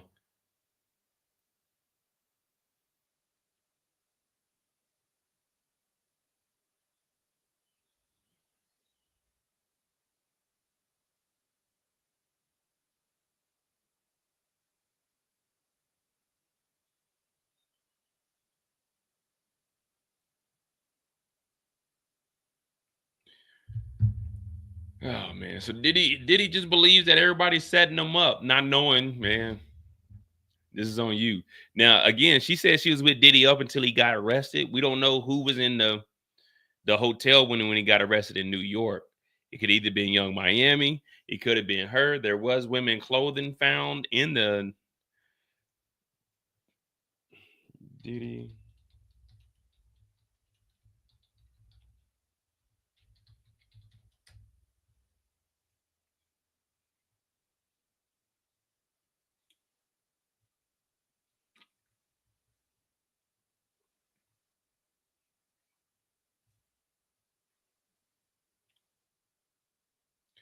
So this is all that was found in the room up there. Now, they did say it was women clothing in there.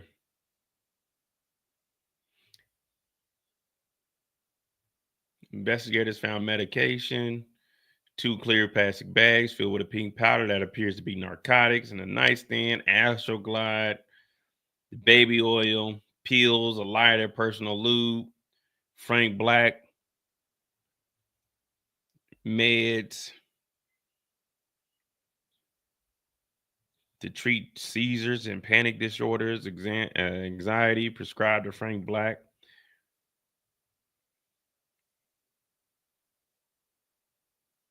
Stimulant, hard candy. He had 1 Jolly. Oh, he had 2 Jolly Ranchers. Green Jolly Ranchers used to be my favorite. Got a honey pack right here. Several bags of baby oil. Like, this is how this nigga was still traveling. This is how he was still traveling with all of, like, we're hearing what's going on behind the scenes and her texting him and he thinking people are setting them up.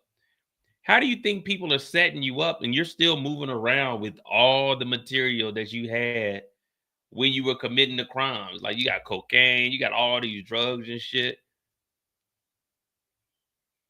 Baby oil near the drain. Like, why was he traveling with all of this baby oil? Like, man, you need to chill out, bro. This bag right here would have been missing. This bag right here would have been missing. How much they say in there? Fanny pack filled with thousands of cash.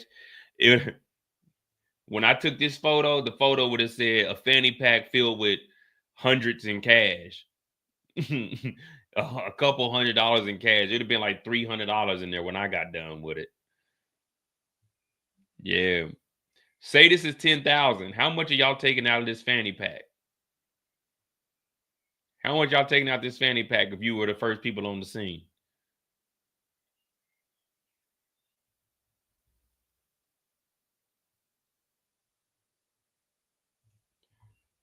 This thing, it would have definitely said a fanny pack filled with a couple $100.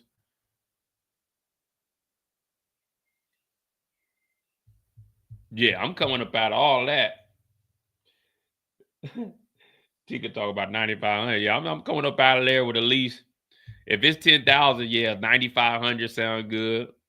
9,500 sound good. Pick Tika up. Me and Tika go get a drink and we celebrate. I give her $100. Tell her don't tell nobody.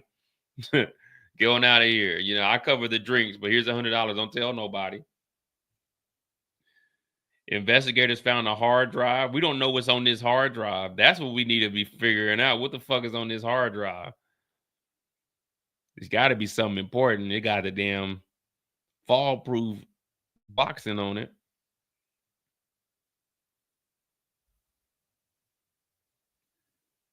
AB said he taking the whole goddamn fanny pack. A nightstand next to Diddy's table. Got a Sharpie. Yeah, this Louis bag would have been gone. Diddy was in here kicking it, though. I ain't gonna lie. He had the football game. What did he get arrested on a Monday night or a Thursday night?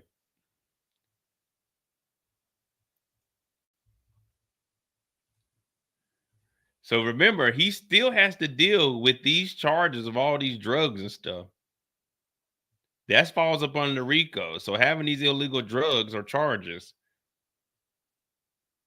everybody's wondering, you know what I'm saying? They worried about just the Cassie and stuff, but having these drugs.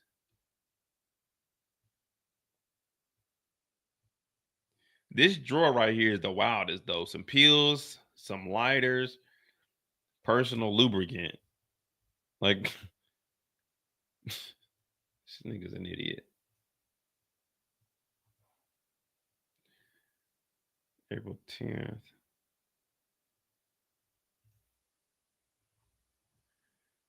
Okay, here we go. Jane, let me make sure that's the last one we got. All right, so now we finally got something. We just been sitting around waiting. Inner City Press said, Jane, I was commenting about the girlfriend of another rapper. I said she is beautiful.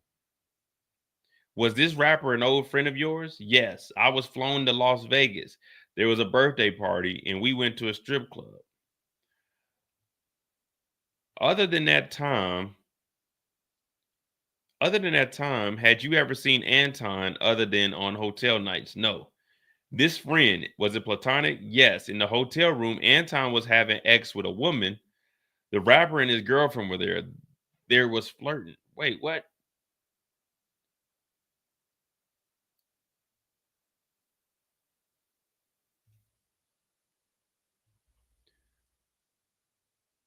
Okay, we already read this. All right, so all this is from CNN. We already went over this.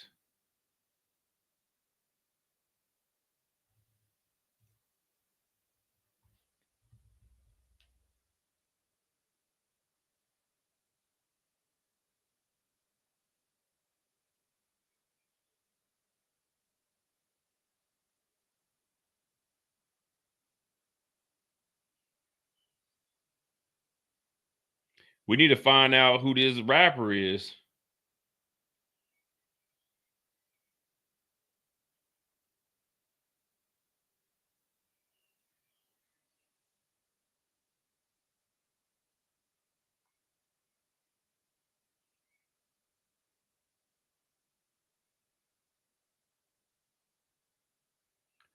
So this sounds like another freak off.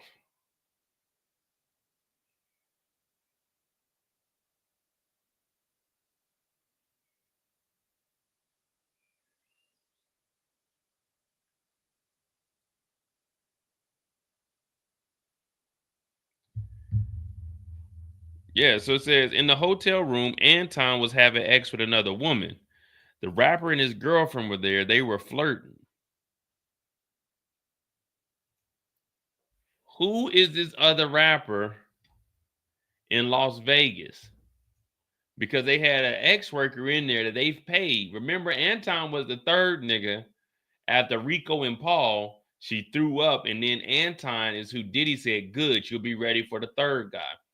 So Anton is there in Vegas, but we don't know what the context. Have you seen Anton other than the hotel nights? No. This friend was a platonic. Yeah, in the room, Anton was having sex with another woman. Oh man, if it's Meek Mill, if it's Meeky,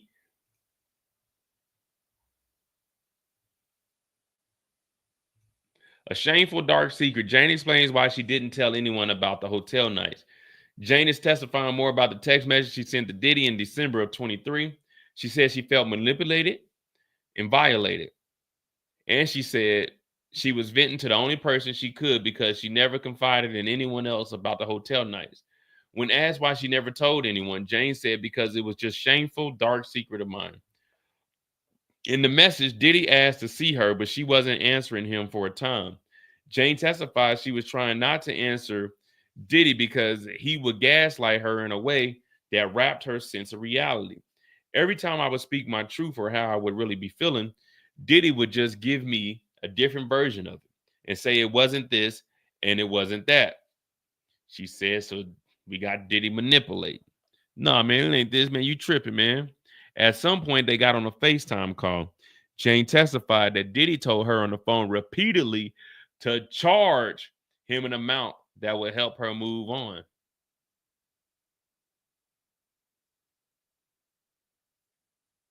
Wait, at some point, they got on a FaceTime call.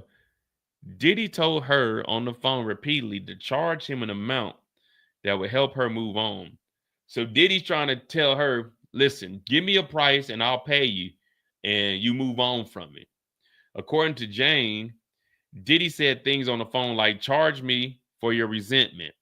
And I just need Q to get over this. Jane testified. He also said at the time, I don't want any loose ends.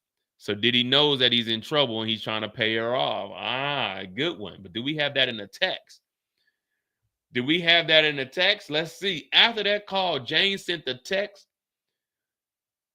to Diddy outlining the terms in which Diddy would pay her hundreds of thousands of dollars for what she felt would compensate her for 3 years of their relationship. In response, Diddy told her she was an opportunist, a liar, and a con artist. She also testified that Diddy threatened to show her ex tapes to the father of her child. Do we have these in a text message? Do we have this in a text message? He's threatening to release X tapes. Do we have this in a text message that he was going to release freak off videos to 50 Cent?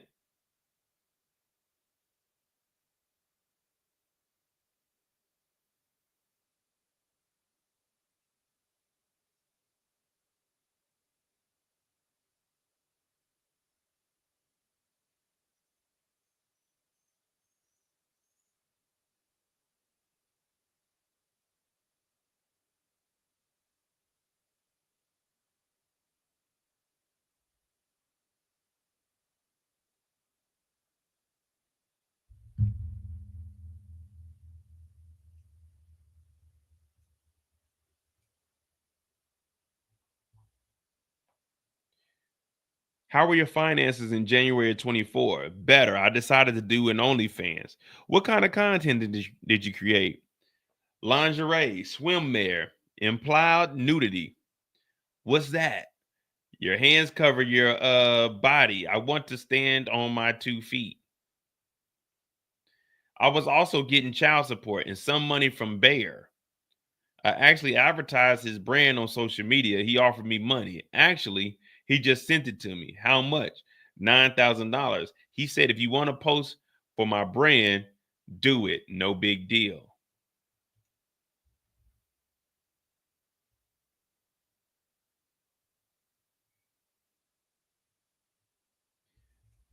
So you mean to tell me she was just getting by? How are they living like this?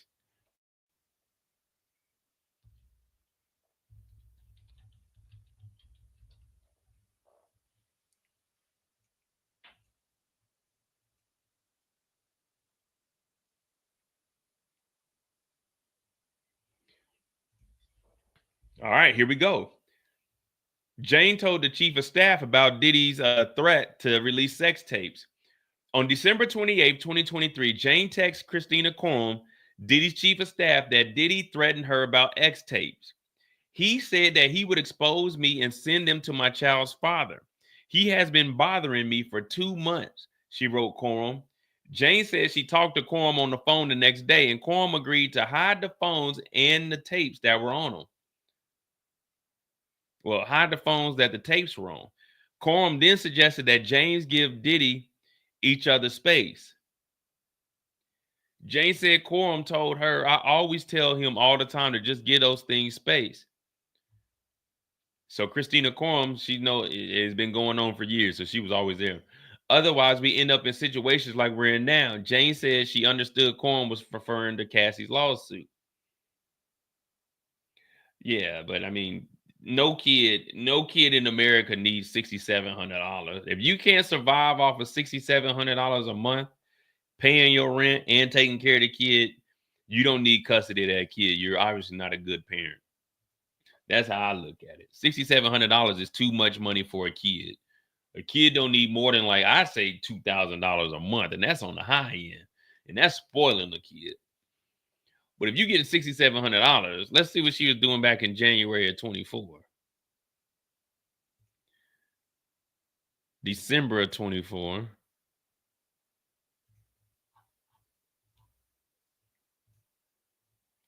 April of 24.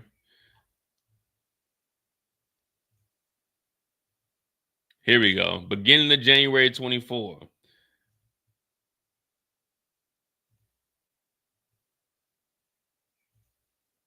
Just saw a TikTok where a woman said the biggest flex is training your mind to be stronger than your feelings and your boundaries to be stronger than your empathy. So she was posting all of this and was broke as hell.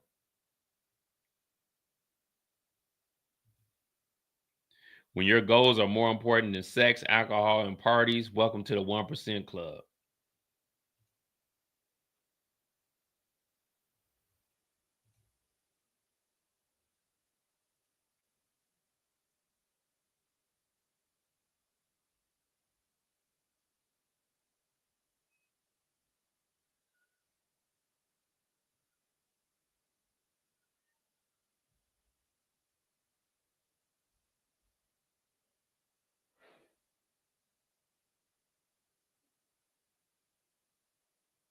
You're not in the 1% Club. According to this court document right here, you weren't in the 1% Club. You was in the 99% Club. The only way you was staying afloat was fucking these niggas for Diddy. You were not a part of the 1% Club. Your goals were to get money from Diddy. But we're not here. We're not here for the decisions you were making. We're not here for the decision. You were here for the crimes that Diddy was making. But you posting all of these and you was broke as hell.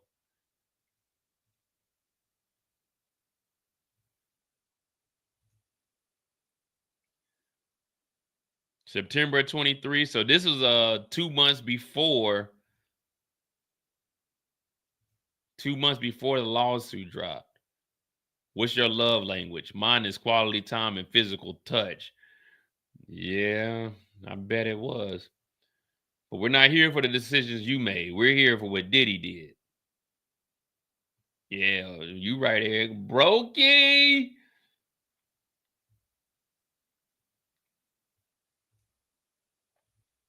Sean messaged me. He had a dream about me that I was on Concord. Why did you answer him? I missed him dearly. You needed that damn check.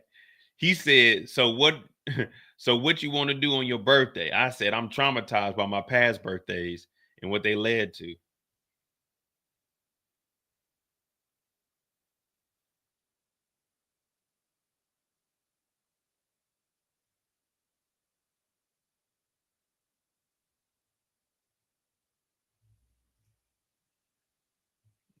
Damn.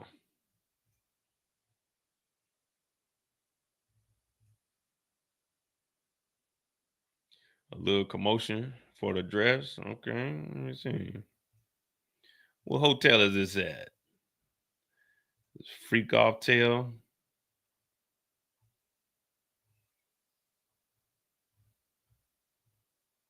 All right, this might be March of 23.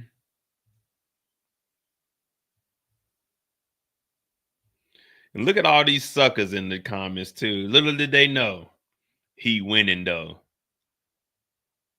I have a proposal. Little did they know, boy. $10,000 a month, you can have your way. She wasn't no escort when 50 was with her, allegedly.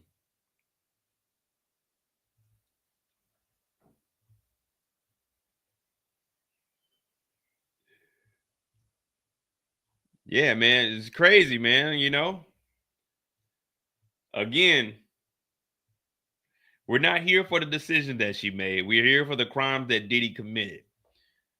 But when you see all this right here is a key representation of what you see about good-looking women on Instagram. Not saying all of them. There is a 1% club where they are actually getting some money. But they're doing some wild shit behind the scenes, man.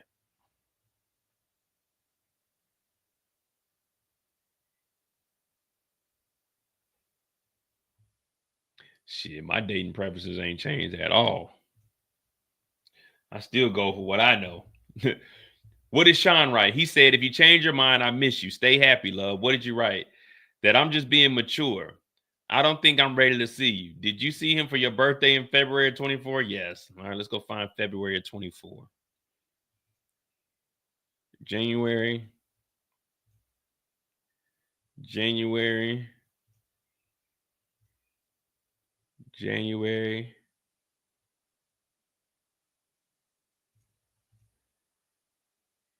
I have a surprise for you. New site and bio. So this is probably when she switched over to OnlyFans. So this is February. Birthday suit. Here we go.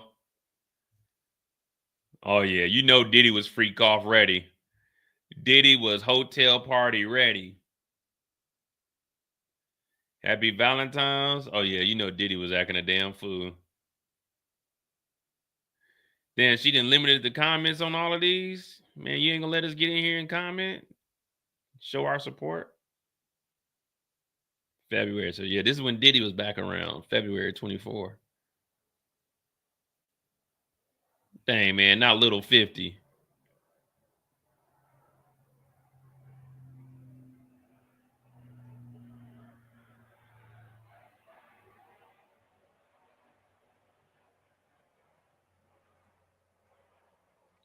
Jane describes a sense of calm during a month of distance from Diddy. After their 23 December conversation, they didn't speak again until February, which we just seen what was going on. She felt the sense of calm during that time with some distance from Diddy. Jane described the trip she took in January 24 with friends to Vegas. She flew to Las Vegas on a rapper's plane and went with the group to a dinner, a show, and later the rapper's hotel room. When some of the group got to the hotel room that night, one of the entertainers she and Combs paid for the hotel room encounters was there, she testified. He was having sex with a woman while others watched. Jane testified she didn't name the rapper or any people in the party other than the entertainer. Jane's finances started to pick back up in January after she started an OnlyFans account posting content in her lingerie, swimwear, and sexy suggestive positions. She testified. She said a friend also helped her by sending her $9,000 that month. What kind of friend is that? So they went to, I guess, I don't know who they were hanging with. We got to wait. January 24.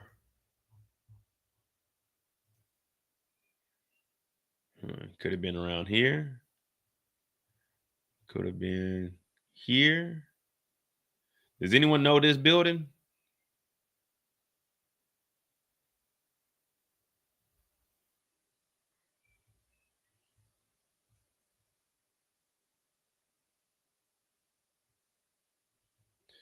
So they went back to a rapper's hotel room and there was a freak off going on.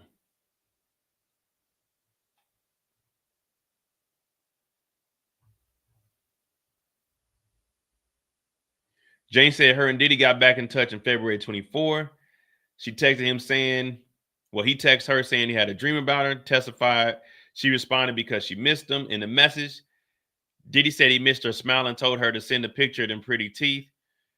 He then asked if she was free on her birthday. In a later message, Diddy would love to spend her birthday with her.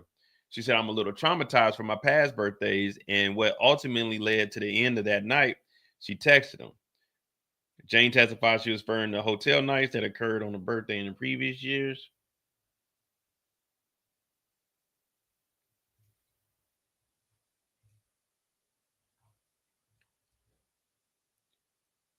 Let me see. Is that the last one? Message traumatized about the birthdays.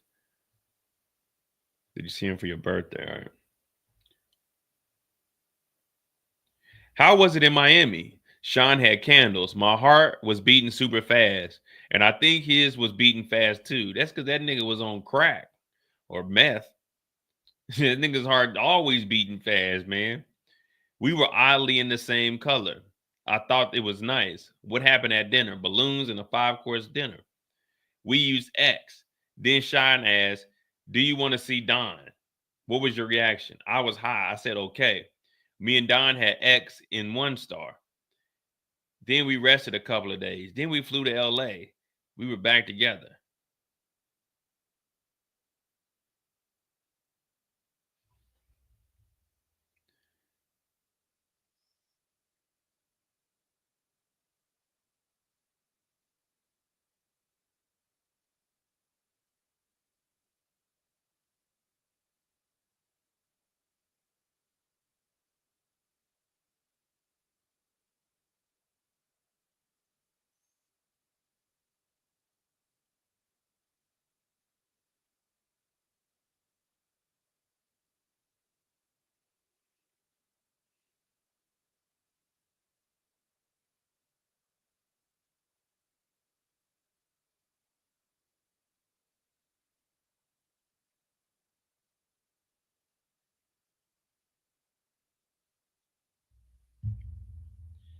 Well,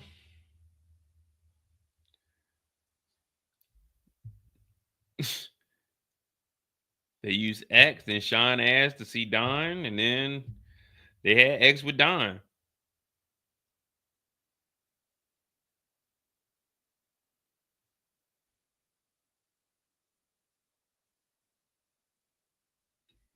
Again, she got free will, but the crime being committed is Diddy providing drugs and who paid for Don.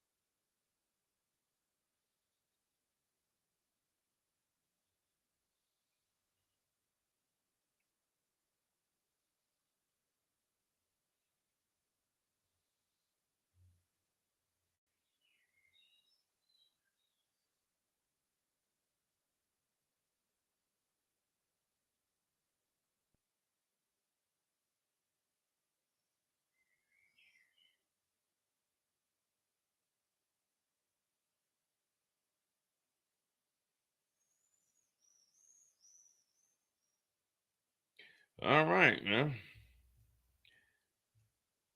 Let's see what we got.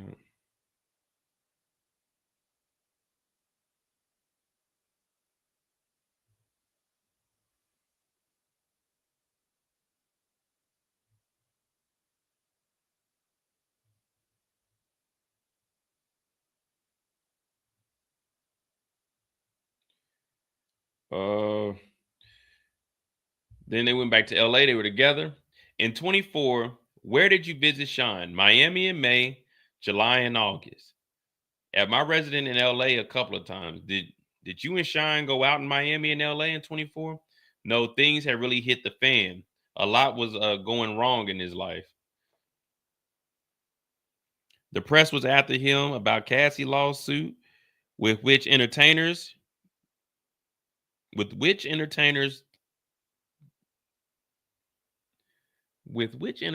to, I guess, with what entertainers did you have sex with in 24? Anton, Don, Larry. We stayed in the residences. There was a lot of focus on Sean elsewhere. I showed him how lucrative OnlyFans was.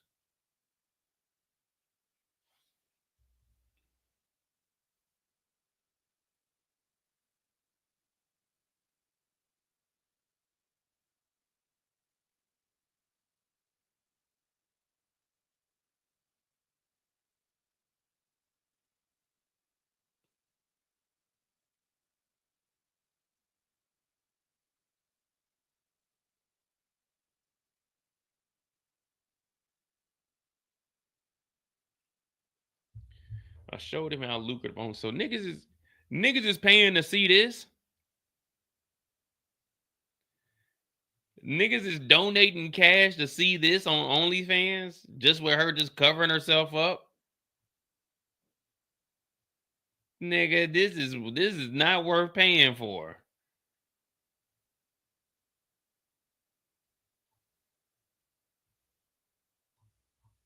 I don't get it, man. Yeah, she got a nice body, but nigga, this shit is not worth paying for.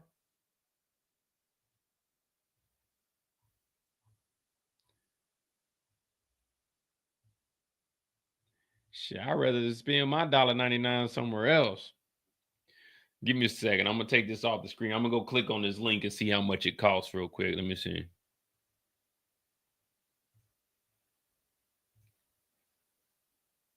I don't think she got that. Oh, she ain't got. Okay, she do exclusive content, members only,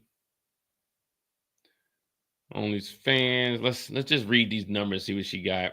She only got 21,000 likes, 140 photos, 66 videos, $24 a month, nigga, please.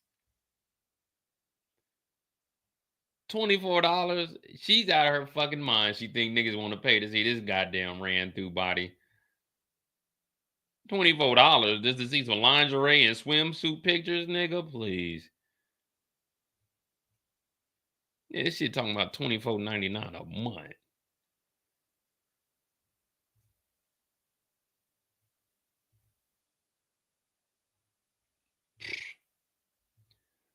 Not I, said the cat.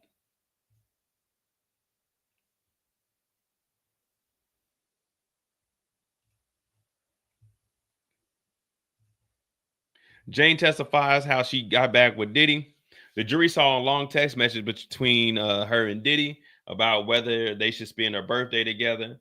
Hell no, $24, that's too much money. I like free dollars, you know what I mean? Shit, if I want to see something, I know some websites I can go to for the free ski. I'd be down, I'm paying $24 to look at some pictures. When all I gotta do is just scroll down here and I can see everything she doing. She says she ain't fully nude. Niggas is tripping. You got Instagram right here. You better play these videos back a couple of times. Jane expressed in several texts that she didn't think it was a good idea, but she eventually agreed to go with Diddy to Miami for her birthday. When she got there, Diddy had a private dinner with decorations and gifts set up at his home in Miami. After dinner, hey, thanks, D. Siobhan.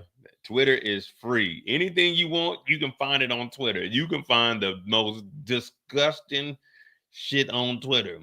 Hell, Twitter, Reddit, that'll get you everything you need right there. Those are only two websites you need. Go to Reddit on incognito mode, though. Don't go through your app. You don't want that history on your app. Sometime in the early morning hours, Diddy asked Jane if she wanted to see Don, one of the entertainers from previous hotel nights. Jane testified she agreed to have sex with Don in front of Diddy at the residence. Prosecutor Comey asked why Jane agreed to have sex with Don. At this point, I was just so used to being the outcome of whatever we're doing that I just accepted it, she said. She and Combs rested in Miami a couple days after that before she flew back to Los Angeles. When she left Miami, Jane and Combs were back together, she testified.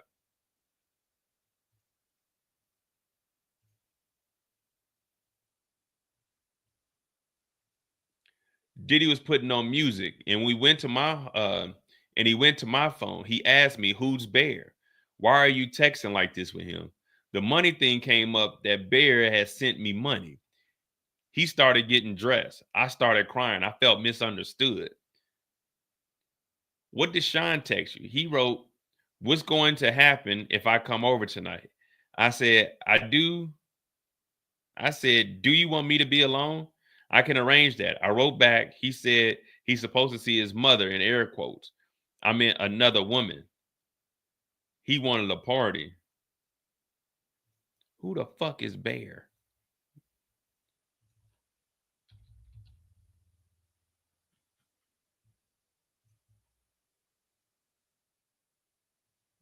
Oh man, now my little niggas giving her money. Not Bear and Tiger giving her money. Oh man, my little niggas, come on, Bear and Tiger. Y'all can't be participating in this lifestyle, man. Come on, Bear and Tiger.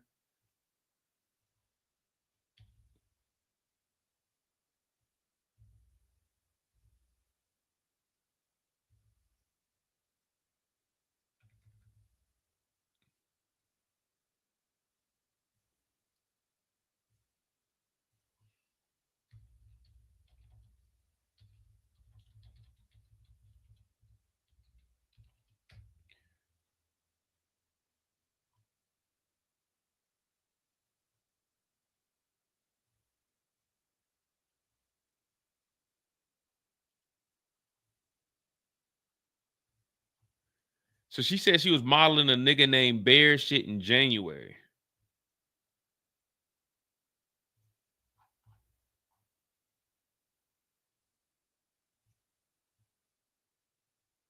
It's January.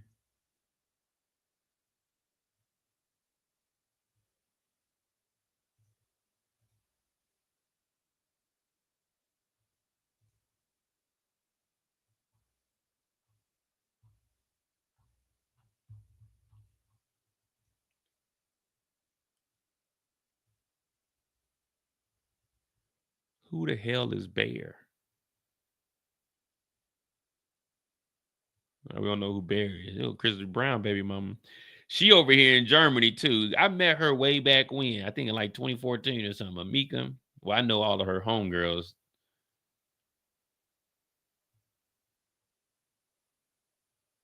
All right, so we don't know who the hell Barry is. The child is, we don't know where the kid is, with the mama or with 50, I guess.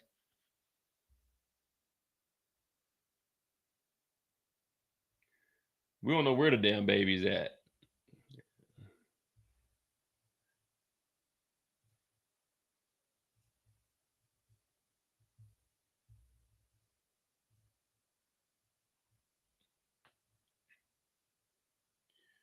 What did Sean ask? He said he wanted me to sign something for him so he could have closure. I thought he meant so I wouldn't be a threat. Had you ever sent him a demand letter? No. Sean said, you are making your own money. So Diddy was still going through her phone? And what was she texting Bear? Like Bear sent $9,000? What? I don't know, man. These niggas is weird, man. Even if I got money, man, I just can't do it. I remember I helped this one girl. She was cool. I went to school with her, man. This is like 2005, 6s. This is like at the peak of my career. You know what I mean? I know she had hit me up. She was like something with her, like with her bills or some shit. This is when we lived down in Atlanta. She likes like $125. Shit. I gave her, I ain't gonna lie to you, man. I gave her $125 to help with her, I think it was electricity. I can't remember, but it was $125. To this day, I can't live with myself. I gave her $125. I think it was either her lights or electricity, one of them. But she was like, she's a little behind on it. It was $125. And I gave her $125, a Western Union to her. You know, that's before we had apps where you could just send the money. And I sent her $125. And I can't live with myself to this day because I only asked for $175 back. I should have asked her ass for $200 back, but she was gonna pay that money back. She's gonna pay that money back. I got $175 back from her ass. I said, "Hey, if I seen this, you gotta have to send me back $175. You gonna have to send that money back. You thought I gave her $125 just to give her $120? Nigga, please. I should have asked for a whole $200. Yeah, I got $175 back from her. It took like 3 weeks, but she came up with that money. Oh yeah. Oh yeah. My cousins knew her too, so yeah. They was gonna get on ass. Yeah. But yeah, I told her, I was like, yeah, you know, when you get it back though, you know, I'm gonna need like $175 back for that. She paid it though. She paid it though. I'm still cool with her to this day. You know what I mean? But yeah, I should have asked for a whole 200 on her, but I knew she couldn't afford that. You know what I mean? But to this day, I'm like, man, I could have got 200 off her ass.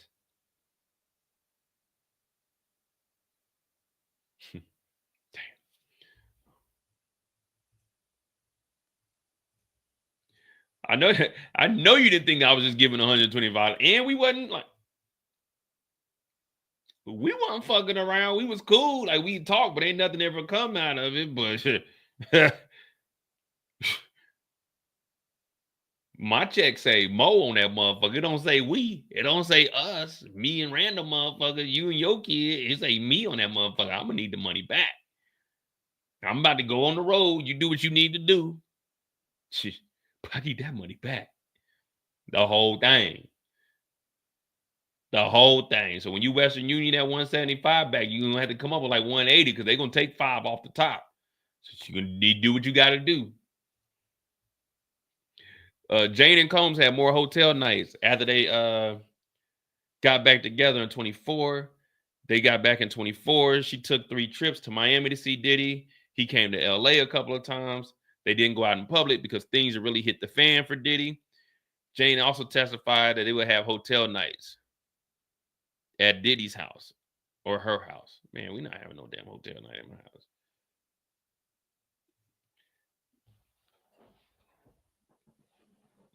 What? I mean, we cool. Like, man, I'm not being like, if I give you money, I'm gonna give you money out the kindness of my heart. But if you ask me for money, if you ask me for money, oh yeah, I need that shit back. I need that shit back. I need interest. Now, if it's just like, boom, boom, all right, cool. But the moment you ask me for money, I feel like I'm getting disrespected. Like, you don't respect me getting up and going to work that you asking me for my money. No, I need that back. But if it's like, her daughter was cool. So whenever I come around, because her daughter, her name was Mo too, was Monique. But yeah, so it's little Mo, you know what I'm saying? So like for her little birthday and shit, because I knew her since she was born. But yeah, man, if you ask me for money, oh, you got to pay that shit back. You got to pay that back. Fuck that. But I don't mind, I help out if I feel like it. But the moment you ask me for money, nah, I'm good, bro. You gonna have to pay me back or I'm on your ass. What did you reply to Diddy? I said, I'm working on paying off my debt after being on call, unfocused. How did you get into debt when you were dating a millionaire who gave you thousands? Objection, Your Honor. Sustained. That's what I've been asking. How was you broke?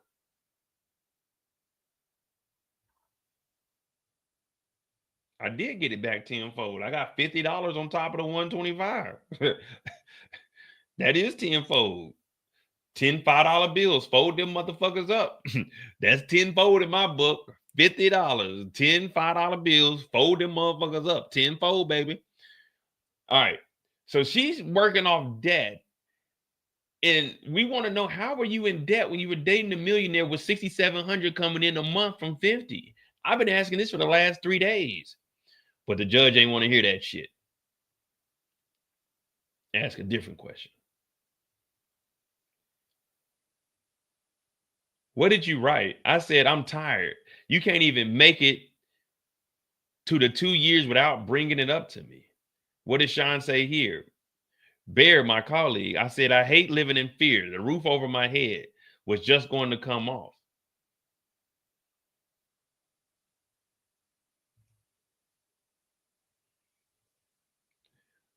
I asked, did you tell Robin, that's his accountant, to cut it off? He said, you make your own money. Comey said, did he continue to pay your rent? Yes, he kept paying. Did you learn his houses were searched? Yes, and HSI came to my house. Damn, so they raided her house too. So the feds didn't give a fuck. The feds seen text messages. Oh yeah, she was at Freak Offs. Go over to her house. Oh yeah, Diddy's making the payment on this. Go over to that house. Because she don't own that house. That's Diddy's house. Remember, Diddy said that's our house. Diddy was paying for that. Remember? He was paying the rent, not the mortgage. The rent, not the mortgage. You got rent and you got mortgage. Mortgage, you're trying to own something. Rent to own, but $10,000 a month. Diddy wasn't planning on keeping that house. Diddy was just keeping this as a spot he could do his little free call set. So HSI pulled up to the crib. Ah, interesting.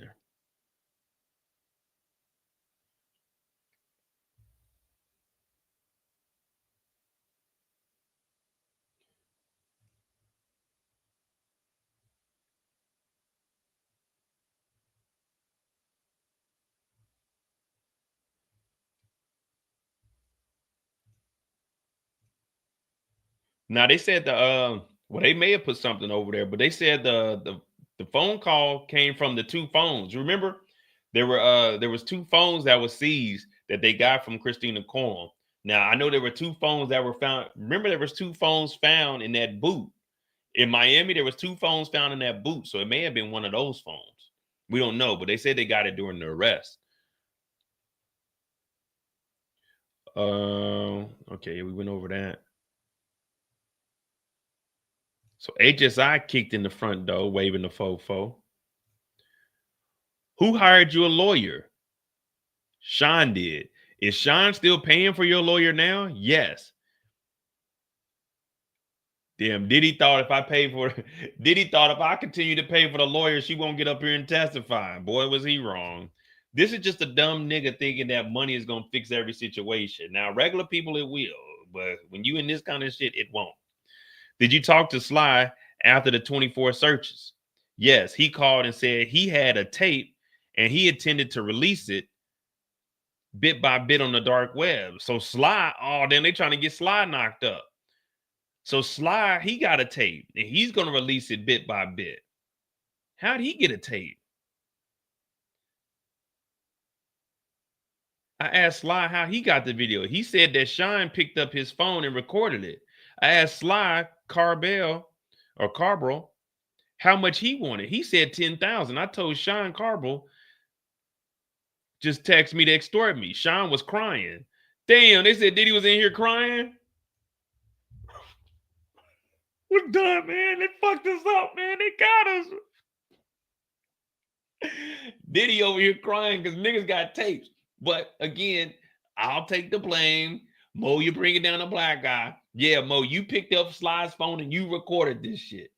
Mo, you picked up Sly's phone. Mo, you got to convince yourself that you did this, man. You got to take the fall. You don't want to bring down a black man. So Mo picked up Sly's phone and recorded a free call. And now Sly got it talking about he want 10 bands or he releasing it. So Mo is, damn, I'm bringing down a black man. And Diddy on the phone crying. So now Diddy, oh man, he got a tape. So Diddy was high and forgot that he recorded some shit during the free call. What did he say? Get legal on it. Oh my God. This nigga Diddy, bro.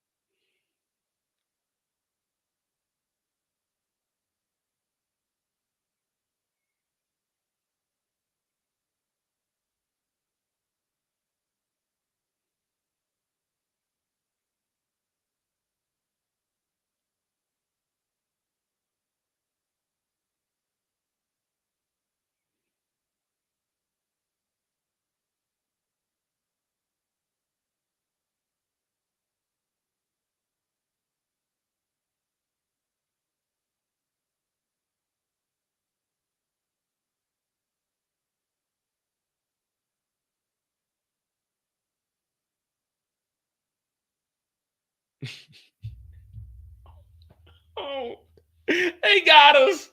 What do you mean they got us, nigga? You paid for this escort, nigga. What you talking about? They got us, nigga.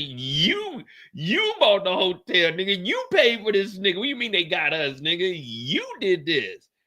You were the one recording. Oh my God. Diddy is an idiot.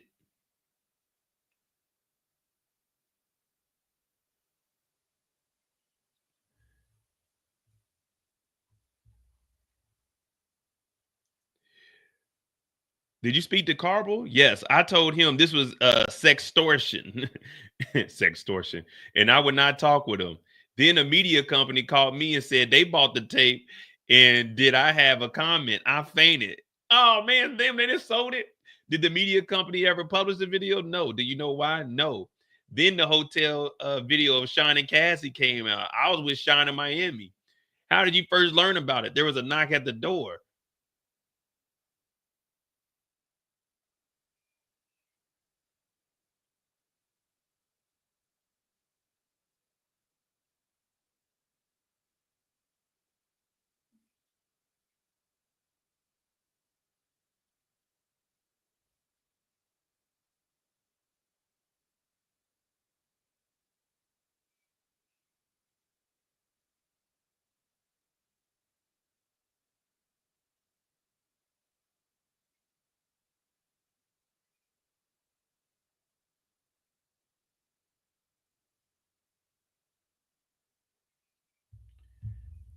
So, Diddy, open up, man.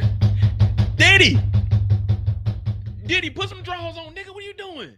What's up, Playboy? Nigga, they ain't know what's up, Playboy. Nigga, the tape. What tape, Playboy? Nigga, Cassie. Nigga, I didn't know you did all of that. I knew you used to have freak offs, nigga. But that wasn't no freak off. That was a beat off, nigga. What the fuck were you thinking?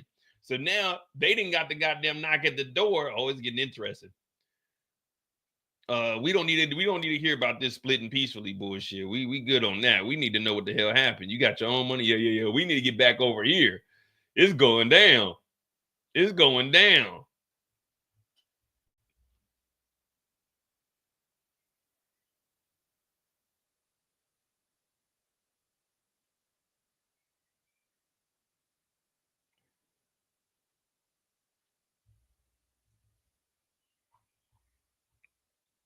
Sean was called out. I went down and everyone was talking. It was a 2-star. What happened? Sean was huddled with his team and his family. I was just giving everyone space. Later, we had a huddle. His sons were involved.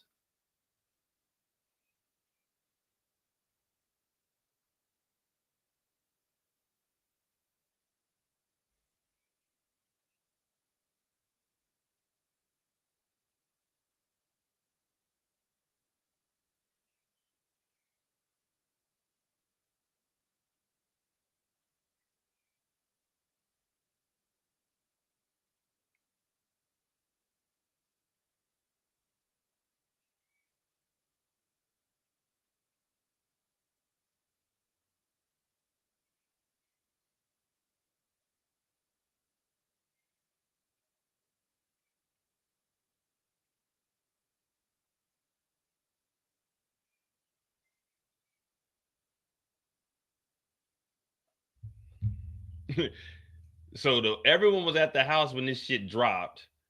The boys was all in a huddle. A huddle for what? To come up with an apology. He showed me a draft of what he would say on social media. Did you read it? He addressed Cassie by name in the draft I saw. I felt it was more heartfelt. I thought it was good enough.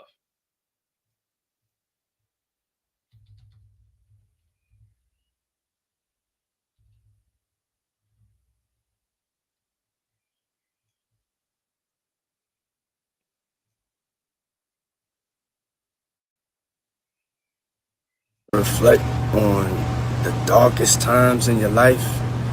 Sometimes you got to do that. I was fucked up. I mean, I hit rock bottom. So they all in the huddle. All right, bring it in. Hey, nigga, you fucked up, nigga, and you fucked Cassie up, man. We can't stand with that, but you need to put out a goddamn apology right now, nigga. All right, I'm gonna do a rough draft. And remember, everyone was clowning, and people were like, "Oh, you're making fun of." No, they did a rough draft. This wasn't even the first video that they posted. They did rough drafts before they put up. Someone should have slapped the hell out of this nigga and made him at least tear up or something. Look at this shit. But I make no excuses. My behavior on that video is inexcusable. I take full responsibility for my actions in that video. I'm disgusted. I was disgusted then when I did it. I'm disgusted now. I went and I sought out professional help. Now they're going to therapy. They're going to rehab. Had to ask God for his mercy and grace.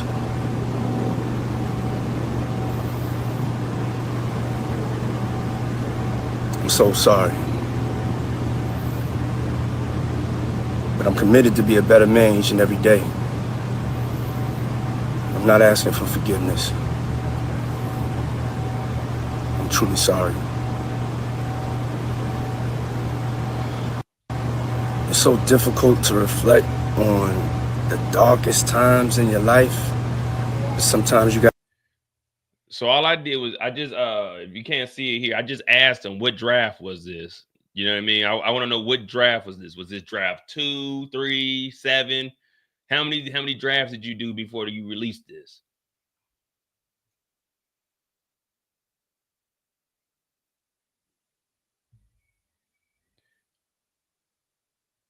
Diddy hired a lawyer for Jane after the raids on his homes. She says Homeland Security left a business card at her home the day of the raids, March 24. She didn't speak to anyone at HSI at the time, but she called Diddy and his security guard trying to reach Diddy about it. At some point after the raids, Diddy hired a lawyer for her. She confirmed Diddy is still paying for that attorney to represent her now. So there's probably some crimes inside of the house. So they told her, you better bring your ass up here and motherfucking testify, or whatever the fuck we found in your house we using against you.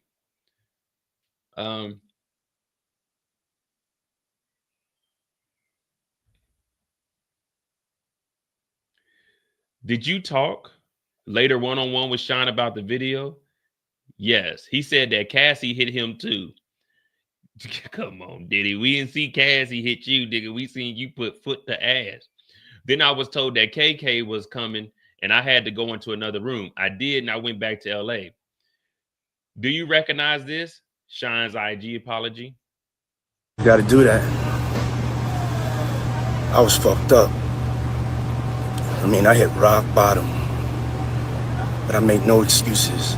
My behavior on that video is inexcusable. Jane said one of the entertainers threatened to release a tape. That's what we knew about. Jane said one of the entertainers they use frequently. Sly threatened to release the tape. Them in 24, the searches occurred. After the searches occurred, Sly said the video was a 35-minute video. Damn, that probably took up all kinds of space on that motherfucking phone.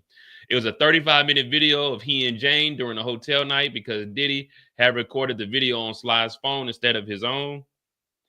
My heart was beating out of my chest and I couldn't believe what they were saying. Jane testified Sly wanted the tape for $10,000. She told him she tried to make it happen. She said she called Diddy and got his legal team involved. She then spoke with Sly again and told him she had legal representation and what he tried to do was sextortion, and she wouldn't be having further conversations about it. She later received a message from a big media company saying they had just bought the tape and asking for a comment. I fainted and I called my lawyer. Jane said the company never released the tape, but she didn't know why. She said she never spoke to Sly again. Well, obviously they can't release the tape. They got the tape.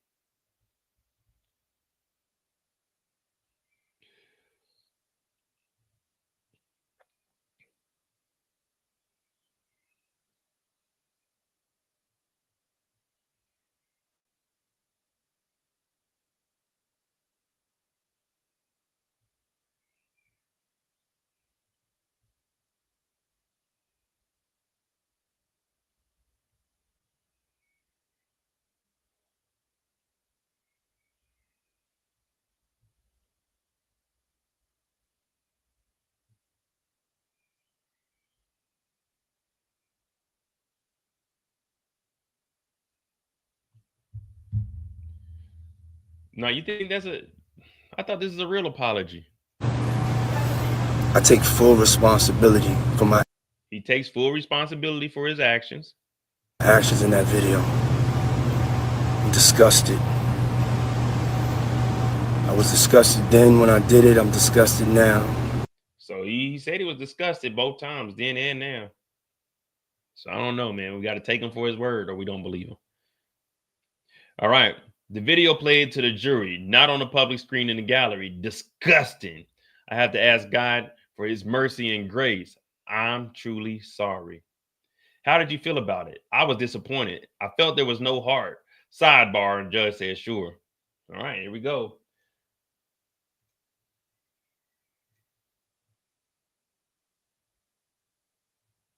Come on, guys. Look at this. This looks sincere. Look, he put on a regular shirt where the collar's a little, you know what I'm saying, the bacon collar to show that, you know, I'm a regular human being. I'm just like you. You know what I mean? Love. I'm just like y'all. I wear regular stuff. No earrings, no jewelry, no line, just Diddy.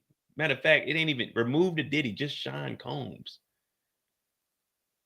You know when you hit rock bottom, when you come on TV like this, man. Now, if I take my hat off and just have a white beater on here, you're like, damn, that nigga molding fell off. I did. That's why I got a hat on, because I don't get my hair lined up until Thursday, and I don't get it retwisted till the end of the month. But Diddy came on here and he showed who he is. Y'all don't believe this apology? He said it's inexcusable. He's saying that he was disgusted then, he's disgusted now. He was fucked up. He hit rock bottom. Y'all don't believe this? This is sincere. This is from the heart.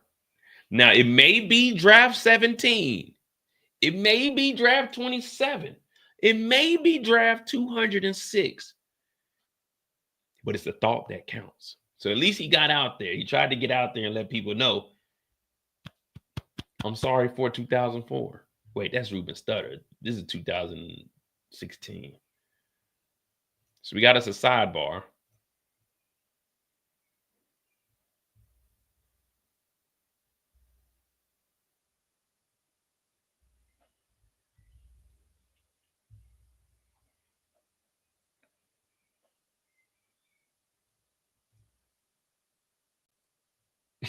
So this dude, so he got high in a 35-minute video. And this nigga said he was going to release the video in bits and pieces. So you probably have like a 3-minute video here. Cause nigga, we not trying to watch 15 chopped up. You know what I mean? We not trying to watch 15 chopped up videos. No. We're not trying to watch no 15 chopped up videos. 35 minutes. The most you need to drop is maybe 3 videos, 10 minutes a piece. You know what I mean? Maybe 13 minutes, you know what I'm saying? A 10 or 13 or something like that. We're not trying to watch 20 goddamn chopped up 3-minute videos. No. 2-minute video. No, we ain't trying to watch that. We need the first 10 minutes, then like the next 10 minutes, and then, well, nah, because knowing Diddy, he may have turned the camera around and it's showing him doing some weird shit. Nah, we good. We don't want the tape. We good. We don't want the tape at all. My bad. I don't know where I was going with that, guys.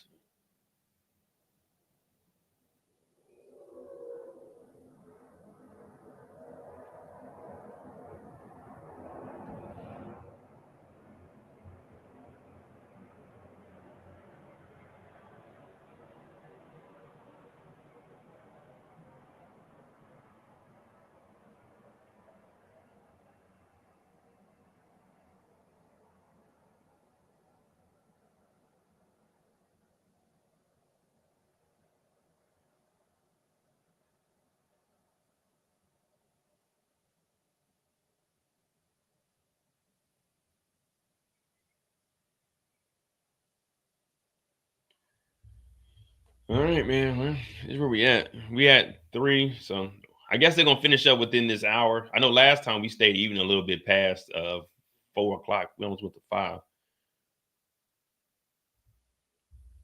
Let me see what social media has to offer. Give us a little bit of entertainment.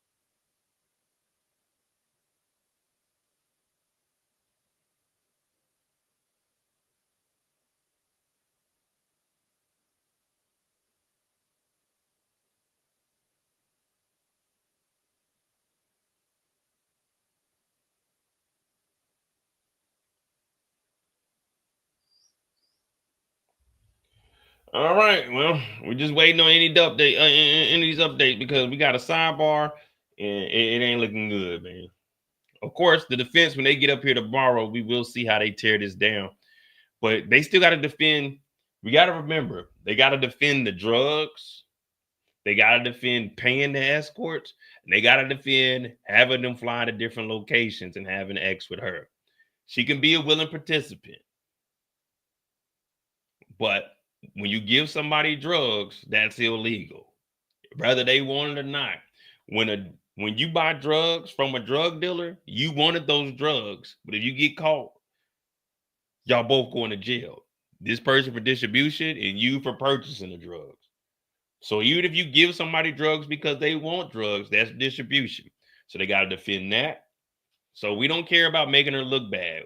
I've already called her a bum 100 times. We know she's a bum, all right?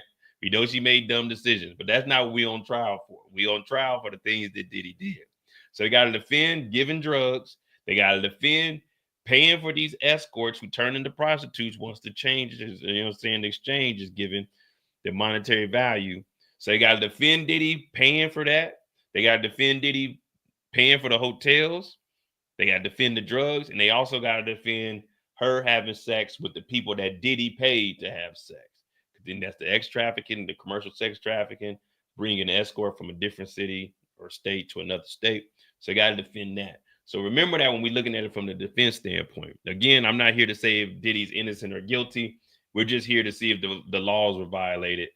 And that's what they got to defend. So she could have took all the drugs she wanted. Where'd she get them drugs from?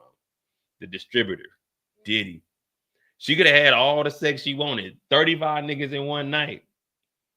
As long as nobody paid, it's legal. But if Diddy paid, then it's illegal. You see what I'm saying? So that's what they got to defend. So they could make her look dumb. Oh, you kept wanting to go back. We're not on trial for her going back. We're not on trial for her being a bum. It just is what it is. We on trial for whatever Diddy did.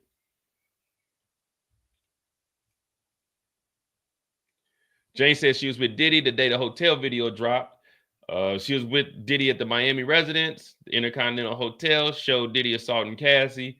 Diddy's son came into the bedroom to tell Diddy something happened. Jane said she gave Diddy and them space while they huddled in the family and friends. At some point that day, she was invited into a huddle with Combs, his sons, and others as they planned a sincere apology post. She and Combs didn't discuss the video the first day, Jane said, but she never heard him deny it was him on that video. Shit, we couldn't. The next day, Combs showed Jane a draft of the statement he posted on social media. She said Jane testified that she gave Diddy positive feedback on the post that he drafted. She flew back to LA from Miami soon after that.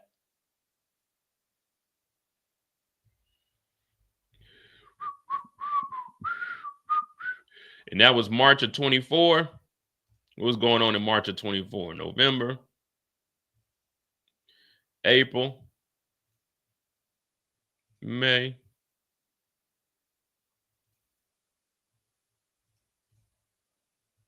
March 15th, no comments. When?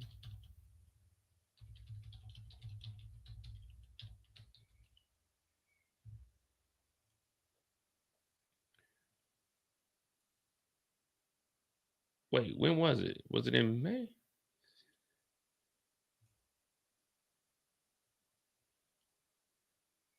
May 14th. So it was May 14th. I'm in the wrong month. March. Wait a minute. April. Look what's in May. When did this video drop? May 14th.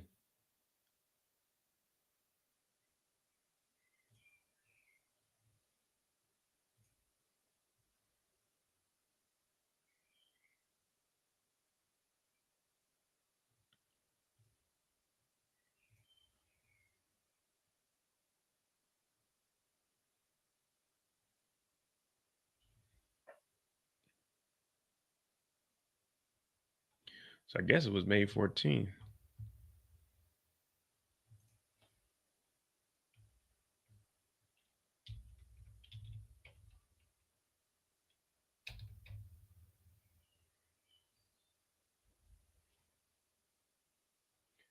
May 19th.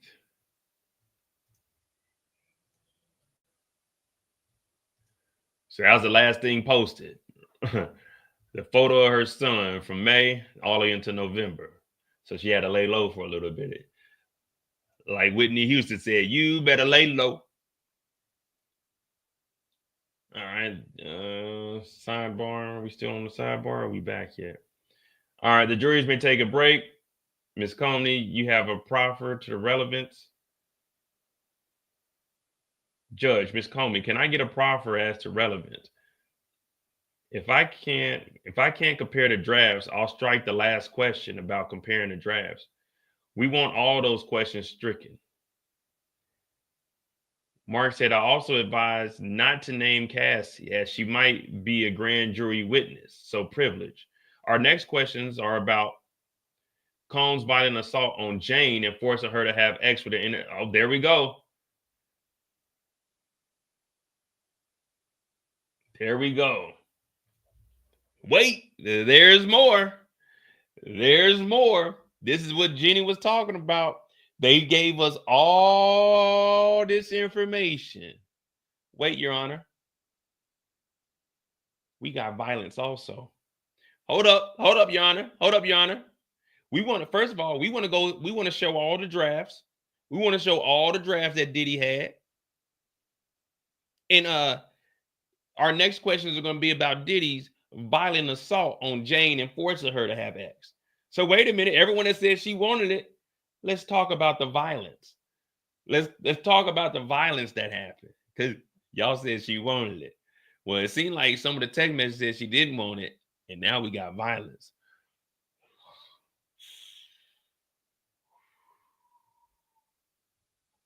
And forcing her to have X with an entertainer while still injured. It goes to the state of mind. Oh, no, the feds didn't get more information. The feds would wait. Jurors, take a quick break. Come on back. Come on back. We got just a little more information. We got to talk about a little more information. Y'all thought we just had this little back and forth. No. We got Judge, Your Honor, those are Spanky's booze, but we got proof that Diddy was using violence also with Jane Doe. Wait, there's more. 2 days, not once have we heard any violence. We're going to let that be the last thing the jurors hear. Oh, yeah, it kind of slipped our mind, and it's already bad enough what she went through. We got violence also. Yeah, we got violence also. But we wanted to make sure you guys understood what was going on. So everybody was saying, oh, she was just there for the money. Well, if they provide this evidence, it might be similar to Cassie. She couldn't leave because she was getting beat. Now, of course, we won't make any jokes during this part of the session because there will be violence. But we're going to wait and see what goes here. I'm Modi J. Hit that like button. Hit that subscribe button. Day 19, week 5. We're over 70 hours of covering the Diddy trial. I might submit this to Harvard Law and see if I can get an honorary, an honorary degree or something. Like, I'm putting in the hours.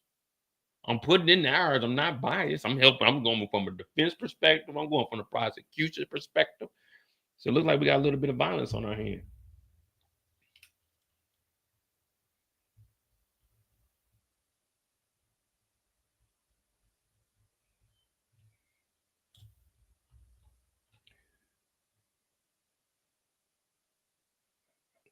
Well,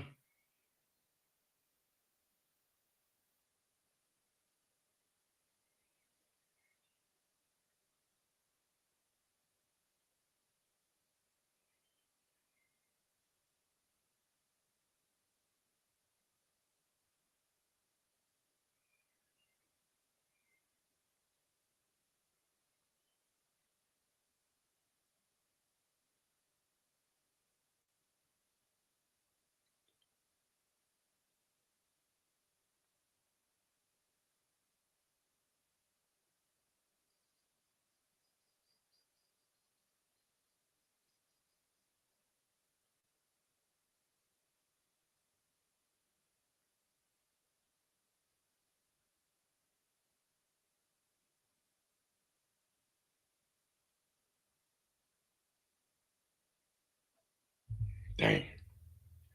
All right, well, here we are. We here.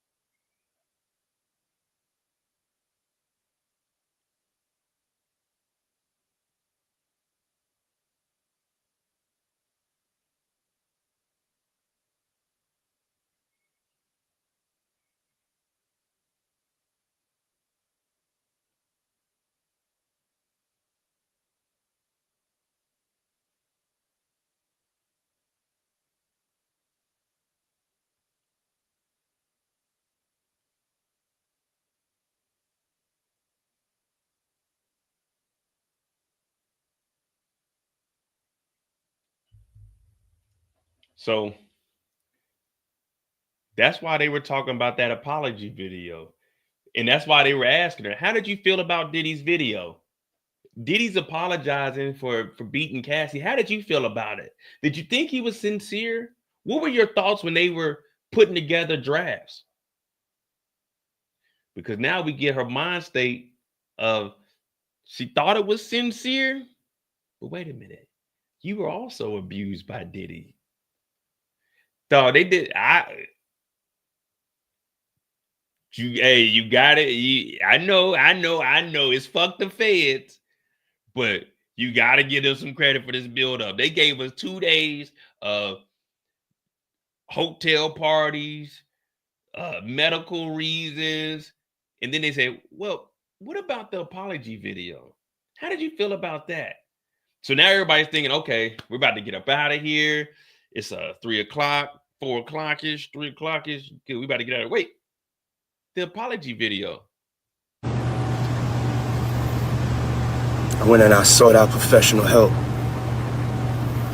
I had to go into therapy and go into rehab.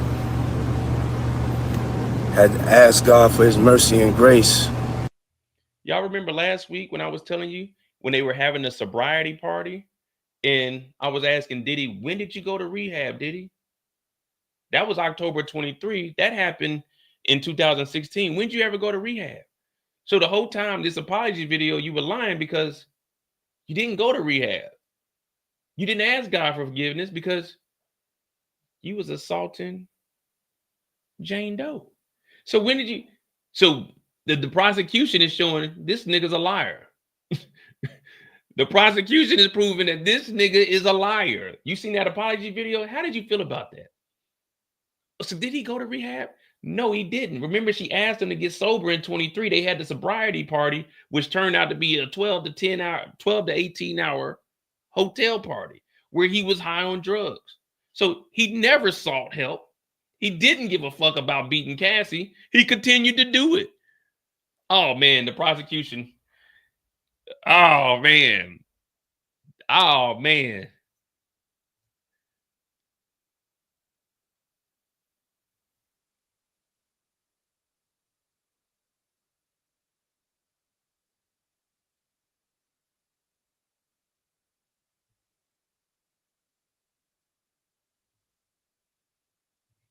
Jane and Combs didn't immediately discuss it after the video showing Cassie in 2016, but they had a conversation about it later 24 around June or July, a month or two after the video release.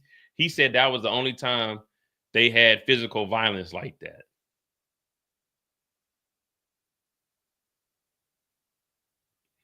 Diddy also told her that Cassie was a hitter and that she would hit. Prosecutor Comey asked Jane if Combs said whether he would hit Cassie. Jane said she thought he addressed it, but couldn't remember what he said.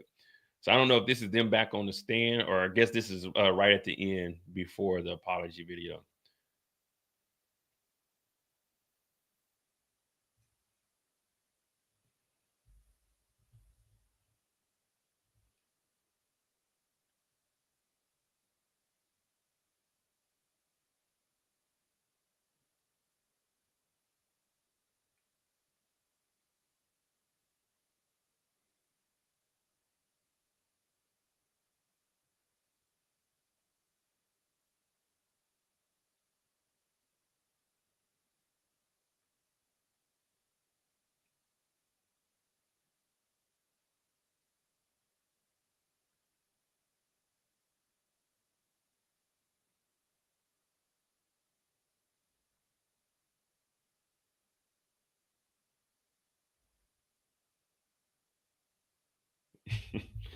Damn. Well, we'll see. We're still on a break, guys. Now I don't know when this was. We don't know if it's gonna be as detailed as a Cassie, but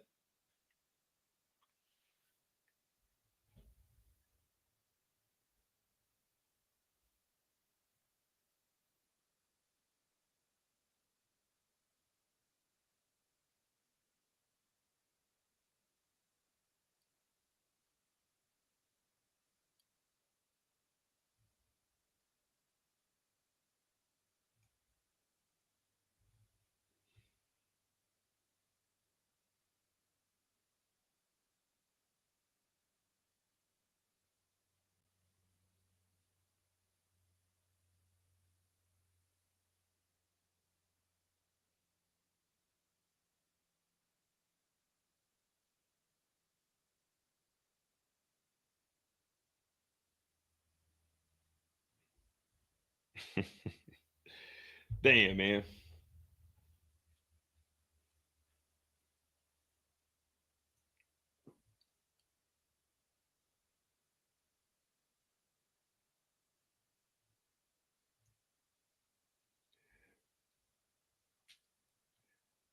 You said I keep trying to prove that Diddy commit the crimes. Nigga, did you or did you not see the text message where Diddy said he paid for a nigga to come up there? What are you talking about? Did you or did you not see people saying Diddy gave them drugs? I'm not trying to prove he committed anything. He has text messages saying, I hired a nigga to come over there. Do you want a party? I got a hotel. What do you mean? I'm trying to make it seem like he committed these crimes. Nigga, he said it in text messages. What are you talking about, Maurice? What are you talking about? I'm trying to make it seem like he committed these crimes. The nigga said, I got Dine. I hired Anton. What do you want for your birthday? I got 3 niggas. I didn't say that. Diddy said that shit. I didn't say, Hunt, take these drugs. Diddy said that. I'm not saying Diddy committed anything. I said I'm not here to say if he's innocent or guilty. Diddy said this shit. You don't see anywhere in here where it says Mo said this nigga did this shit. I see text messages. I hear audio talking about, yeah, we got this going on. You recording me? Yeah, I did this. Diddy said that shit. Now, go contact Diddy. Get his inmate number and ask him, Diddy, why'd you put that shit in text messages? So Mo could read it. I didn't send those texts. I don't know this nigga. I didn't record off of a nigga's phone and cried about a nigga having a freak off video for 35 minutes of him fucking the girl that you paid for him to do it to. I didn't say this nigga did it. The tape said that nigga did it. The audio said he did it. I didn't say a damn thing. I'm not in the courtroom. I ain't on the motherfucking stand. I ain't in there with baby oil on my hands or on my ass. I didn't do shit. I didn't do nothing. I didn't do nothing. I didn't take no X. I wasn't no meth. Nigga, this ain't my hotel room. Whose hotel room is this? Here are photos released by the U.S. Attorney's Office of the Southern District of New York. Some of the items found in Diddy's room. Pink cocaine. I didn't put that there. What do you mean? I'm trying to make it seem like the nigga committed a crime, Maurice. This nigga committed the crime. I didn't say here, Diddy. Hold on, let me find something else. I don't have meds that say fucking Frank Black on it. My name is Mo, not Frank Black. That's not me. I didn't do that. Wait a minute. This ain't my baby oil. I don't even own baby oil. I don't like to be glistening. I don't want to glisten. I don't wear baby oil. I didn't do this. This Diddy's room. This Diddy's room. This don't say this is my room or this Diddy room. But is this my hotel room or is this Diddy's hotel room? I can't remember. Was I in New York? Was I in New York?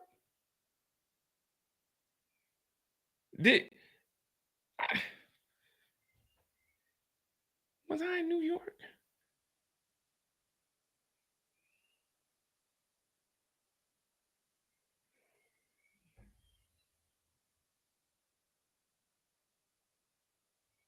I'm trying to think.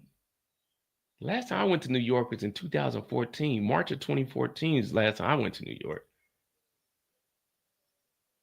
I didn't even know there was a pink powder. I didn't. Matter of fact, let me see something. Because maybe I'm tripping. Maybe Maurice is right. Maybe I planted these drugs. Let me just verify. Just let me verify. Okay, what was I gonna look up? Okay, Diddy's back on trial. Okay, let me see.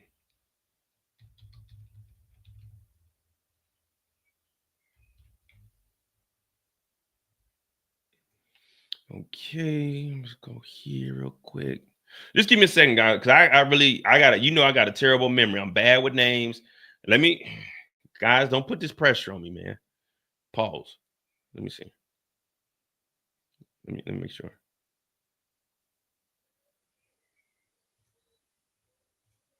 Let me make sure. Okay. The jury was presented with photos of guns in Diddy's house.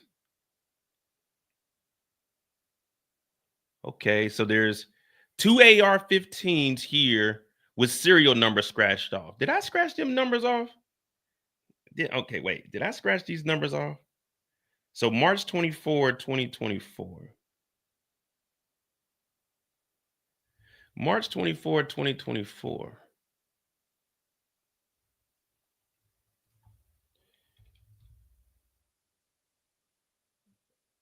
March 24, 2024.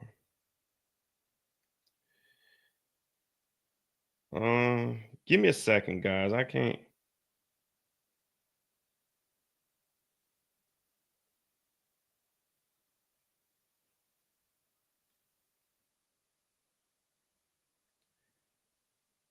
You know, my memory ain't what it used to be. Hold on.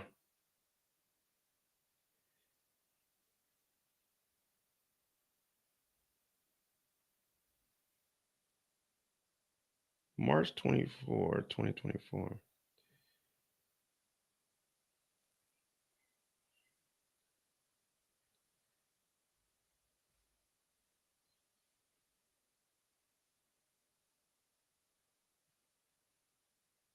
Wait a minute. March 24, 2024. Wait a minute, Mo. I was in London with you, Maurice. You remember March of 2024? I was in London with you, Maurice. How did I put this gun in Diddy's house if in March of 2024, I was in London with you? So wait, you and Diddy committed these crimes? Because I was in March, I was with you. I got photos with you in March of 2024, Maurice. What are we talking about?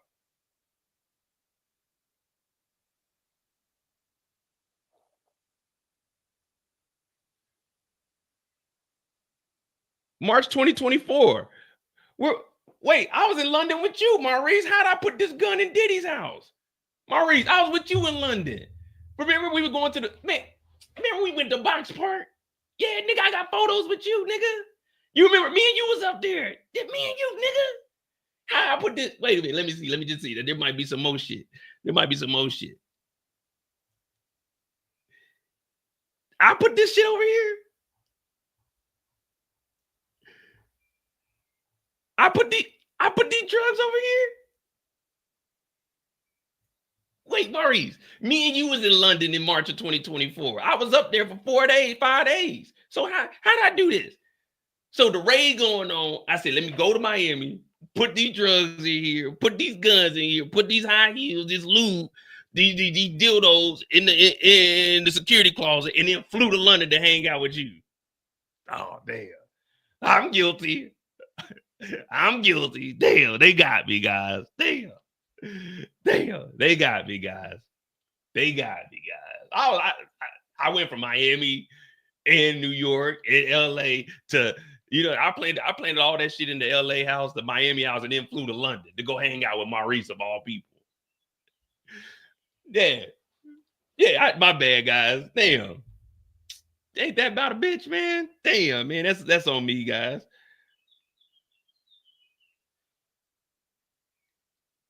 Damn, that's on me, man. I fucked up, man. That's me, man.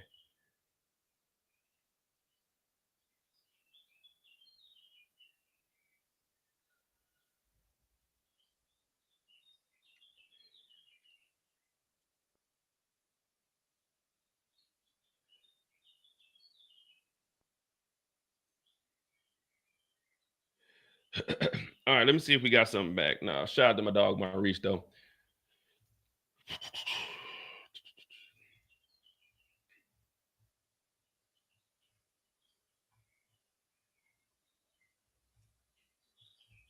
Nah, the case ain't over with yet. Yeah, hey, he did have a look in the Miami house. There is a dildo in the closet. Look, they got it blurred out right here.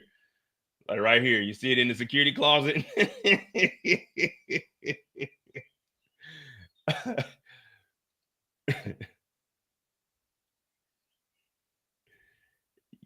Yeah, but that's with every case. You know what a witness that was complicit is? It's a snitch. That's with every single case that ever goes on in the federal courthouse. You tell us what they did and we'll let you off. That's just how it is. Everyone has snitches. It's just the way of life. Don't commit crimes. Don't commit crimes.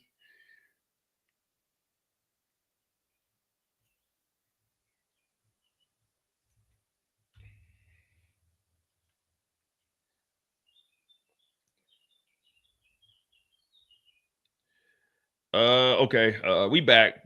It's all jokes. That's my nigga though, Maurice, man. You know what I mean? But now I was over in London. I was over in London because I just got here in October of 23. So that's my first time going to London. When I got over here. Let me see where we at.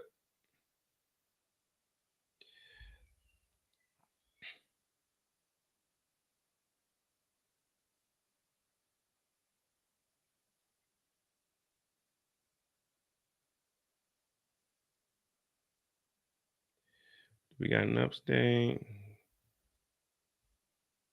Okay, they did the sidebar. They took a break. Okay,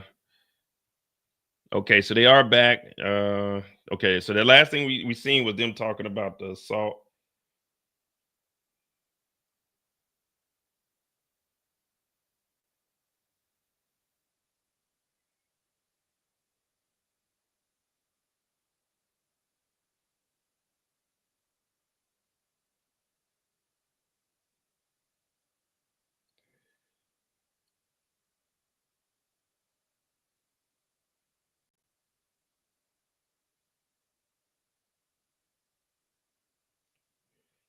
Then you know the crazy thing I had. All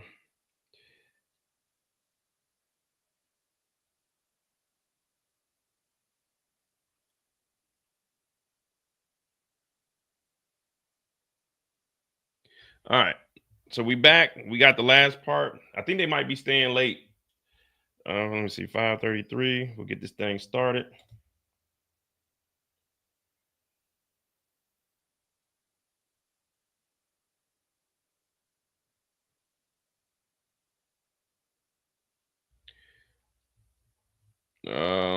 All right, so they're gonna play the video again. So they're talking about this video that we've watched multiple times. So that's what they're gonna replay in here, and then they're gonna go into everything else that they were talking about.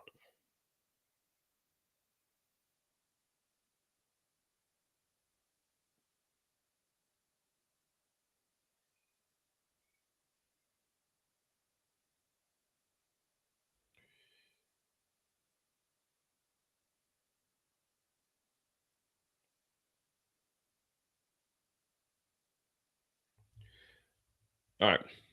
Can I play the video again and avoid any privilege issues? Okay, bring the jury back in. All right. The video's playing again. I was effed up. I hit rock bottom. I sought out professional help.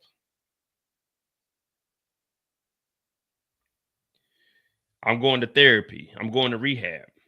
Comey said, Jane, what did you understand he was referring to? The hotel elevator lobby. The next time you saw him was June 18, 2024. Where did you see him? The home in LA. Date night in house. Jonathan came to help set up.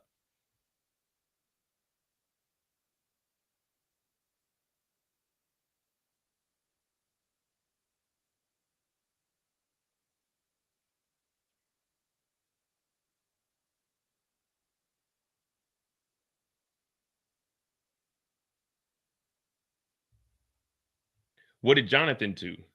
Put some candles around the home, decorate with red lights, make the environment cozy.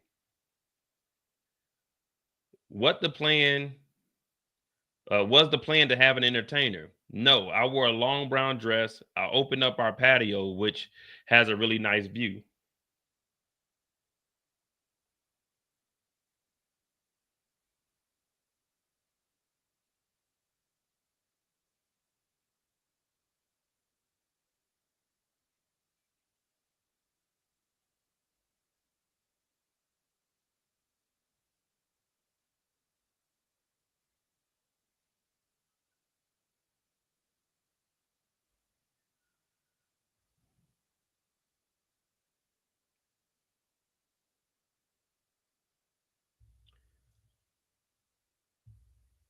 So they got a nice view.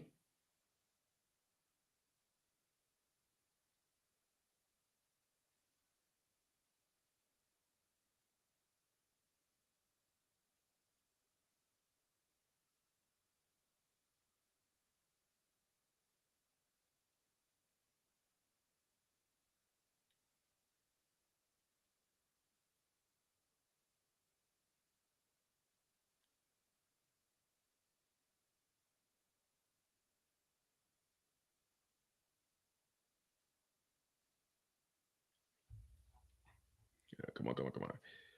Had a nice view. Oh yeah, that's the last thing then.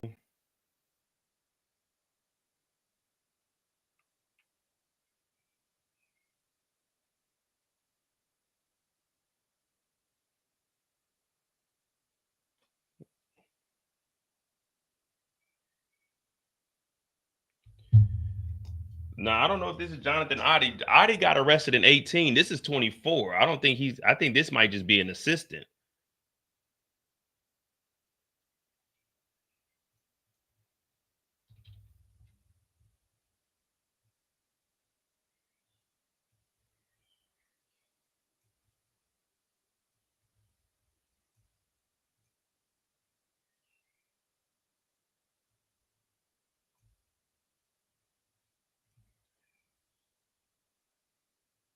Yeah, I think this is just an assistant that came over to help.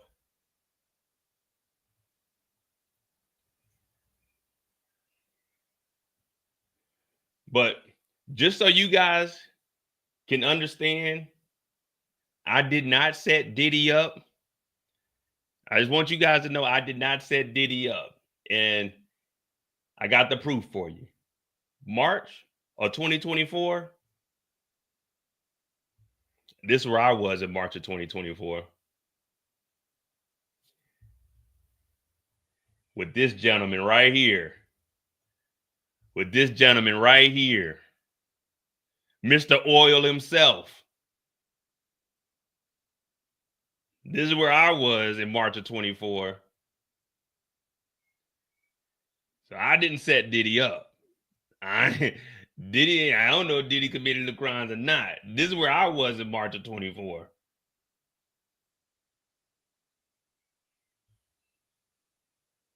Yeah, Maurice, what you got to say now? Huh? What you got to say now, huh? Yeah. Always keep an alibi, nigga.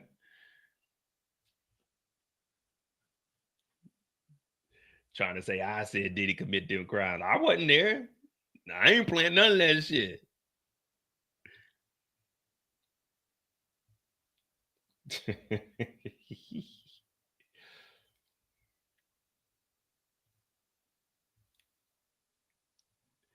All right. Did you two what? Okay, here we go. Listen to this. Did you two get into an argument? Yes. We had champagne and some tequila. I started confronting him about who he was with on his family trip to Utah. What did you say to Sean? I said that you're a PDF. He was 25 or more years older. Oh, she didn't call him a PDF foul. She didn't call Diddy a PDF foul.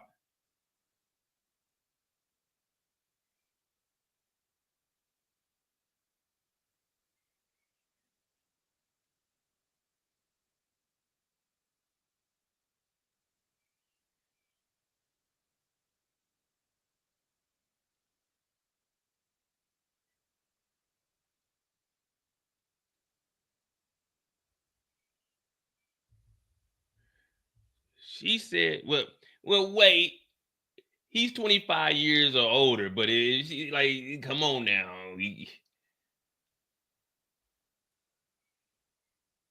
If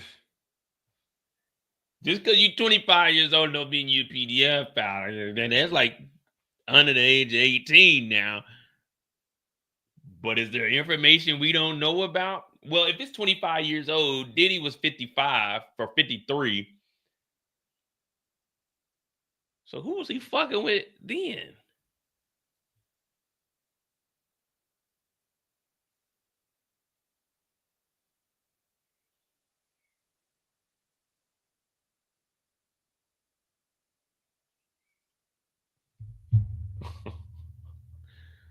Oh, Diddy, what we got going on here?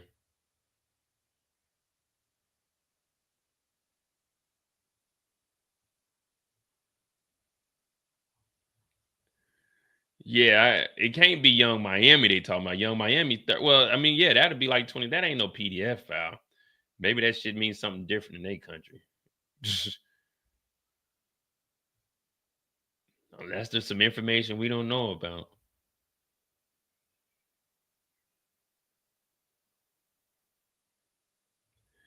I said if a girl can't buy her own drinks, what makes you interested in her? I believe she was under 21, but older than 18. Yeah, that's what I'm saying. Yes, I pushed his head into the marble. Then what? I started throwing candles in glass. I was angry. So who was he fucking with that was under 21?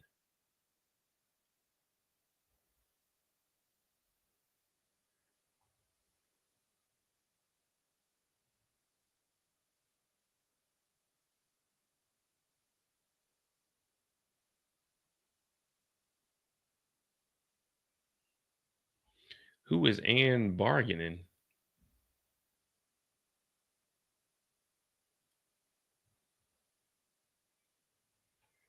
So the prosecutor Comey had previously called the encounter one of the most clear-cut examples of X trafficking in the trial.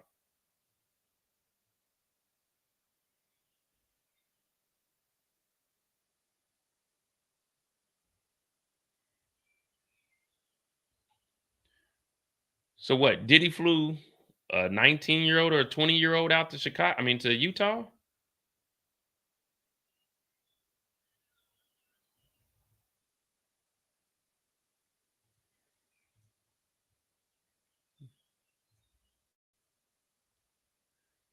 And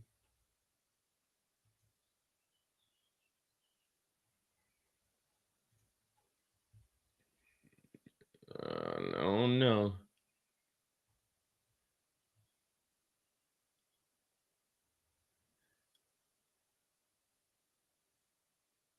She pushed his head into marble. How far did Diddy take it, though? It is self-defense, but how far did Diddy take it?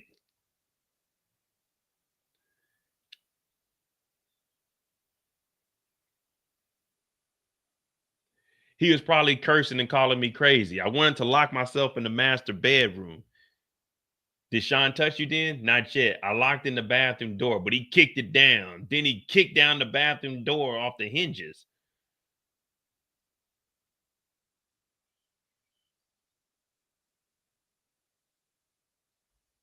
Yeah, I can't say no PDF. She was of age. She just 19 or 18, something like that. But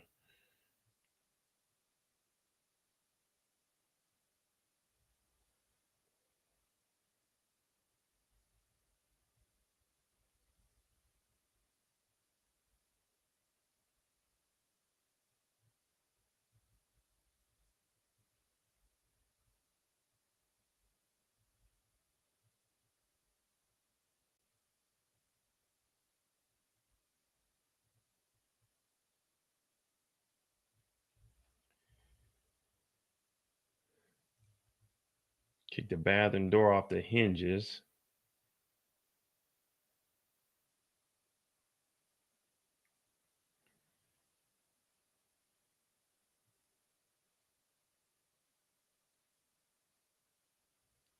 When did he go? This is what month is this? Diddy in Utah. Diddy.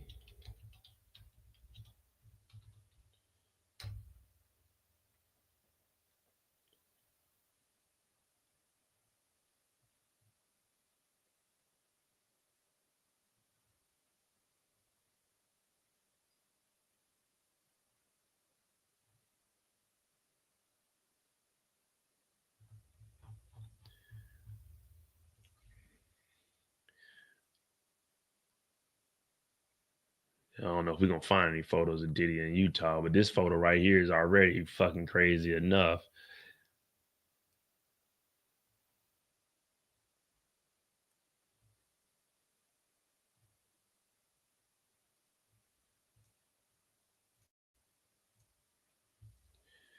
A very terrible day. Jane testifies about a fight she and Diddy had. After they flew back to LA and Miami, to LA from Miami in May of 24, Jane didn't see Diddy again in person until June 18, 2024.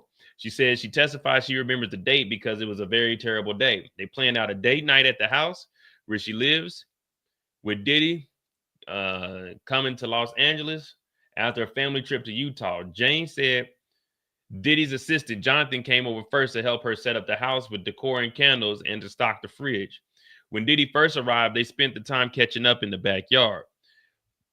The jury saw photos and a video that Cassie took of Combs that night. Wait, the jury saw photos and a video that Ventura took of Combs that night. In the video, I guess they meant Jane Doe took of Diddy. In the video, music was playing and Combs could be heard talking. Jane and Combs got into an argument about a half an hour after the video, she testified. I started confronting him about who he was on the family trip with. She said I was making an assumption that he was with another woman. She called him a PDF file, she testified. Jane said the woman she thought he was with was an adult, but she was roughly 25 years younger than him. Well, that means she can't be under 21 then. Or she's just saying roughly. At one point, Diddy bent over to tie his shoe and she pushed his head into a marble counter. She said she didn't see any marks or injuries on his head. She later testified. You shouldn't have touched that man, though. Jane said she started throwing candles around the house and repeatedly saying that she hated him. She said a lot of candle wax went onto Combs' clothing, but she didn't see any glass hit him directly. I think he was probably cursing and calling me crazy. Adding tone, he was angry. All right, well, you started this one. I don't know if we can protect you on this one. Diddy shouldn't put his hands on you, but you shouldn't push no one's head into a marble counter.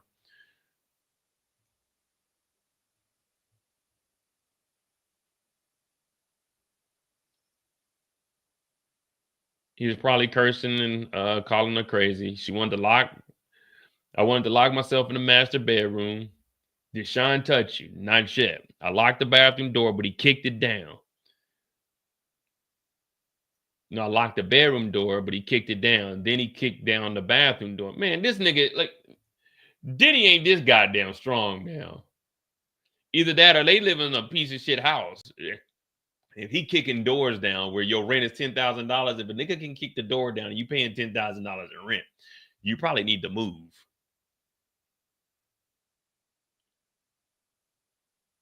Now, she did what she did. She left the scene. Diddy ain't calmed down. It seems like Diddy's in a rage. But again, we don't know what the hell happened here, so we're gonna have to wait for more details. But you did push this nigga's head into a marble goddamn countertop. Not saying she wanted it, but you started this. And well, I tell y'all, we here for the law and the law only. Like, self-defense, don't matter who it is. They started. Ain't nothing you can do about it.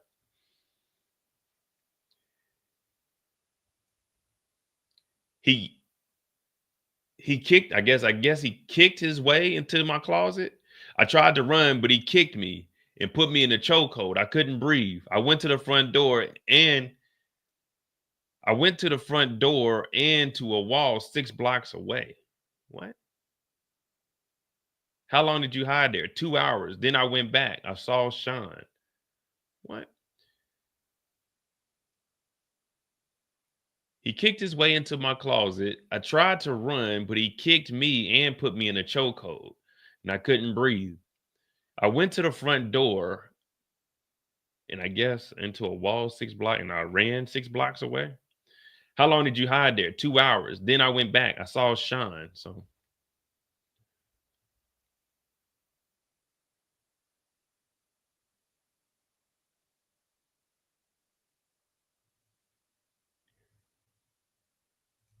see, that's the problem, though. She did that, and then she locked herself up. Cooler heads should prevail. Diddy should have left. I know. But especially as a black man, hey, she did that. You just gotta get the fuck out of there, man. Don't stick around. Definitely don't. It don't matter what you do. It could be on tape. They ain't gonna give a fuck. Because all they're gonna see is the aftermath. That's all they're gonna see is the aftermath. Like, let's say, well, Yeah, man. If he really kicked through these doors, which I don't know, I think that's a little far fetched because Diddy ain't this goddamn strong. But if he did that, put her in like a chokehold, kicked her, I wanted to kick her in her like front or in her back. Now, if she like would have pushed his head into the damn, see, you can't justify this. Once she ran off and locked the doors, you got to just leave. But again, like if she would have pushed your head into the marble and then you like came back with a backhand or something, you could probably get away with that. But if you kicked through doors and like then kicked her and choked her out, it's like, man, come on, man. But I don't know. We're gonna see. She said she hid for 2 hours and then she came back. We don't know where the hell she hid though. She said she went, I guess, 6 blocks away. She like ran.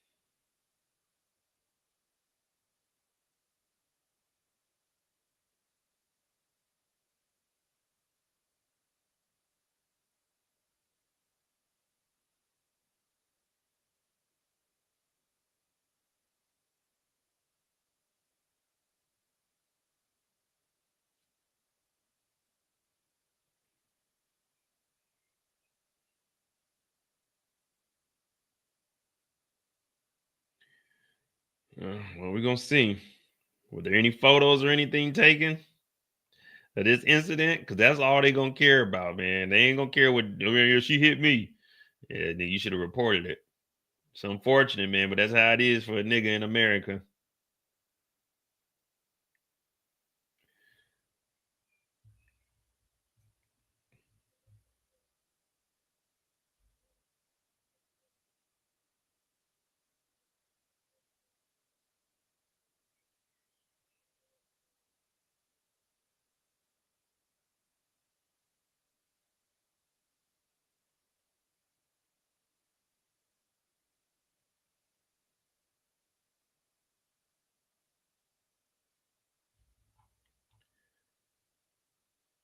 She said she didn't see Sean. How long we going? Well,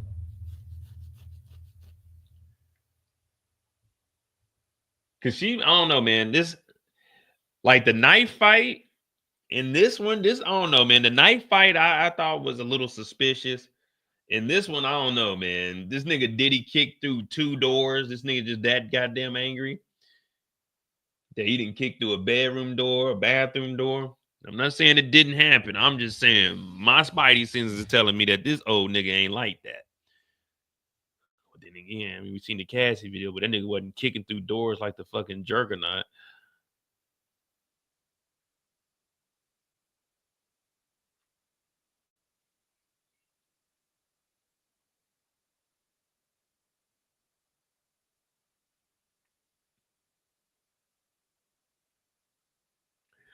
That's what it's seeming like, man. Diddy called, I'm not Diddy, 50 called her a little ex-worker. There's a lot of shit to be going on, man. When you think about your regular ass life, it kind of makes you think like, man, you know, life is really good, man. You know, some days you don't feel like getting up and going to work, but boy, if you ain't got to deal with all this extra shit, man, life is sweet, man. You know, the only problem I had this last month is this rib contusion. That's like the worst thing. That's the worst thing that happened to me. I paid my credit card off. I look at my credit card, it's back up $1,700, $1,500. Like, then what the hell I done bought? I pay it off. Okay, I'm good to go. I book another trip. Okay, I'm good to go. My only issue that I had over this last month is my rib contusion. This is the shit that they doing, man. It's like they not living regular lives. They living some fucking, man, I could not live like this, bro. It's every day is something, man.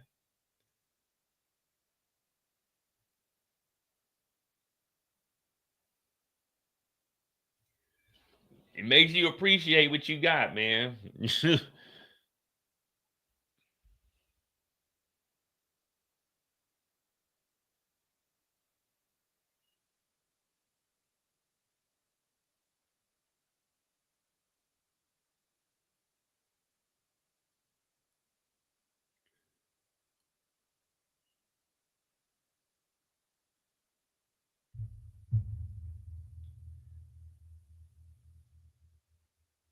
Hey, you all right, James? I mean, Diddy do be on that.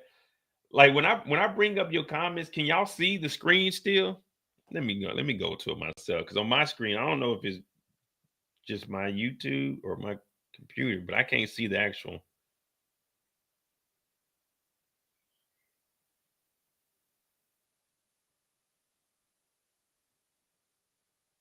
Okay, y'all can see. I just can't see it on my screen. All right, my bad. Yeah, you all right, man. Diddy do be on that junk, so it ain't no telling what Diddy doing. Jane says she hid outside her home for 2 hours after Diddy kicked and choked her. Jane realized that the fight with Diddy was escalating. She said she tried to lock herself in the master bedroom. When Diddy kicked open the bedroom door, Jane locked herself in the master bathroom. Bedroom and bathroom is kicking my ass tonight. She said, then when he kicked that door off the hinges, she ran to the master closet. She changed her clothes while she...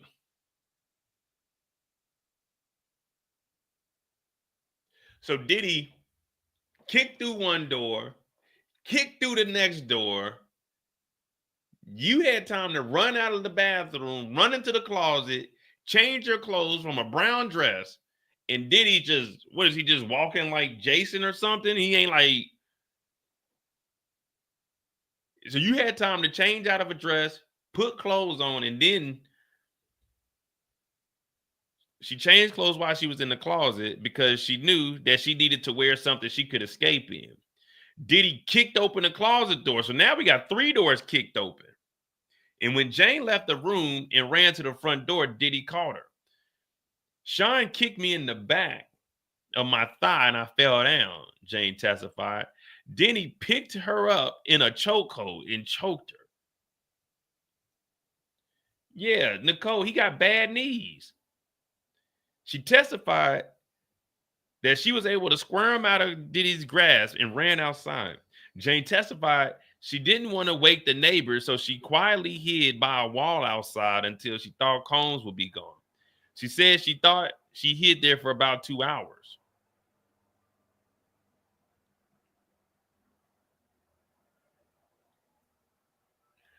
Well, he's not paying for her lawyers for this. He's paying for her lawyers for the HSI raid.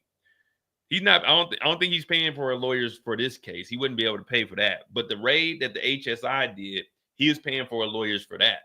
And I don't know if they talking about this lawyer because I don't think you'd be able to pay. I mean, I guess you could, but I don't know. I don't know what the fuck going on. But Diddy got bad knees and kicked through 3 doors, picked her up with one hand like goddamn the Undertaker, had her in a chokehold, and she didn't want to wake the neighbors, so she ran outside and hid for like 2 hours. See, I don't know. I don't know about this one. Maybe he did something, but kicking down the doors and then tiptoeing through the hallways. I don't know, man. Maybe there's something.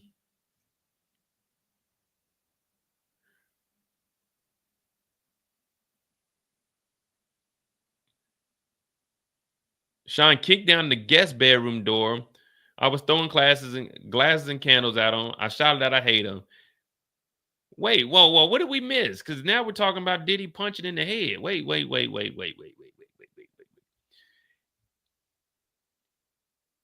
He kicked his way into my closet. I tried to run, but he kicked me and put me in a chokehold. I couldn't breathe.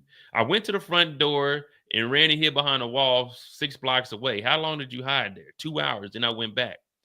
Okay, that was the last one there. Sean kicked in the guest bedroom door. I was throwing glasses and candles at the head. Boom, boom. I shouted that I hated him. He started punching my head and saying all kinds of things. Saying what? That I was trying to keep him away from his kids. What? Wait. Something, we missing a message or something. He kicked into the closet. ran and kicked me, put me in a chokehold. I couldn't breathe. I went to the front door and to a wall 6 blocks away. How long did you hide there?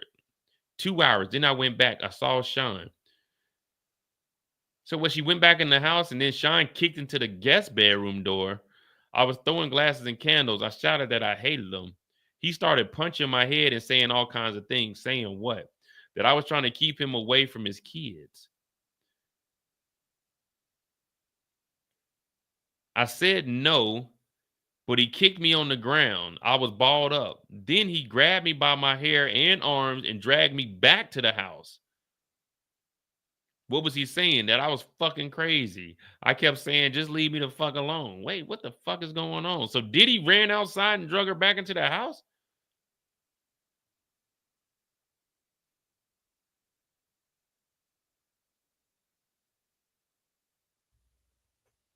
Oh, she hid for 2 hours. This nigga Diddy didn't leave. So when she got back, she went into the guest bedroom because Diddy done already fucked up the 2 doors, the bedroom door, the bathroom door, and the closet door. So she went into the guest room. And then she was throwing glasses and more candles at Diddy, I guess. Unless this is from somewhere else. But then she shouted, I hated him. And then Diddy started punching her in the head, which isn't too far-fetched from the video we seen of Cassie. And then you're trying to keep the kids away. But what does he mean keep the kids away? Nigga, Diddy's kids are all adults except for the little girl. She said no, she's not trying to. Well, this nigga's probably high. She said no, but Diddy kicked her on the ground. She was balled up. Then Diddy grabbed her by the hair in the arms and dragged her back into the house. We've seen that in the Cassie video, so it's not too far-fetched. She said that he said that I was fucking crazy. I kept saying, just leave me alone. I called the girl I thought Diddy was with and asked her if she was on a trip with Sean. She said very insulting things. Then Diddy held me down, so I had to listen. What did you do?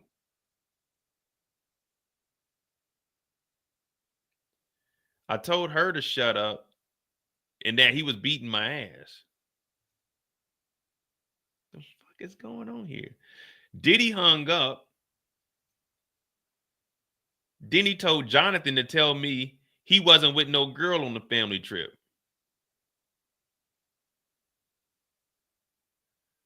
After the FaceTime, what happened?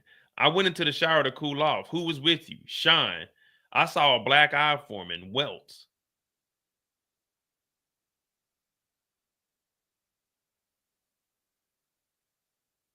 What the fuck is going on here? We think this is a 50s baby mama.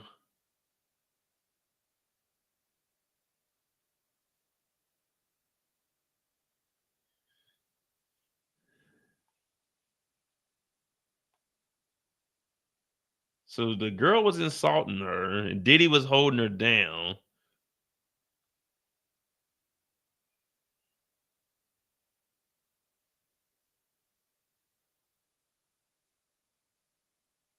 I don't know. I'm kind of confused here.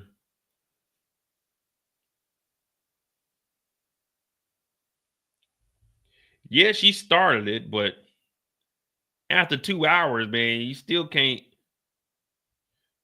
I don't know, man. I don't know. I gotta see this thing in full context. I don't know what the hell's going on here, man. So it looked like she came back to the house and Diddy got back on her ass and he was dragging her, and then she called whoever the girl was, so she had to get in Diddy's phone, and he held her down, but he was punching her in the head. I don't know, man.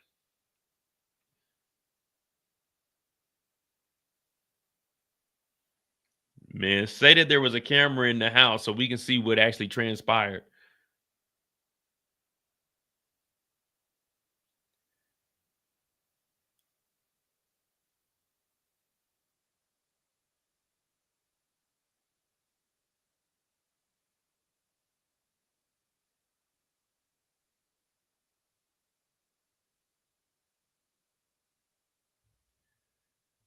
And the thing that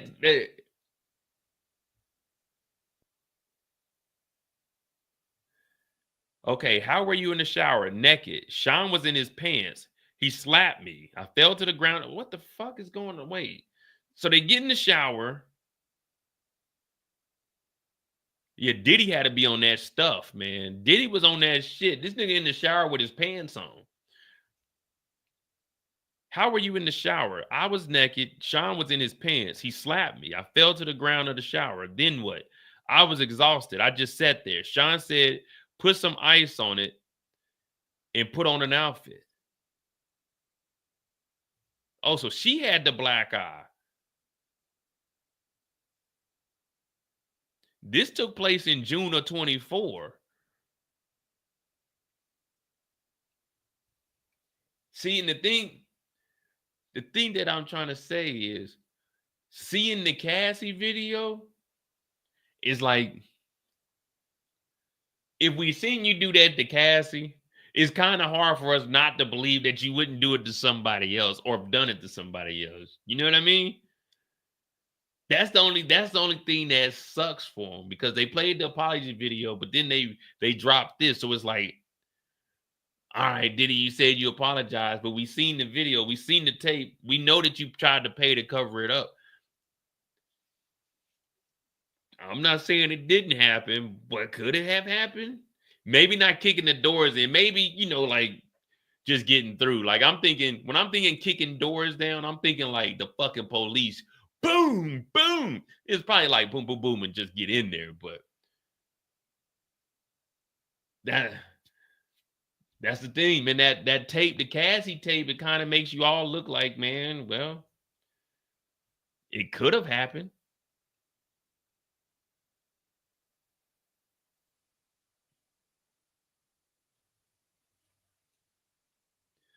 All right, let's see what updates we got. All right, so we got a hose. Diddy found Jane again after she hid, and he punched and kicked her and dragged her, she said.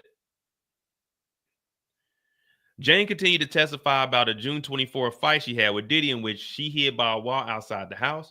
She started to walk back to the house because she assumed that Diddy was gone by then. She said when she turned the corner, she saw Diddy on the street, she testified.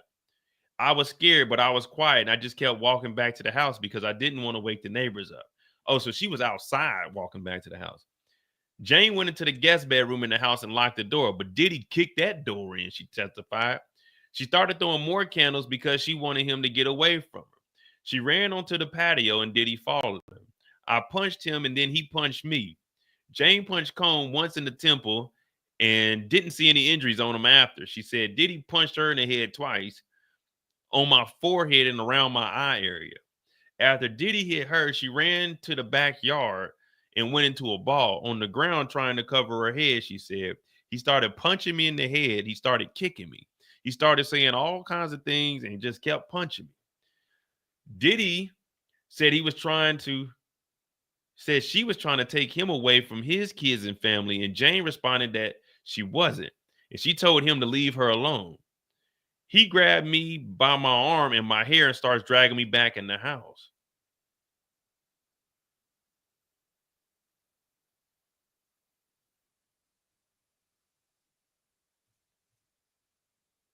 The fuck? Oh, so okay, so she went to the backyard.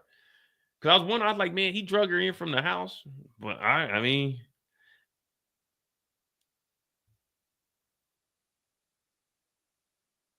an outfit. Oh, here we go. Lingerie and heels. Diddy was using my phone to play pornos. He texted Anton on my phone.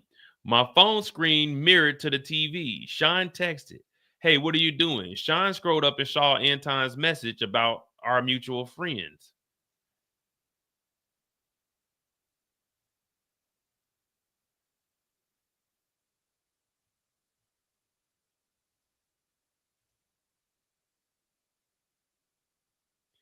Whoever the fuck this Anton nigga is, we need Anton to testify and we need Jonathan to testify.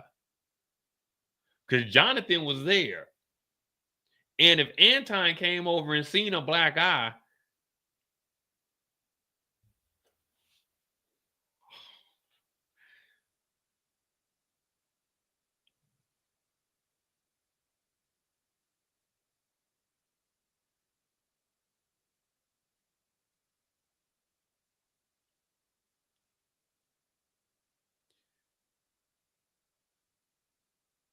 Like, I'm gonna be honest. I mean, I've been honest the whole time, but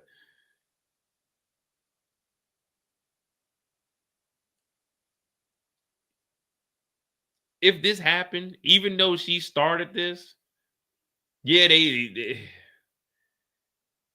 Diddy should have left and not did anything because you had time in between. Like, that's just like if somebody does something to you and then you shoot them when they're walking away. Like, you can't get self-defense then. Like, if it would have happened, like she pushed his hand to the marble and he would have slapped her or something, okay, you could defend yourself for that.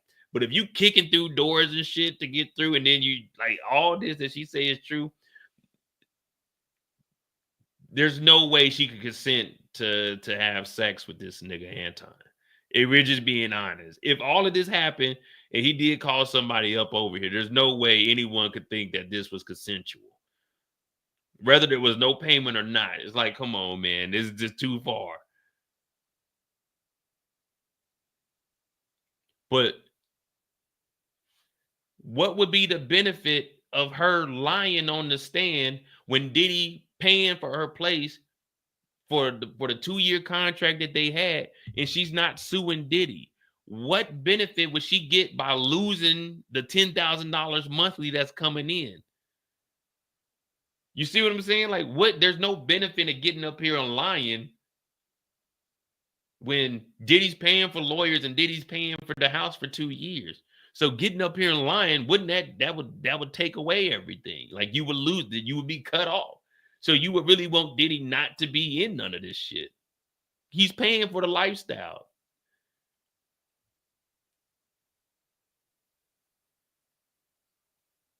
So I'm not saying it didn't happen. The kicking through the doors is crazy, but we seen the tape, so it's not too far-fetched for Daddy. I mean, Daddy. Daddy. What the fuck is Daddy? D-E-D-D-Y, Daddy? Diddy in... No, that ain't end. But Diddy ends Diddy's daily... Yeah, I don't even know what Diddy could be. Yeah, we seen the Cassie tape. It's like, all right, well, I mean... We know what this nigga's capable of.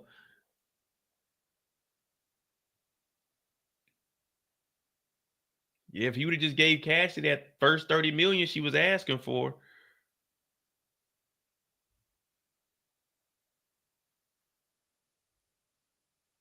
I don't know. We here, guys. I guess we going all night tonight.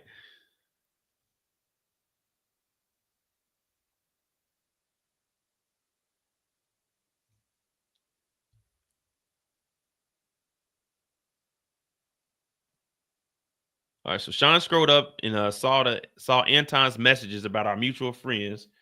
Sean asked me how the mutual friends were. I said I didn't know. Why did you lie? We were on a break. I didn't think I needed to say it. Anton showed up. I moved my hair so that my injuries couldn't be seen and used makeup like Diddy said. I greeted Anton and tried to be polite. Asked him how his day was. Sean was giving me this evil stare. Sean said, I need to talk to you. We went into the guest bedroom. What happened there? He said he wanted to know about the mutual friend. What up, Dreads? What mutual friend is this nigga talking to? I told him oh shit. I told him I went to Vegas with the rapper and his girlfriend. I saw Anton having X with another woman. What did Diddy say? He said, do you have this porn star having something over me? The mutual friend, Meek Mills.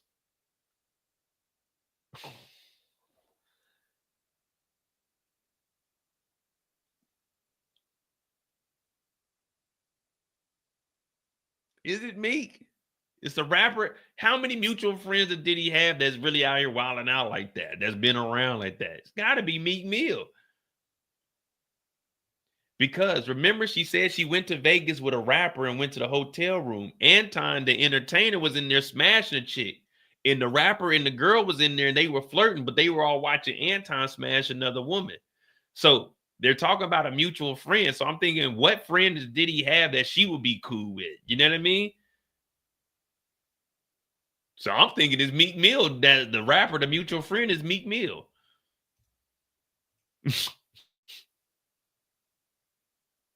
Nah, that's what they testified. They was in the room. The dude Anton that's at the house now was in the hotel room in Vegas with the mutual friend rapper smashing the chick while they was all in the room. So Diddy goes through the phone and sees that Anton and them have a mutual friend, which is the rapper. So he's asking, how do you know my mutual friends? And does Anton have anything over Diddy? French, Meek Mills, yeah, it's one of these niggas. I'm just thinking Meek Mill because, you know, shit. You deserve it, daddy. Ain't that what that nigga told him? Did you take drugs? Yes, right around the time Diddy told me to. He said, take this fucking pill. You're not going to ruin my fucking night. Go out there and suck his dick. I said, I don't want to. What did he say? He said, is this coercion?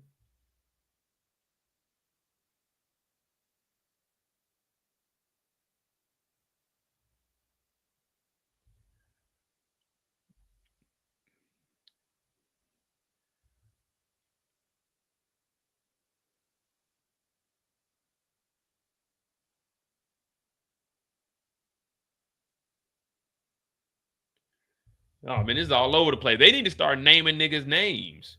But I think that's where the privileged information came from, where they don't want to, they're not going to bring no one else's name up into it if they ain't got no crimes.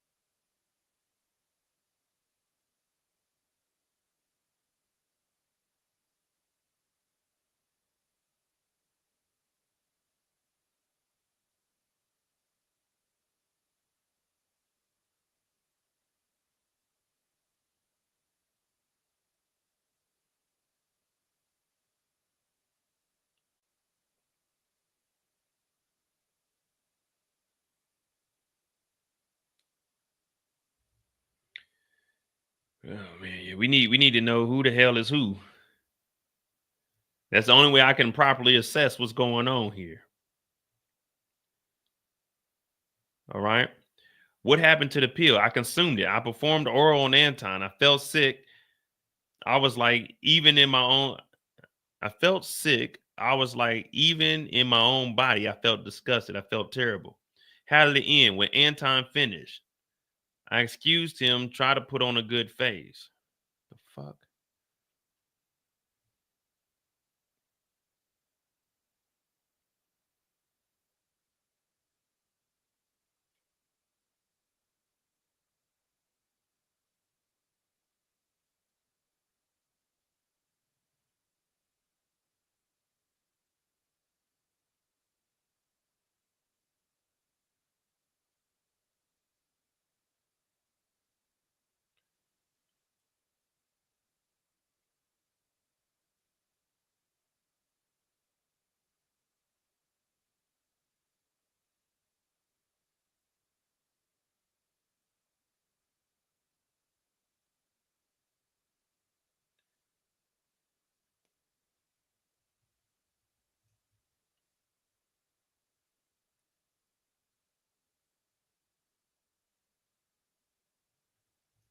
Yeah, it's all right. I mean, if this happened, then yeah, I mean, there goes Jericho, forcing her to do all of this.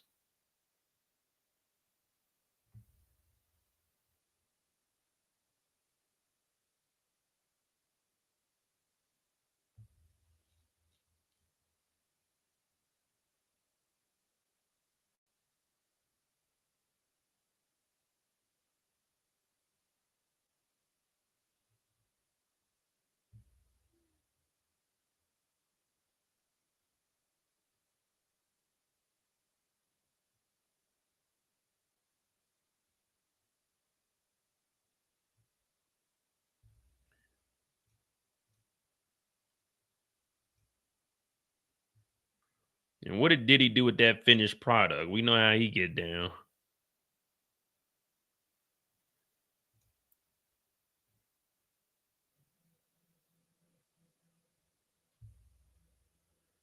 Yeah, this is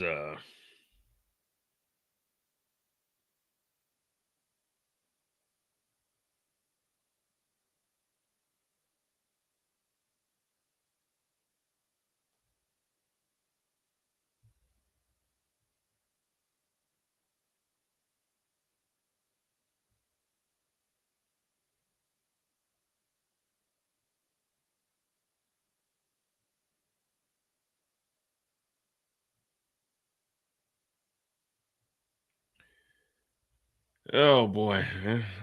We just waiting, guys.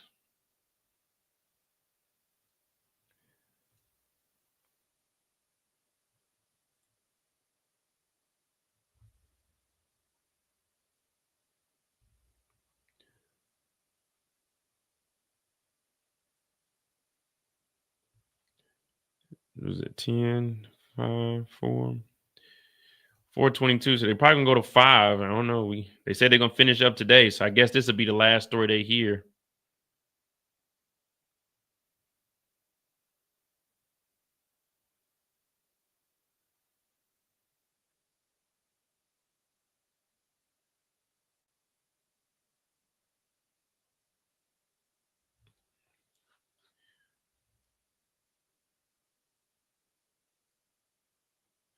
So she said, all right, so this is more in depth here. Jane said that after Diddy assaulted her, they went back to the master bedroom and used Combs' phone to call the girl she assumed he was on a family trip with.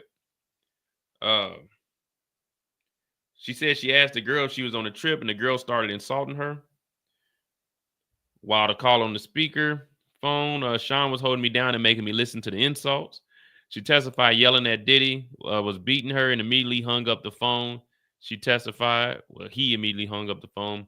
Later, Diddy FaceTimed one of his assistants and told them to tell Jane that there wasn't a girl on the trip. Jane testified she was in the corner of the room and Diddy was standing right in front of her. At some point after that, Jane went to the shower to cool off. When she looked in the mirror, she noticed 2 golf ball size welts on her forehead and a black eye forming. Diddy got in the shower too, but was still wearing clothes, standing out of the water. Jane testified that she told Combs she hated him. He slapped her 3 times in the face, eventually knocking her off her balance to the ground. Diddy was then using her phone to watch porn. The phone was screen mirrored to the TV so she could see he was texting an entertainer they used before Anton to see if he could come over.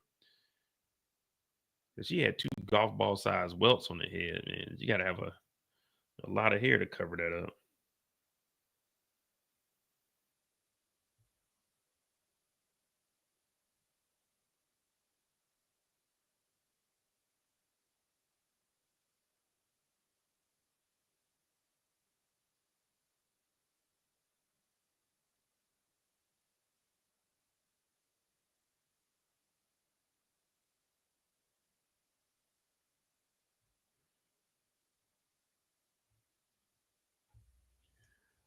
My bad. I was looking at trying to see if there's updates or faster on the phone, but they got some dude that got ran over by a horse out there in LA and they beating him.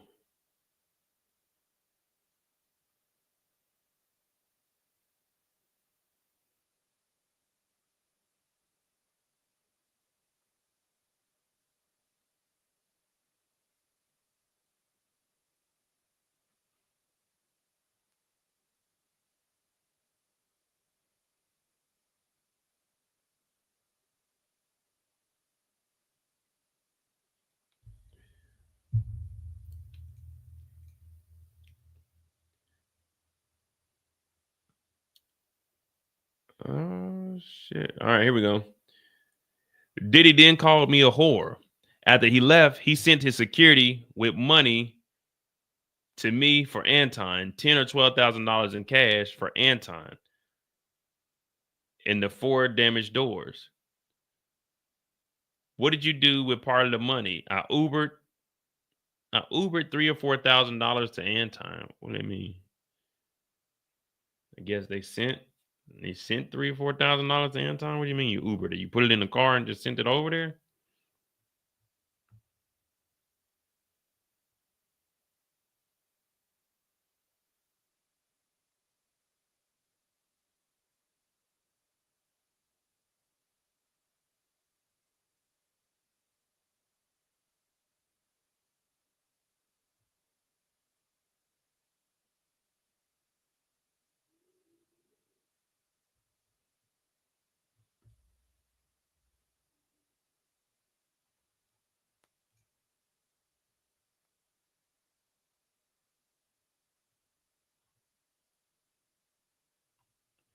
Yeah, Anton was making a lot of money doing all of this.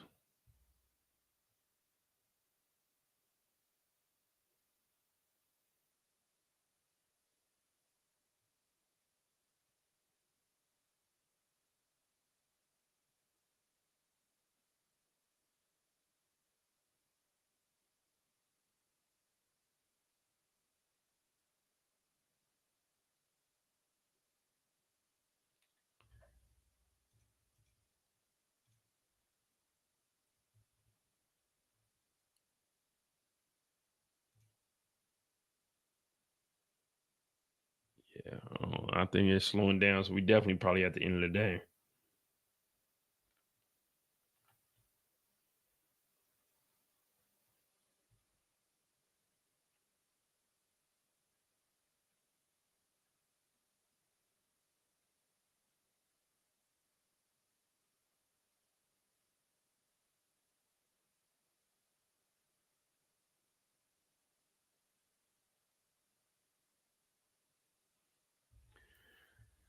Oh boy.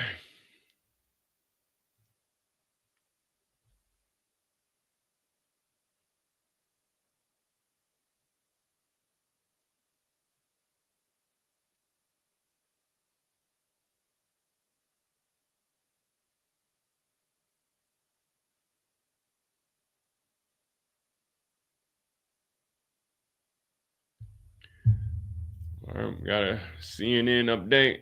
Jane testified Diddy told her to cover up the injuries with makeup before inviting entertainment over. Jane testified that Diddy told her he was inviting Antoni over because we're not going to end the night like this. She said Diddy told her to put makeup on and put her hair to the side to cover her injuries. That's what she did. Jane said Diddy scrolled up and saw earlier messages between Antone and the same entertainer she had seen in January 24 in a trip to Vegas. She said Diddy saw a message where the entertainer referenced spending time with their mutual friend. Jane testified that she understood it to be a reference to the people from the Vegas trip. She said she hadn't told Diddy about the trip because they were on a break at the time. She also said that um, Diddy asked what the message referenced. She told him she didn't know because I didn't want to escalate the night. Jane said she chatted with Anton for a little while when he arrived before Combs asked to speak with her. She and Diddy went into another room and he said the messages he read weren't sitting right with him and asked her again about the mutual friend reference. Around that time, Diddy had her take X, then excused themselves from the room with Anton and went into the bathroom where he opened his hand and showed her an X pill. Diddy insisted she take the pill. Jane recalled Diddy saying she was not going to ruin his night. I don't want to. I don't want to. I don't want to. She recalled telling Combs emotionally in the bathroom. While she was on the stand, Diddy got close to her face and said, "Is this coercion?" Jane testified. She just looked back at him. They returned to the room. She performed oral on the entertainer for what felt like forever. She eventually had X with the entertainer while Diddy watched.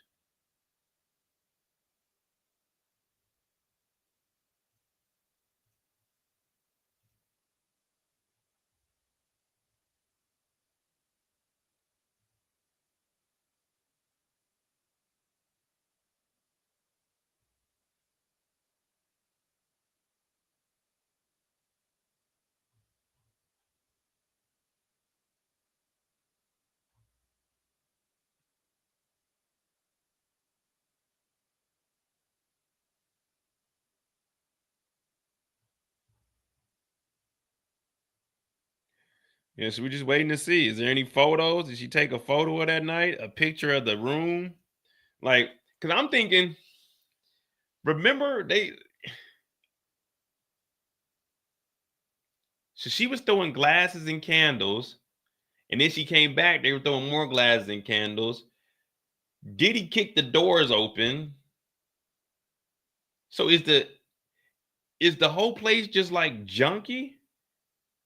Like, is this hotel party taking place in the living room? Because in my mind, I'm visualizing like the room, like the living room is fucked up because she got money to clean up and replace the doors. So like in my mind, I'm thinking it's like the doors are just swinging because she said one of them was kicked off the hinges. Now kicking the door off I don't think the door was off the hinges. Like you're not kicking the damn door off the hinges. The hinges are going to still be on there. The door might break. You might kick through the door. Kicking a door off the hinges, you got like that. That's like the police knocking a whole fucking door down. Like I don't think Diddy did all of that. He probably just kicked the door open because it's one of those little generic ass locks. It just turns to the left like that. But I'm visualizing like the doors are just swinging open. There's candles and wax all over the floor and glass. And Anton comes in there like, man, what the fuck is going on in here? But I'm gonna take my $5,000. But it's not hard to believe that this shit happened because we seen the video of Diddy doing just this. So it's like, now if they say she has a photo from like that day or like a photo of what the house looked like, then it's like, yeah, Diddy did that shit.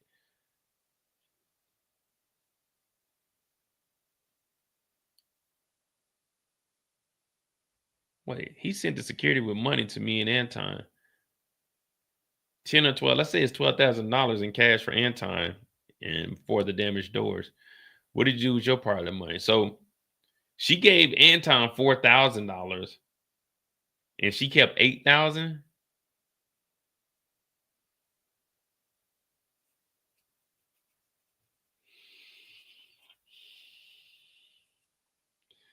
If she gave Anton $4,000, she kept $8,000.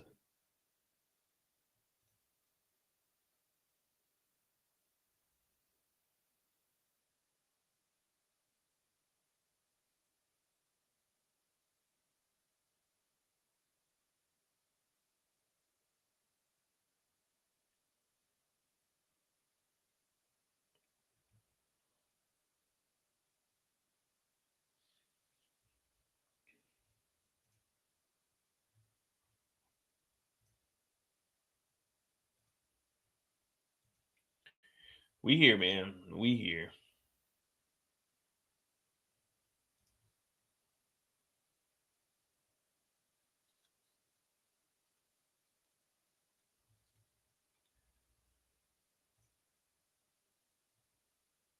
$34. So they're probably about to finish this up 9 minutes ago. That's the last thing we got.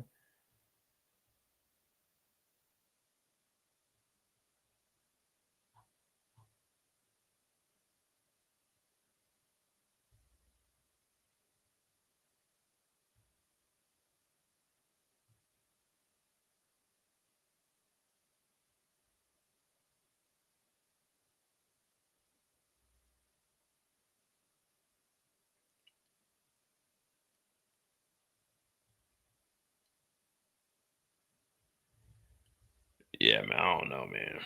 This nigga's different, man. But like they said, man, it's crazy though, because Diddy would pay for all of this, but he wouldn't pay his artists.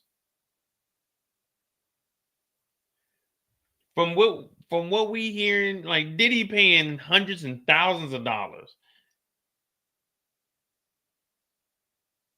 10 hotel, what if you think about just like a hotel room is setting up for one freak off, including let's say $5,000 just to make it even. Dog, these are at least $10,000 occurrences. Some of them were lasting for 5 days.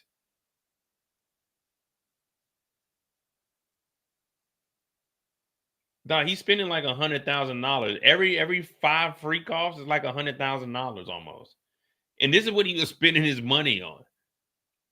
He got $148 million in 8 mortgages, but he's spending hundreds and thousands of dollars on just having freak offs. His artists ain't getting no money. He just thumbing through a check. Thumbing through a check.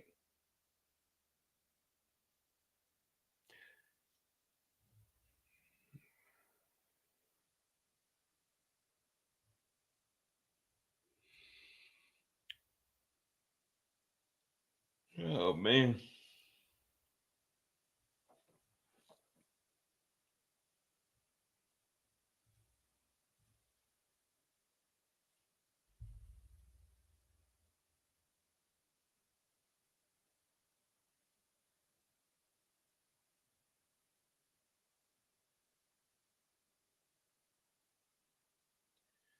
But this is y'all guy, man.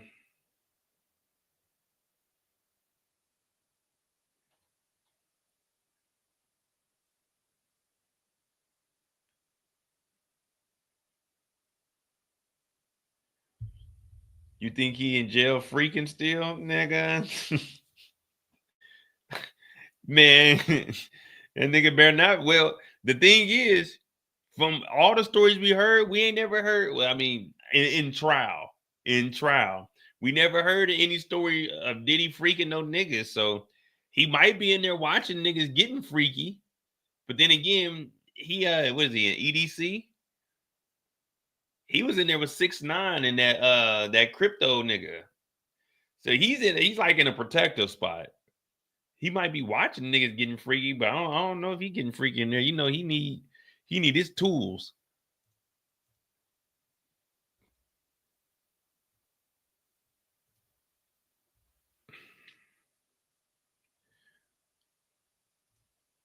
All right, here we go. Have you ever fixed the doors?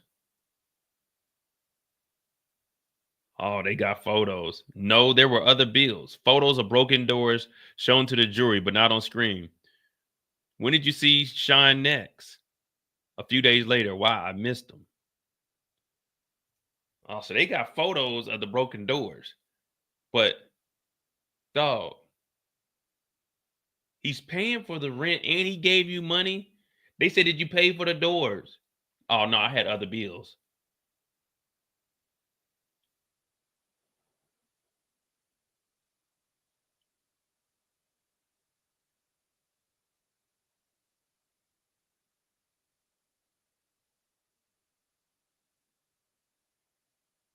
What bills do you have? You told us in January of 24 that OnlyFans is very lucrative, meaning you making a lot of money. What other bills that you had to spend the $8,000 that you... We're not here for the dumb decisions. We're here for the crimes that have been committed. So they got photos of the doors. That's what I'm saying. Diddy sent thousands of dollars in cash to cover the entertainer's costs and the home damages. Diddy had his assistant Jonathan and security guard deliver $10,000 to $12,000 in cash to Jane to cover the entertainer's costs and damages to the home. Which this is you guys' RICO. This is the enterprise delivering the money to pay for X acts and the forced X act that Diddy did on her to cover the damages of the home. Jane testified that the damage to the 4 doors during the altercation the night before, she put some of the cash in the bag, covered it with a paper, and sent it in the Uber.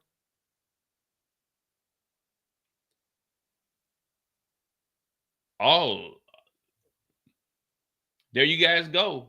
She took a photo of the Uber's license plate. So she ordered an Uber to the nigga's house and just put the money in there, but took a picture of the license plate, like make sure that money get there. But they showed the license plate to the jurors. So she isn't making this freak off up. She put some cash in a bag, covered it with a paper, and sent it in the Uber. I ain't never heard of that. She also took a photo of the Uber license plate, which the jury saw in case there was an issue with the money transfer. She testified she never paid to get the doors fixed because there were so many other bills to take care of, but she did contact a supplier. The jury saw an email Jane sent to a door supplier inquiring about replacing the 4 doors, as well as several photos of the damaged doors. Oh, they got photos. It didn't just happen. They got photos, and they got employees bringing the money over there. So regardless to if she started it or not, Diddy wilded out. And if the story went the way that they did, there was too much time in between the time that she pushed his head into the marble to him doing all this other shit. You see what I'm saying? Like, yeah, all right, if it would have just been that, she pushed his head to the marble. Either go home and don't do nothing, or you get your lick back right then. I know it sounds bad, but that's just the way the law is. You know what I mean? You don't put your hands on a woman, but you do have the right protected under the Constitution to protect yourself. But he let too much time go by. He kicking through doors and shit. Then if he drug her into the house, got knots and shit on her face, and then called someone over after beating the hell out of her, telling her she better take that fucking pill. Well, she just got beat, so this is by force. It's either that or you get whooped again, similar to what Cassie did. But again, I'm not making this up. This is what they said under oath. So if you have a problem, contact Jane Doe and ask her why she testified this. All I'm doing is reading what came on here. Niggas get mad that a nigga know how to read. It's upsetting. But she did contact and she got emails and she got photos.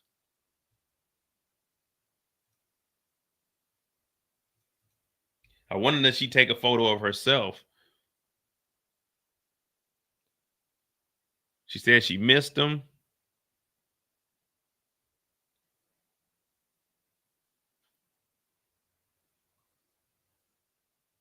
We were trying to have a Sunday fun day, but it was like tense. Comey, did you and Sean talk with Jonathan? Did he FaceTime Jonathan asking him what he saw that night? For a moment, Jonathan saw me in the corner crying. Okay, so we need to figure out who Jonathan is. We need to bring the assistant Jonathan. I'm pretty sure they got this assistant Jonathan, but they're bringing him up after all of this so they can pop.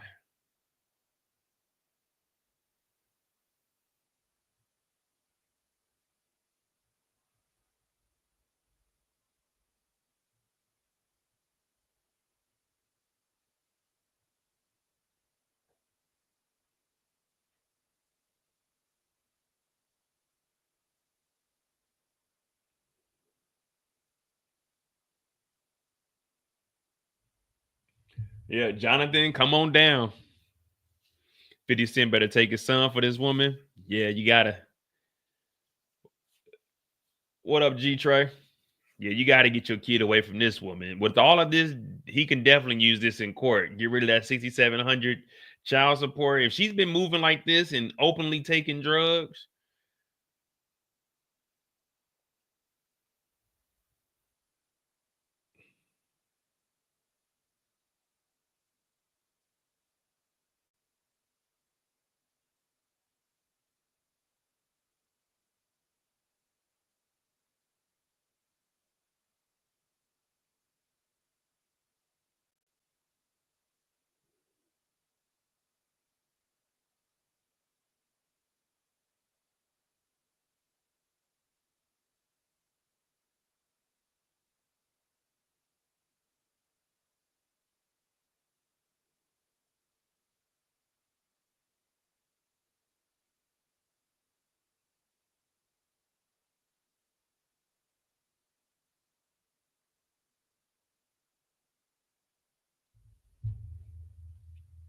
all right.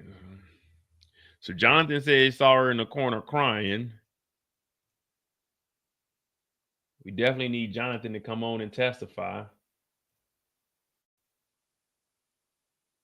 See what the hell he know.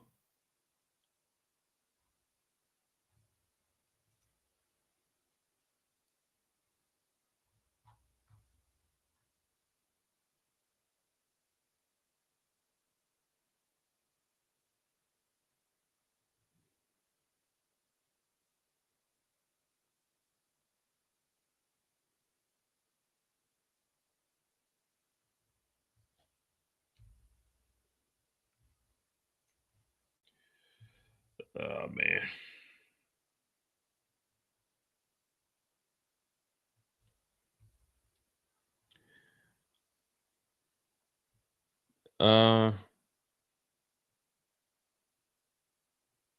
Okay, here we go. Then I shot a video of Sean out in my yard. Did you inadvertently film your injuries? Yes, my welts. And when you learned that Sean went to Wyoming, I was outraged. He was with another woman. Did you block him? Yes. So wait. Then I shot a video of Sean out in my yard.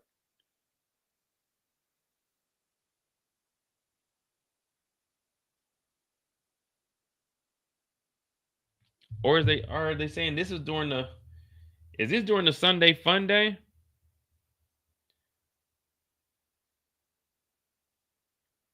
Okay, we were trying to have a Sunday fun day, but it was tense. So Diddy was over there. They FaceTimed Jonathan, asking him what he saw that night. For a moment, Jonathan saw me in the corner crying. I guess then I shot a video of Sean out in the yard. Did you inadvertently film your injuries? Yes, my welt. So I guess this is just her showing that Diddy was over at the house after it happened, and she got her injuries.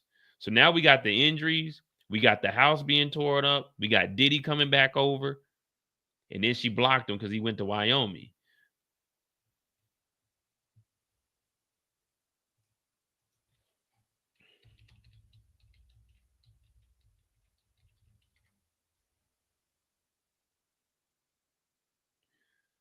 Diddy vacation at a luxury resort in Wyoming in July 24, just before his arrest.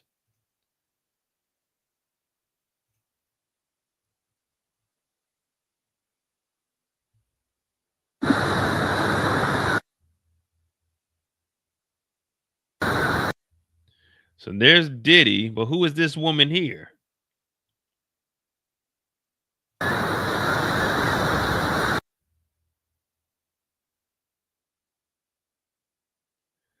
This nigga knew it was over with, man. This nigga went white water rafting.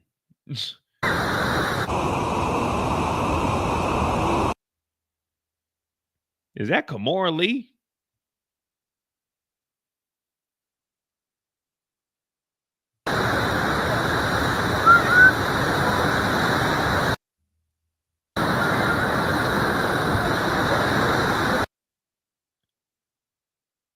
Yeah, this nigga was just doing all kinds of stupid shit that he ain't never done in life. Now this nigga out here white water rafting like he just been the coolest nigga on earth.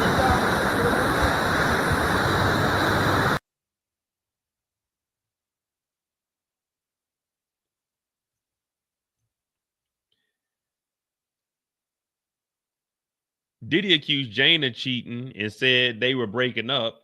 She testified she saw Diddy a few days later. She missed him. Jane says she and Diddy had been messaging each other about the other night and how awful we were both feeling. She testified that Diddy repeatedly accused her of cheating, while she kept apologizing, insisting that nothing had happened. They agreed to see each other and she went to his home. She said they tried to be upbeat, but there was a sadness underneath. Sean was basically saying that we were breaking up and we're just going to be friends. She testified, adding that he said he loved me, but what I did was wrong. All right, so Diddy said he was wrong. At one point, Diddy asked his assistant what he had seen on a FaceTime call. She testified that the assistant said he only saw her crying in the corner when Diddy accidentally turned the camera toward her. Yeah, he accidentally turned the camera toward her. Come on, Mike.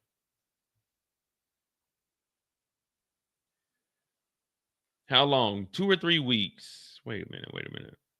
She blocked him. Okay. So how long did you block him? 2 or 3 weeks.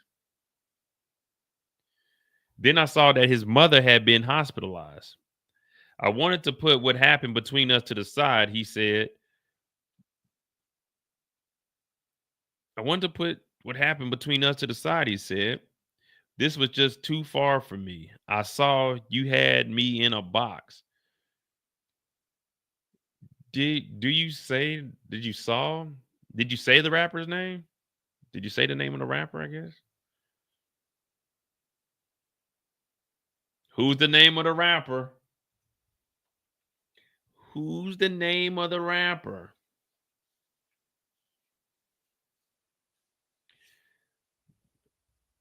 It was Meek Mill.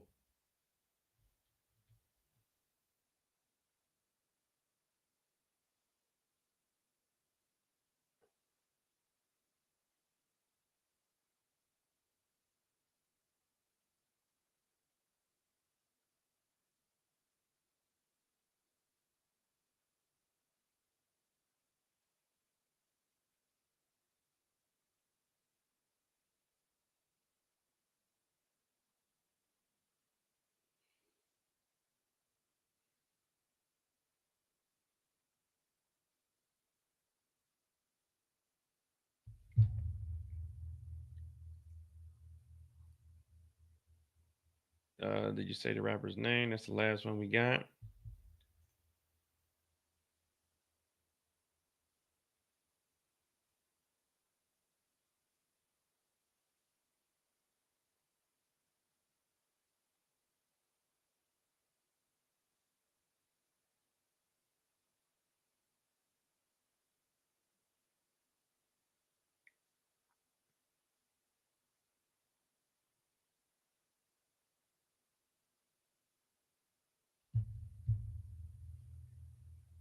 Nah, Nicole. I'm just trying to, we just trying to get the names, man. We gotta get all the evidence.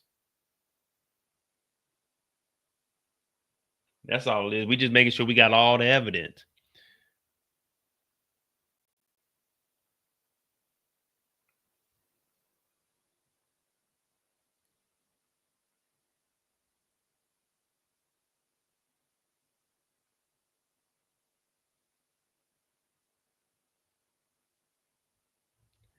Yeah, they ain't gonna give us the name today. We're gonna go ahead and take a break here, and we'll pick this up tomorrow.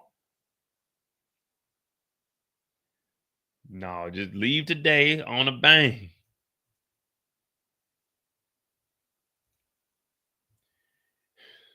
It was Meek Mill.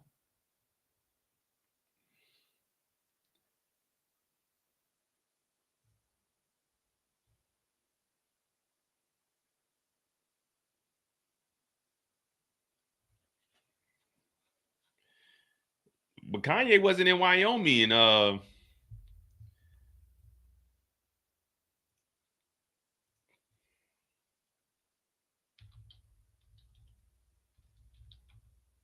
remember Kanye, before Diddy got arrested, Kanye and Diddy were beefing. Remember, that's when he called Diddy the feds.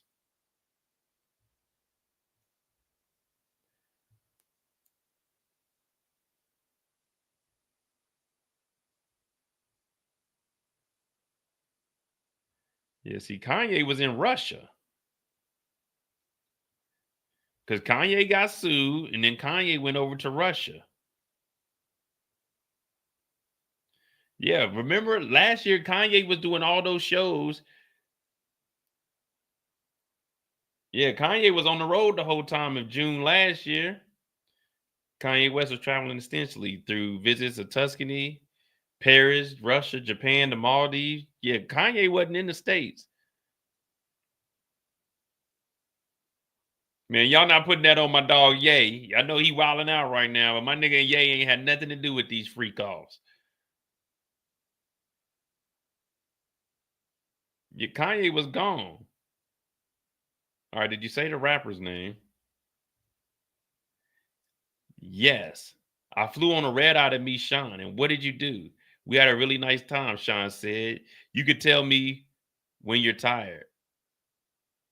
What did you say? Let's stop for now and let's see each other later. His demeanor changed. So she just said the name to Diddy. But they ain't gonna tell us? Kind of bullshit is this, man? If this is a state trial, they'd mention everybody's name. The jury is shown a video of Jane with a visible bruise at COMBS' house in June 24. The jury is shown a video of Diddy's house where she was at the home. A video captured the bruising around her eye and a welt on her forehead that was visible through the makeup on her face. The video was not viewable to the public, but the audio could be heard in the courtroom, in both COMBS and Diddy.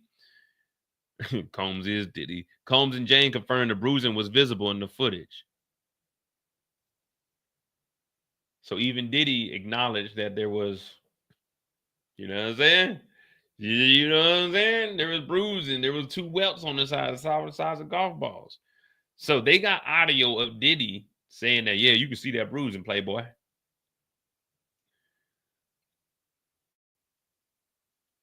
Combs and Jane confirmed that bruising was visible in the footage. Jane also testified that she covered part of her face in the video after realizing her injuries were visible. Jane could be heard calling Diddy her bestie on the video. She testified that Combs said they'd be best friends after they broke up. Jane testified that she was teasing him about that. The injury also viewed another short video. Well, the jury also viewed another short video Jane took around that time, which also showed her injuries. Jane said she continued to touch it up with Combs stay in touch with Combs while after they saw each other at his home in late June. She later learned he had gone on a whitewater rafting trip in Wyoming with another woman and was absolutely furious, but we just found that they were friends. We had just endured that kind of night, and in the midst of all the controversy and everything, he was still able to plan a beautiful vacation. Jane said she texted him angrily. I think I did break up with him, she said. She then blocked both his numbers, all of his assistants, and security. Jane said she reached out to Diddy again a few weeks because she saw that his mother had been hospitalized and wanted to make sure she was okay, and they started talking again. Man, look, if I know the feds is watching, the feds is, I'm be honest with you, I'm fucking off. If I know the feds and did a raid and I know I had all kinds of drugs and guns and all these allegations against me, man, I ain't gonna lie to you. I'm wilding out. I'm about to go do all the wildest shit. I ain't never jumped out of a plane. Well, I guess Diddy probably couldn't go on a plane. They probably wouldn't let that go parachute. I ain't never went scuba diving. I'm about to do all the wildest shit I ain't never done, man. I'm about to go swim with sharks. I'm about to get on a motorcycle and jump through a ring of fire over 4 buses. I'm about to do all kinds of wild shit. I know the feds is coming. This is the end. This is the end all be all. I'm going white water rafting. I'm hollering at all the chicks that shot me down. Like, please, baby, please give me one more chance. I'm about to go where they ain't got no women, where the women look like he's and he is a he. Oh no, I don't want nothing to do with that. Oh yeah, you know the feds is coming. You start doing all kinds of shit. You might even start going to church every Sunday, going to Bible study. Remember, we used to see after they did the raid, after the Cassie video dropped, we seen Diddy riding bicycles down the street, waving at people, hey, signing autographs. We ain't never seen Diddy without security just out and about in the streets. Yeah. When you know the feds is coming, it's over with. You know what I mean? What I want to do? See if Elon could put me on a rocket ship, see how far out in space they can take me. What else? Shit, just start buying all the shit that I can't afford, running bills up, leaving my family with all kinds of debt. I'm starting to sell everything. I'm starting to put everything in everybody else's name so the feds can't take that shit. Yeah, it's over with.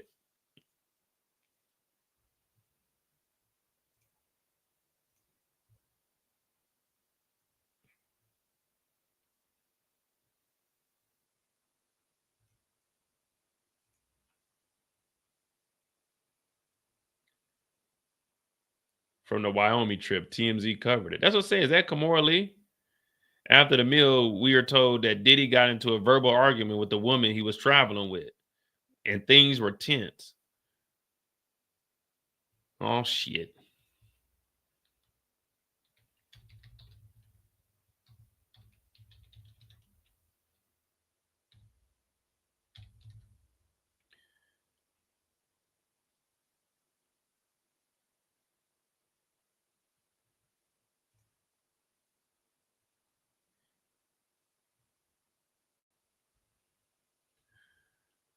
Legally, some might say Diddy's up a creek with the paddle, blah, blah, blah. They went whitewater rafting over the weekend. We went through that. Yeah, who is she? He appears to be with a couple of friends plus a guide. So he still got folks in his circle despite tons of the fallout of brutal Cassie. Despite the federal indictment, we're going...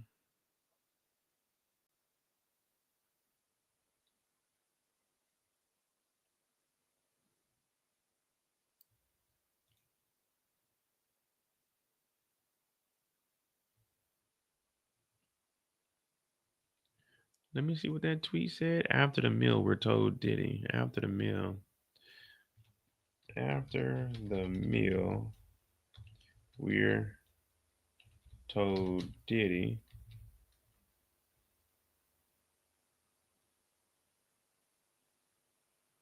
All right, here we go.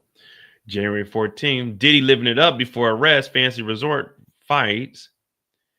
So Diddy made the most of his summer last as a free man, living it up at a fancy resort. The Bad Boy Records founder spent a few nights back in July at the luxury resort. According to some who worked at the hotel, Diddy's stay, yeah, he got it tight. He definitely got it tight. Diddy was traveling with a woman and another man. We're told they spent the first day at the resort pool where Diddy was wearing a wetsuit with booties. TMZ obtained a couple of images of Diddy's stay, and the place looks pretty picture. Okay. Diddy was hanging out the pool deck with the tenants in the back. Drama unfolded on Diddy's second day at the resort. We're told he sat down for a bite in the hotel restaurant and reeked of marijuana. So Diddy was up there puffing on that Buddha.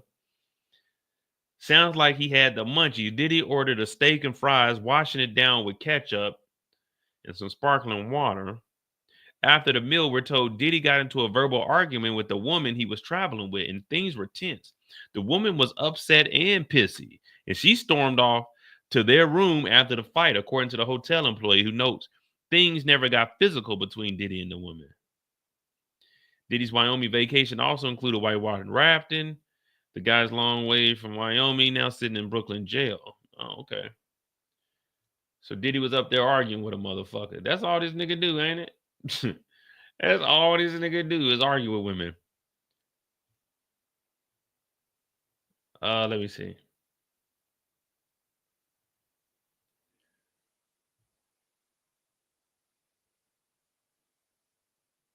Let's stop for now and see each other later. His demeanor changed. He said, a man spends all this money on you and you say you're tired. He threw water on me. He called me a bitch. He gave me an X pill. What happened? Sean was celebratory.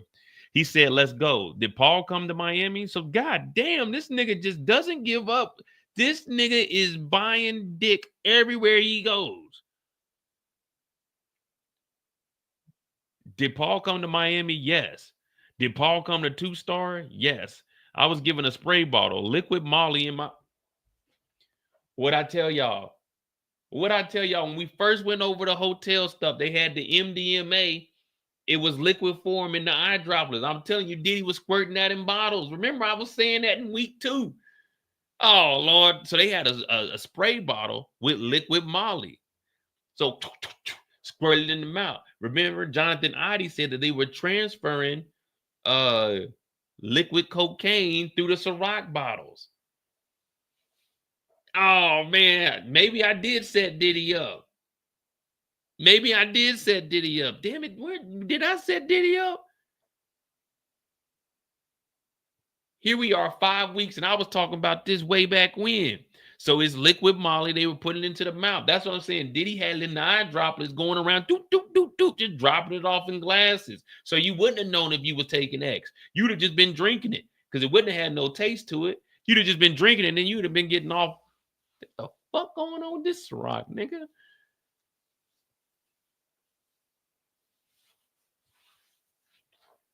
The fuck? I was given a spray bottle, liquid Molly into my mouth. I felt a surge of high octane X energy. Paul comes in. I greet Paul with that energy. Do you have X with Paul in front of Sean? Yes.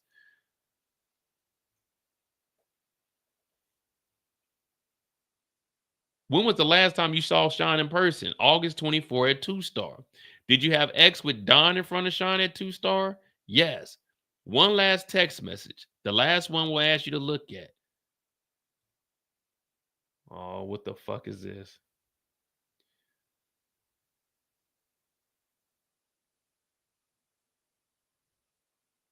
Did you go to New York to see him? No. Why not? He was arrested. Did you get a subpoena? Yes, I had to come in November 24, then January 25. And after that, did you see a therapist? 3 months now. Again, she never pressed charges on Diddy. Even with all of this happening, she never pressed charges. The only reason she's on the stand is because a federal subpoena got her up there. So everyone's saying this is a money grab. What would she get up here and lie about? There's no benefit for her to get up here and lie. Diddy is still paying for shit. That nigga could just cut that shit off right now. They had a love contract. That verbal contract ain't gonna hold up nowhere. I mean, it was in the courthouse, but there's no benefit of her getting up there and lying. Maybe she was far-fetched on a few things, but dog, it's a federal subpoena. She got to tell them what they know, or she got to go to jail. So it's like, I'm not going to jail for this nigga. This is the shit that he did. So now we got the spray bottles. We don't know if he was just putting drugs and shit. We got him forcing her to take that E pill. in the room before Anton came over. He was still doing freak offs all the way up until when he got arrested. Did you go with him to New York? She said he got arrested. So the women's clothing that was in the room with Diddy when he got arrested in New York, well, it ain't hers. So Young Miami and some other freak. We need to find out who women clothing those were when Diddy got arrested in New York. But hey, let me guess, Mo put those clothes up there. I don't know. Yeah, there was no objection besides this morning. So she's been in therapy for 3 months. So January, February, March. That'd be about March, or she may have started February, March, April time frame. But when you say 3 months, you're not. When you say 3 months for a therapist, you're not actually going 3 months. It might be once a week. You know what I mean? Because that's how mine was. Mine was once a week on Tuesdays.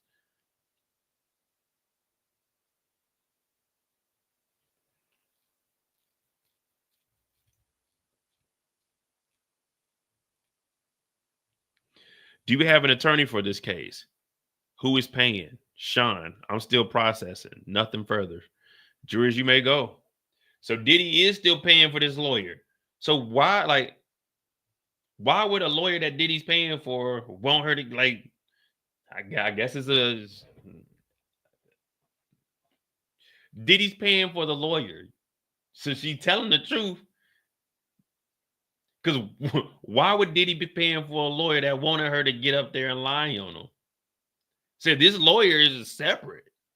But Diddy probably thought, let me get her a lawyer so she don't do any testifying. But when that subpoena drops in the feds, they got these phones and they got these text messages. You're going to have to tell them what you know, because if they catch you up in a lie, they the ones locking niggas up. So she told the truth, because if not, they'd have been on her ass like, wait a minute, you told us this. Damn. All right, well, shit. She said Diddy threw water on her when she told him she was tired from staying up all night. He invited her to Miami in late July 24. She flew on a red eye to meet him for dinner late in the day after she arrived. She said they went to dinner. Jane said they stayed up all night having X and partying at the hotel. After staying up all night, Jane told Diddy she was feeling tired. She testified that Diddy had previously that he had told her previously that she should vocalize when she was tired. But when she did, she testified that Diddy's demeanor changed and called her names and threw water on her. He eventually apologized and showed his sheet. All right, well, that's where we're at. Adjourned, so yeah, shit. We turned this into a 7-hour freak off, man.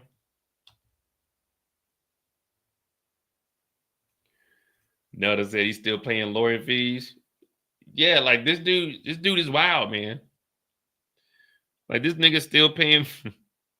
Yeah, I don't know what the defense is gonna do now. I definitely want to see how this is gonna go down. I want to see how this is gonna go down, but it's gonna be a little crazy because they got a lot of defending to do. So they're gonna have to try to poke holes in the story. But again, they got to defend the giving drugs, the hiring the prostitutes, the flying her to different places to have sex with people that are paid. Jane says the last time she saw Diddy was in Miami. When we were together, it was just the same old routine, having X and everything. Then says they would invite Don over, referring to the name of the entertainer. Jane said they would then have X when the entertainer in front of Combs. So there we go. That's the end of the day. We about to get the hell on out of here because it's 11 o'clock. So I've been on here since 4 o'clock. I'm glad you all tuned in tonight. This is the Daily Diddy, day 19. Tomorrow is day 20. We will be back. The defense should be up here tomorrow trying to defend the hell out of this case. The prosecution put together a good one. Again, I don't know what would be the reason of lying. If Diddy's paying for your lawyer, like if Diddy's paying for your lawyer, you would think, okay, she's gonna say shit to make Diddy sound like an angel or saint, but no, she got up here and The prosecution had recorded messages from phones. We need to know about Jonathan. We need to drop a subpoena off to the security guards. Jonathan, we need to bring Anton up there. I mean, we got a lot of motherfuckers left.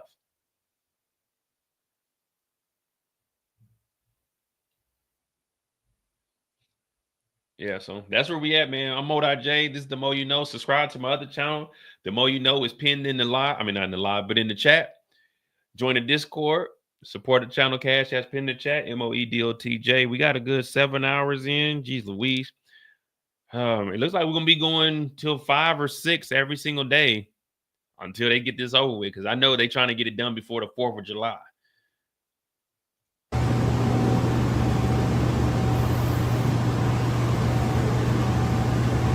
I'm so sorry.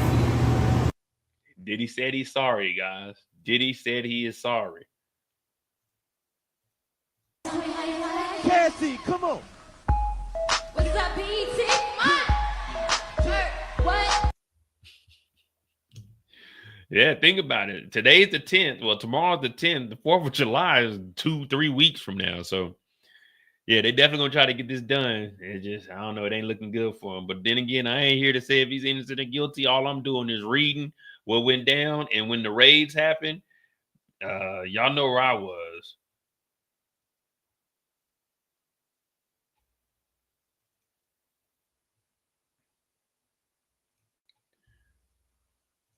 I was in London with Maurice. So whenever Maurice say that I said that Diddy did something, I'm right here with Maurice in London.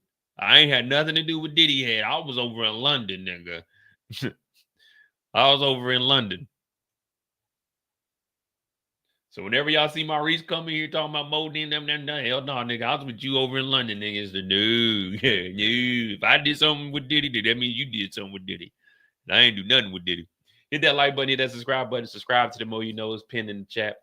I think we need 110 subscribers over there. We'll have 1,000.